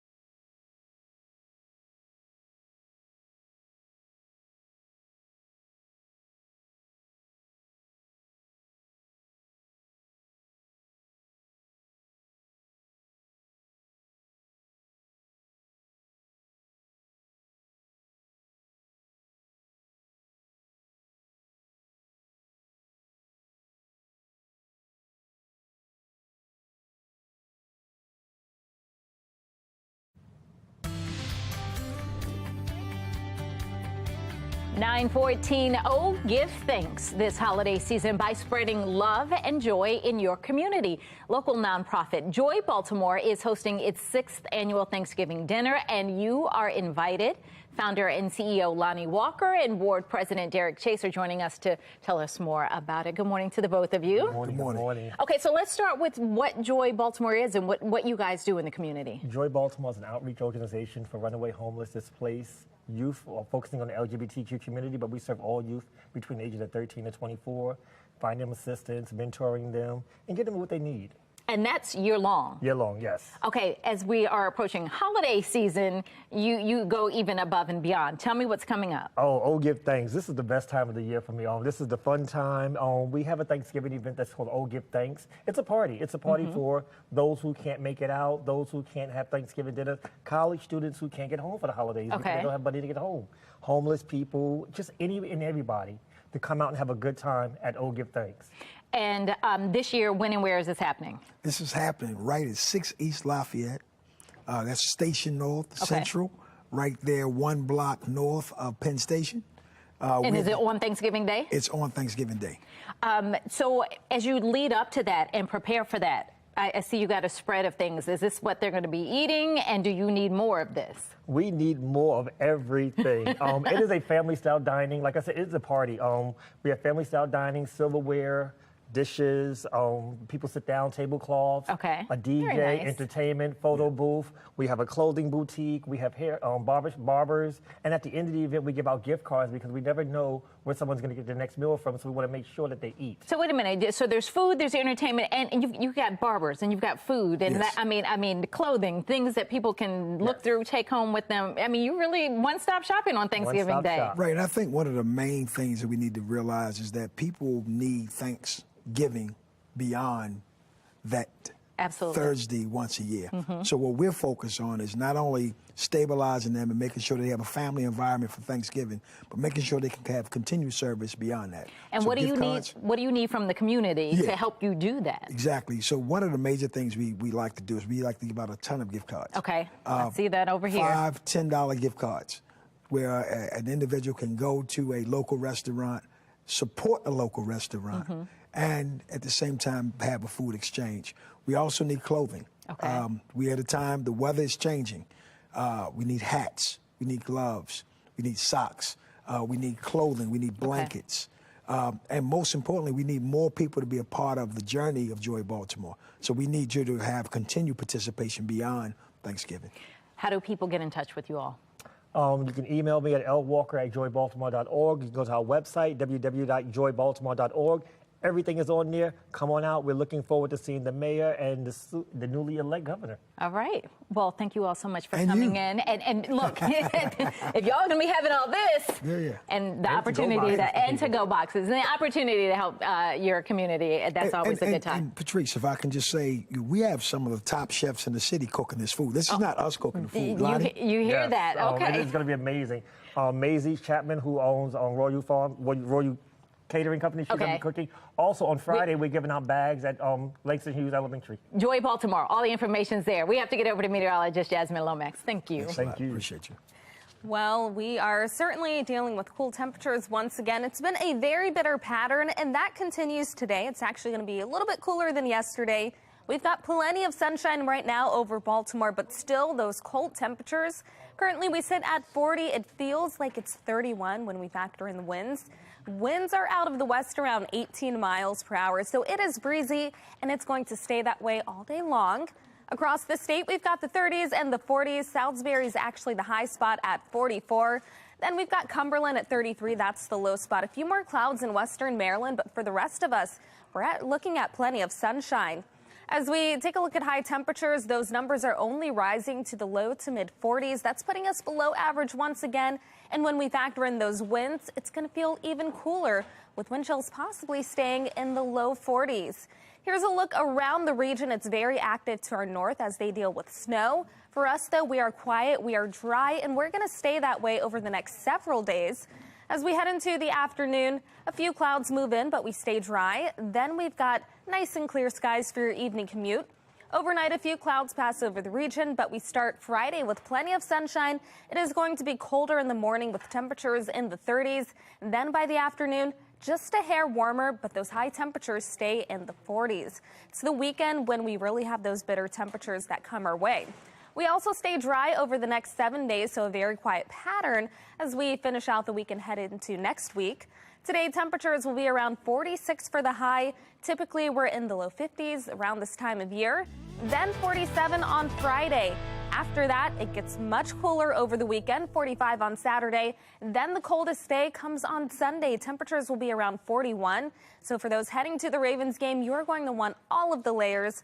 Winds are going to lead to cool wind chills, so we're talking feel-like temperatures in the 30s.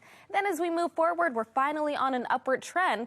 As we get closer to Thanksgiving, those temperatures reach the mid to upper 50s. Back to you. All right, Jasmine, thank you. Thanksgiving is 1 week away, and maybe you're thinking about flying to see your family. What TSA says you can and can't take on a plane this holiday season.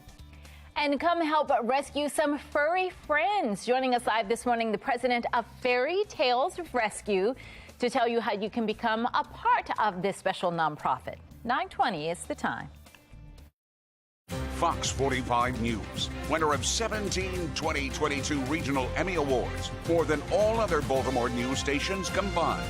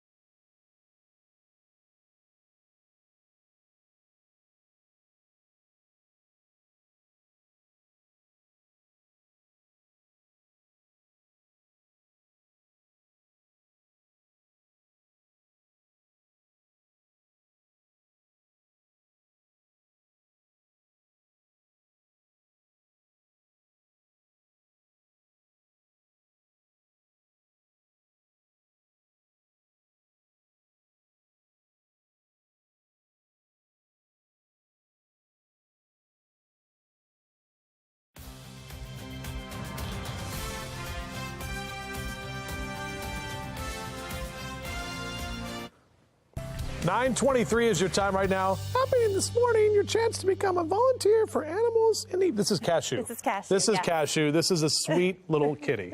Raisin is a little bit more active than Cashew, but they are here from Fairy Tales Rescue. It's a nonprofit, no-kill, volunteer rescue organization focused on rescuing homeless, abandoned, and unwanted animals in danger from death, abuse, and neglect. Yeah, joining us live this morning, the president of Fairy Tales Rescue, Jules Samego. Jules, thank you. Good morning and welcome here.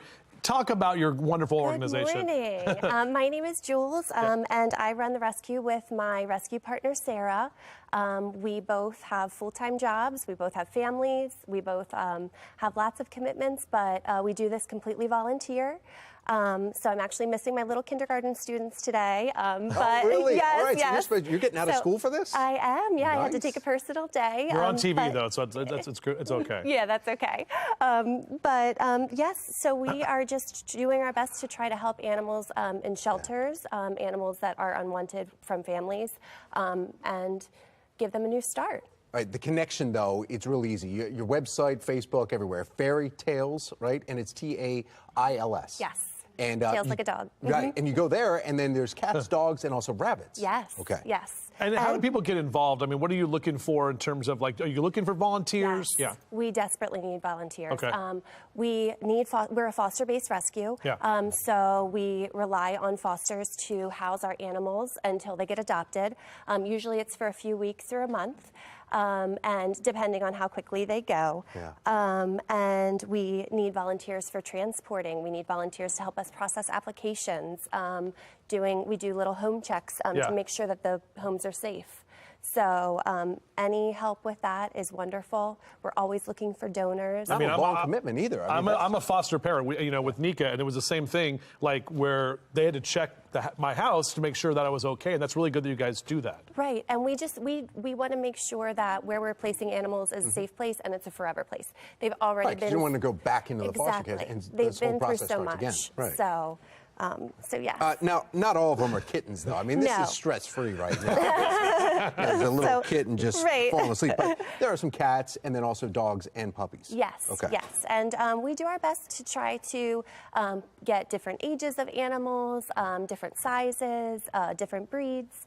Right now we have a little puppy that we're raising some money for because we took her in knowing that she had a heart condition. Yeah. And so we need to get her heart surgery because one of the valves or muscles in her heart doesn't constrict all the way. So So even if our viewer can't take an animal for a couple weeks, at least donate and help. you could donate, you can share our posts, even that helps. And that website, do you have a website? Yeah. Yes. I think we pulled it up there. What is it? Yes, our website is fairytalesrescuemd.org. Yeah, there it is right there. Yeah. And you can find all of the information there as far as volunteering, fostering, adopting, and we need all the help that we can get. Oh, my goodness. All right. Well, except for when you were laughing loud. Sorry. Otherwise, the cat was almost asleep on my arm. All right. We'll let the kitties go to sleep. Thank you, Jules, for being here. I Thank appreciate it. you so much for having us. Great organization. I appreciate Thank you, it. Jules. Thank you.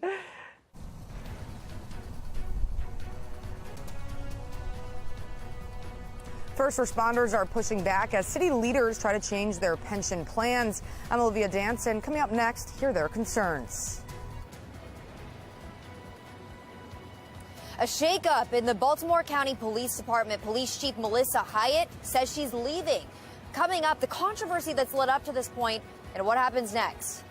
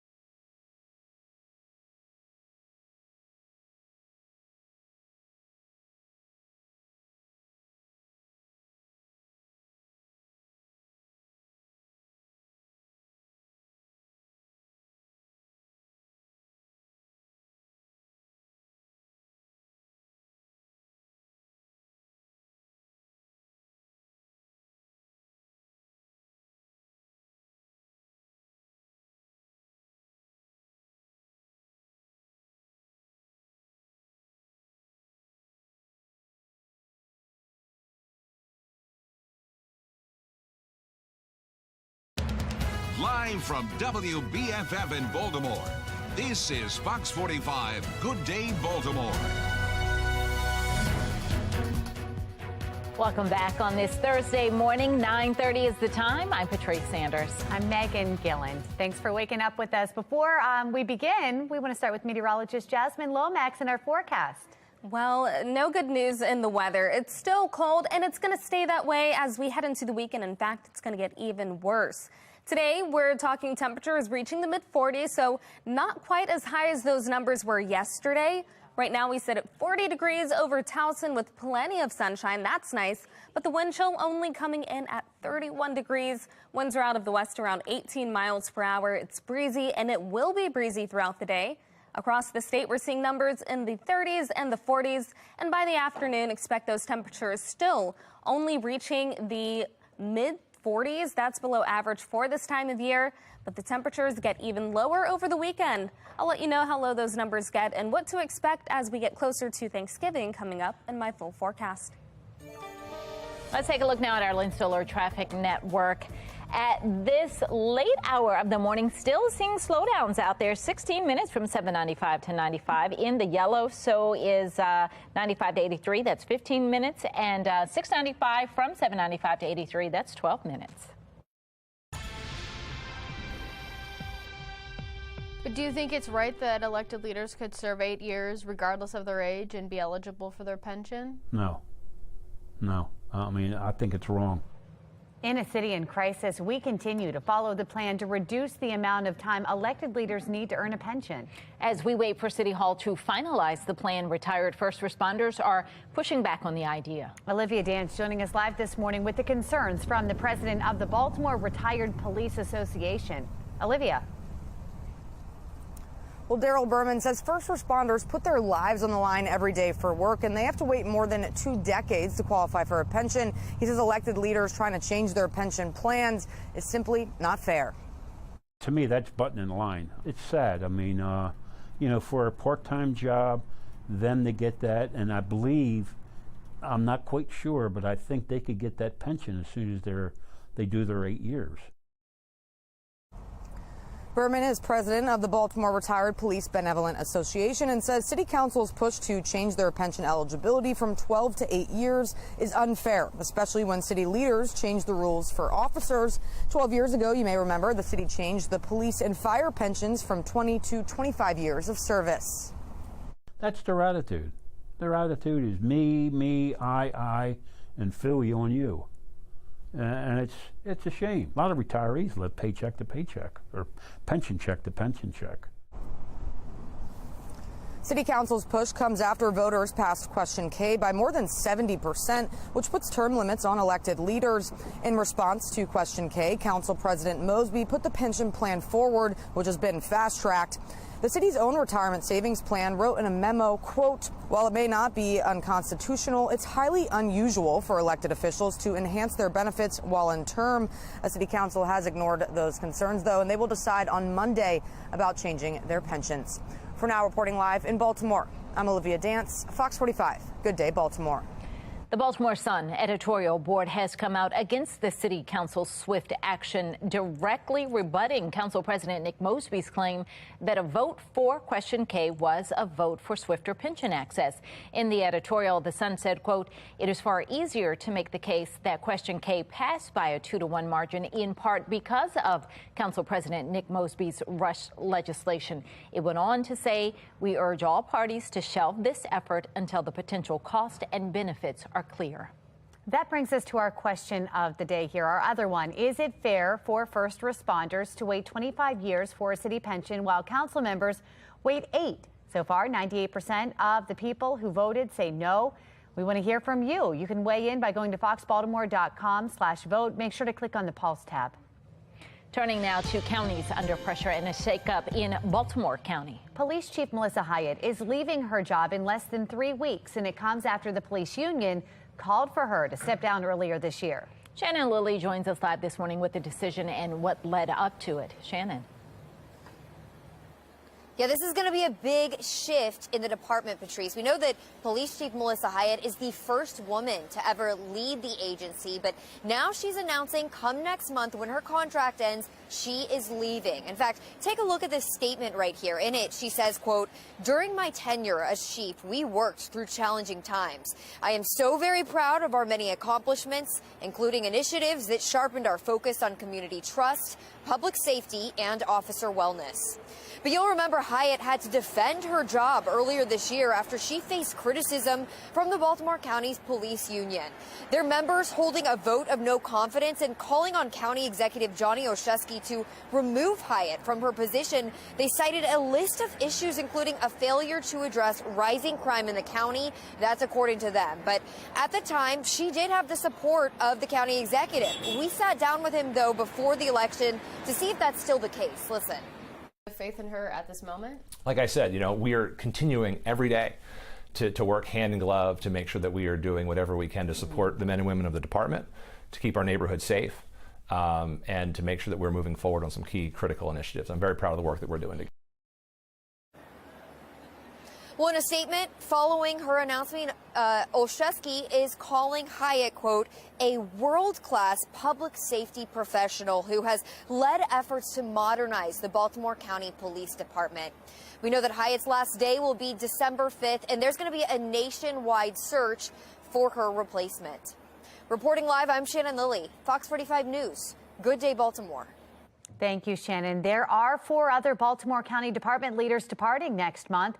They are at the Department of Corrections, the Office of Budget and Finance, the Recreation and Parks Department, and the Information Technology Department. All of those leaders are out. Fox 45 News will keep track of these key leadership positions. Following a day of clouds and temperatures climbing into the 50s on Wednesday, sunshine will move in, but colder temperatures are expected to move in this weekend. Meteorologist Jasmine Lomax has your full weather forecast coming up.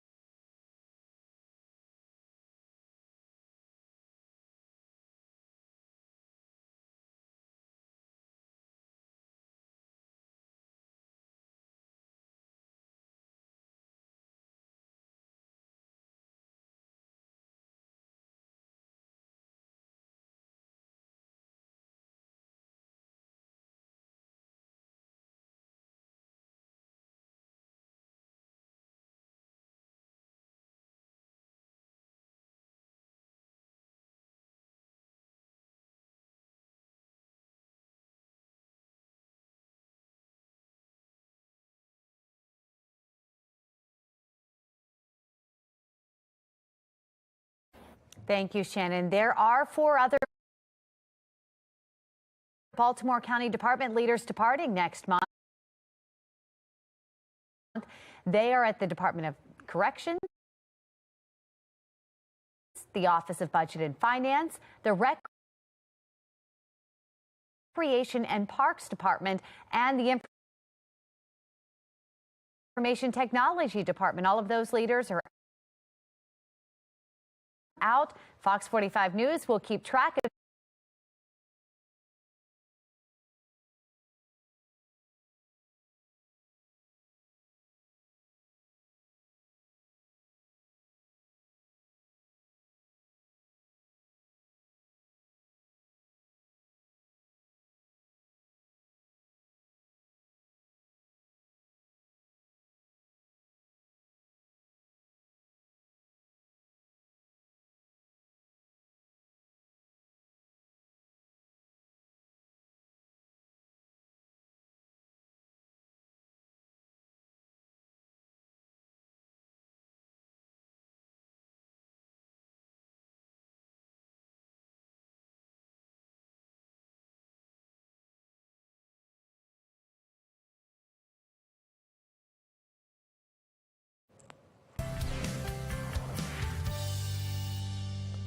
'Tis the season for giving. Live Casino and Hotel are donating turkeys to the Anne Arundel County Food Bank. With its continued support of the community, families will have a Thanksgiving to remember. This morning for our hometown hotspot, Amy Aronson is live with more. Yeah, we're here at the Anne Arundel County Food Bank where it's a busy morning because volunteers from Live Casino are helping out. They're donating turkeys and helping getting them packed up to go home to families. But right now, I'm actually lucky enough to be joined by Chef Jonathan O'Brien, who's here to tell us more about how to actually prepare that turkey. Because you get it and it's frozen and it's overwhelming. How do you make it look like this? Well, this is a show turkey. Generally what we would do is we want to thaw our turkey fully, and then you want to brine it for 48 hours. Whatever your favorite brine is, it's really important just to have salt and sugar, water. Make sure it's cold when you put your turkey in. I would generally split the turkey in half because your white meat and your dark meat cook differently. Oh, and that's you would smart. take twice as long. And if you're going to just carve it up anyway for your table, might as well just carve it up and then Why not? Have it separate and have it moist and juicy. Okay. And what we have here is just our offerings from prime rib. And Yeah, what we you've have got in quite a Maryland Live. selection. Yeah, we have our cornbread stuffing, our giblet gravy, all the trimmings. We have our whole berry cranberry sauce with a little bit of orange for a little extra garnish, mashed potatoes, our Brussels sprouts, and then Dessert. pecan pie. Can't go wrong there. Okay, putting you on the spot here, what is your favorite Thanksgiving side? What do you think is a must-to-have at the Thanksgiving table as a chef? Mac and cheese. Mac and cheese, okay. Yeah, it's just one of those things you don't always indulge on it, but when it's time, that's my go-to. Okay, any other tips for people like myself who are cooking Thanksgiving dinner, who get a little overwhelmed? How do you get all this on the table in time for everyone to enjoy without messing it up? Really, just time in your oven. You cook it ahead and reheat it. Why not? As long as it comes out great and tastes great, that's all Okay. that matters. And spend time with your family. That's the most important. That is important. And last but not least, if people want to come try your food, where can they find you? Please come to the Prime Rib. We're located at Maryland Live Casino. We have a great time. We keep it casual and yet really fun. And that's what we'd love to see you guys out there. Okay, great. Awesome. Well, if you all want more information on the Anne Arundel County Food Bank and actually heading out to Live Casino, you can head over to our website, foxbaltimore.com/newslinks for all the details. And quite the spread here. Hopefully everyone's tables look just like this. What do you guys think? Back to you. Very happy Thanksgiving there. Thanks, Amy. Well, deer season is right around the corner across the state. What this means for hunters. And the annual Girl Scout cookie sale is underway in Central Maryland. Today, we're talking to two Girl Scout entrepreneurs who are sharing how the Girl Scouts sales benefit youth programs and impacts the girls' lives. Look at that. 9:42, you're watching Fox 45. Good day, Baltimore.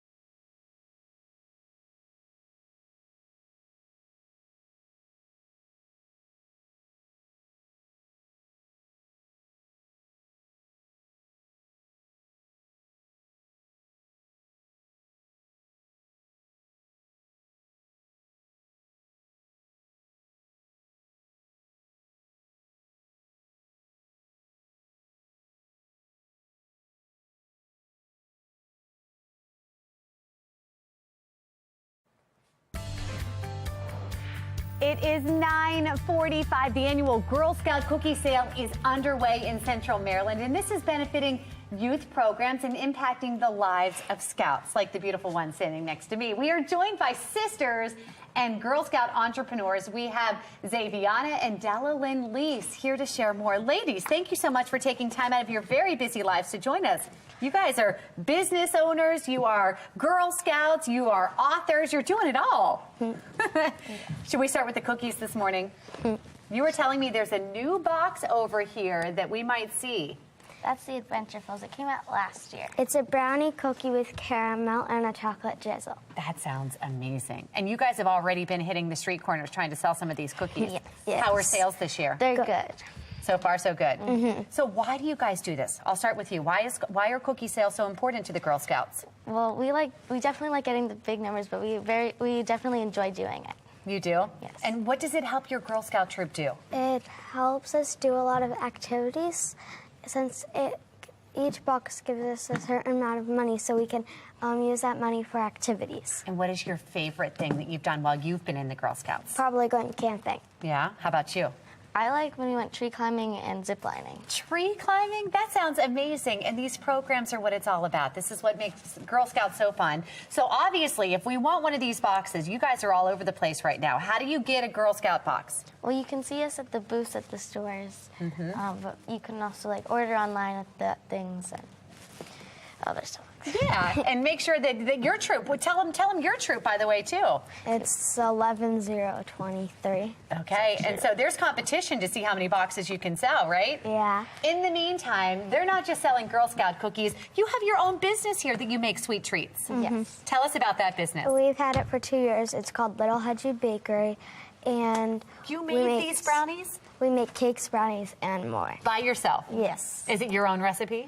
Does your mom help you a little bit? Yes. That's pretty awesome. And you wrote a book. How do you guys have time to do all of this? I wrote the book for my Browns Word project. It's a bird identification guide. So that's something through Girl Scouts that led you to write the book. What's the book about? The book, it has a bunch of local birds in it that me and my mom watercolored. Pretty amazing. And all of these experiences come back to being part of Girl Scouts. Are you enjoying it so far? Yes. Any advice to anyone out there watching right now if they should get involved in the Girl Scouts or not? I definitely enjoy it a lot, and it's very fun. Since you can also meet a lot of friends and learn a lot of new experiences. And spend time with your family. Obviously, your sister's right here. I see you have a younger sister over there. Are you going to get her into the family business? Yeah. Is she any help in the kitchen with this? She likes to eat the crumbs. Yep, I can see why. Thank you, ladies, so much for coming in. We appreciate it. But before I let you go, favorite Girl Scout cookie?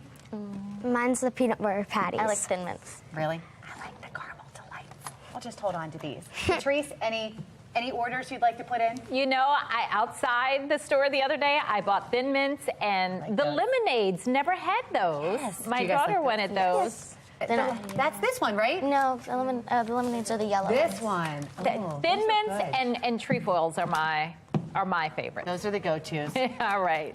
Thank you, ladies. We might need some of those for this Thanksgiving, just 1 week away. And maybe you're thinking about flying to see your family. If that is the case, TSA is reminding everyone what they can take on a plane. Anything that's solid or liquid in small packages, under 3 ounces, that can go into your carry-on. Liquid items, cranberry sauces, canned vegetables, even all that wine you might need to take, that's going to have to be checked if it's larger than 3.4 ounces. The U.S. men's soccer team will work to bring awareness to human rights issues during this month's World Cup in Qatar, a nation that currently criminalizes same-sex relationships and sexual activity. Now, the team will feature a pride flag-inspired crest during its matches, replacing the traditional red stripes with rainbow stripes. And you can watch more than half of the World Cup right here on Fox 45. The tournament kicks off this Sunday as Qatar takes on Ecuador. The first U.S. match against Wales is set for Monday at 2 p.m. Thanks for covering. I had to stay in the cookie area. They're leaving us brownies. Oh, my goodness. And they made them. Yes. That's very nice. I'm impressed. All right, well, we need to get over to meteorologist Jasmine Lomax. And although we love her, I'm not sure if we're impressed by this weather. I know. Yeah, no, it hasn't been great, to put it plainly. We've had the cold temperatures, below average numbers, and that cool trend is going to stick around over the next several days. Right now we sit at 40 with sunny skies over Baltimore. Winds are out of the west around 18 miles per hour. And when we factor that in, it only feels like it's 31 degrees. It still feels like it's below freezing. Across the state, most of us are dealing with plenty of sunshine and those temperatures in the upper 30s through the low to mid 40s. A little bit cooler and cloudier toward western Maryland, but throughout the day we will have slightly warmer temperatures along with plenty of sunshine. Compared to just 24 hours ago, temperatures are a little bit lower, and by the afternoon, it won't get as high. We're talking 42 around 10 a.m., then high temperatures only around 46. It is going to be breezy throughout the afternoon, and that's going to make it feel a little bit cooler than those actual temperatures, so make sure that you have the layers before you head outside. As we head into the evening and the night, those temperatures fall to the 20s and the 30s, making for another very cold morning. Here's a look around the region. Areas to our north are dealing with lake effect snow, seeing some high totals there. I think Erie, Pennsylvania recorded around 9 inches of snow already. For us, we are dry, and we're going to stay that way throughout the day. We'll have a few clouds move in this afternoon, but overall nice and quiet throughout the afternoon and evening. Overnight, we stay dry. Those temperatures, though, falling to the 20s and 30s. It'll be colder tomorrow morning, and by the afternoon, pretty similar temperatures. We're back to the 40s. Now, we do stay dry over the next few days into the weekend and next week. That is good news. We're also talking rising temperatures coming our way next week. First today, highs will be around 46 with a little more sunshine this afternoon. It will be breezy at times. Then 47 for the high tomorrow. Chilly start to the weekend, and temperatures just keep falling throughout the rest of the weekend. 45 on Saturday, only 41 on Sunday, and it's going to be breezy. So if you're planning on going to the Ravens game, make sure that you have the layers. Otherwise, you can watch it right here on Fox 45. Then as we head into the upcoming week, temperatures around 49 on Monday. After that, we reach the 50s as we approach Thanksgiving. Back to you. All right, Jasmine, thank you. Trending now, deer season is almost here, and we now have official dates. Deer season will run from November 26th through December 10th, which includes Sunday hunting in all but 3 counties. Hunters are encouraged to help others by donating deer that's taken down in Maryland. A state tax credit gives hunters an incentive. I always remember first day of buck season, Monday after Thanksgiving, my dad would go hunting. It was always a big deal. Well, Mariah Carey is being denied a trademark for the phrase Queen of Christmas. Wow. Yeah, she was trying to take, look, I think a few of us want that title. Yeah. The trademark office says another artist who also makes Christmas music filed in opposition to her request, arguing it would be unfair to other musicians who also make Christmas tunes because her song was called Queen of Christmas. So, yeah, Mariah couldn't take it. That's a lot to ask. I mean, Mary maybe would deserve that title. That might be it. Well, today with Fox 45 Morning News after the break, meteorologist Jasmine Lomax has your exclusive 10-day forecast.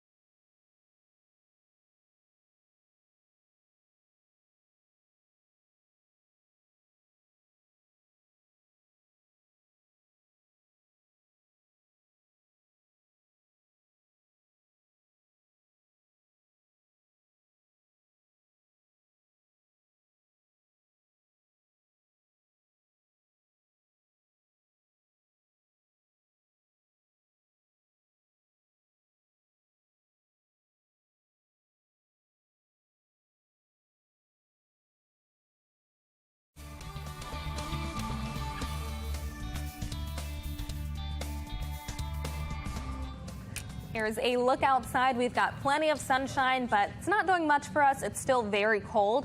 Our wind chill is still in the 30s. This afternoon, high temperatures reach the mid-40s. We're talking the 40s again tomorrow, then a downward trend finishing the weekend. 41 by Sunday. It's going to be cold for the Ravens game. I will be at home watching it right here on Fox 45. Then Monday, 49. We're on an upward trend as we approach Thanksgiving. 56. Then after that, chance for a little rain. Kittens and Girl Scouts. I don't know what better way to have a Thursday, right? And if we could get the temperatures a little bit warmer for them while they're out selling some cookies, that might be helpful. Yeah, because they're bundled up, but they're out there strong. I just bought some this weekend, so. Thank you, ladies, for being here. You were awesome on TV. Good Go luck. to our website for how you can buy some of their brownies. Yeah. And the cookies, of course. I just ate my way through mine. Now I have to buy more. Okay, good. We'll Have a see good you day. tomorrow. Are you Little guys gonna Hedgie leave Bakery. those?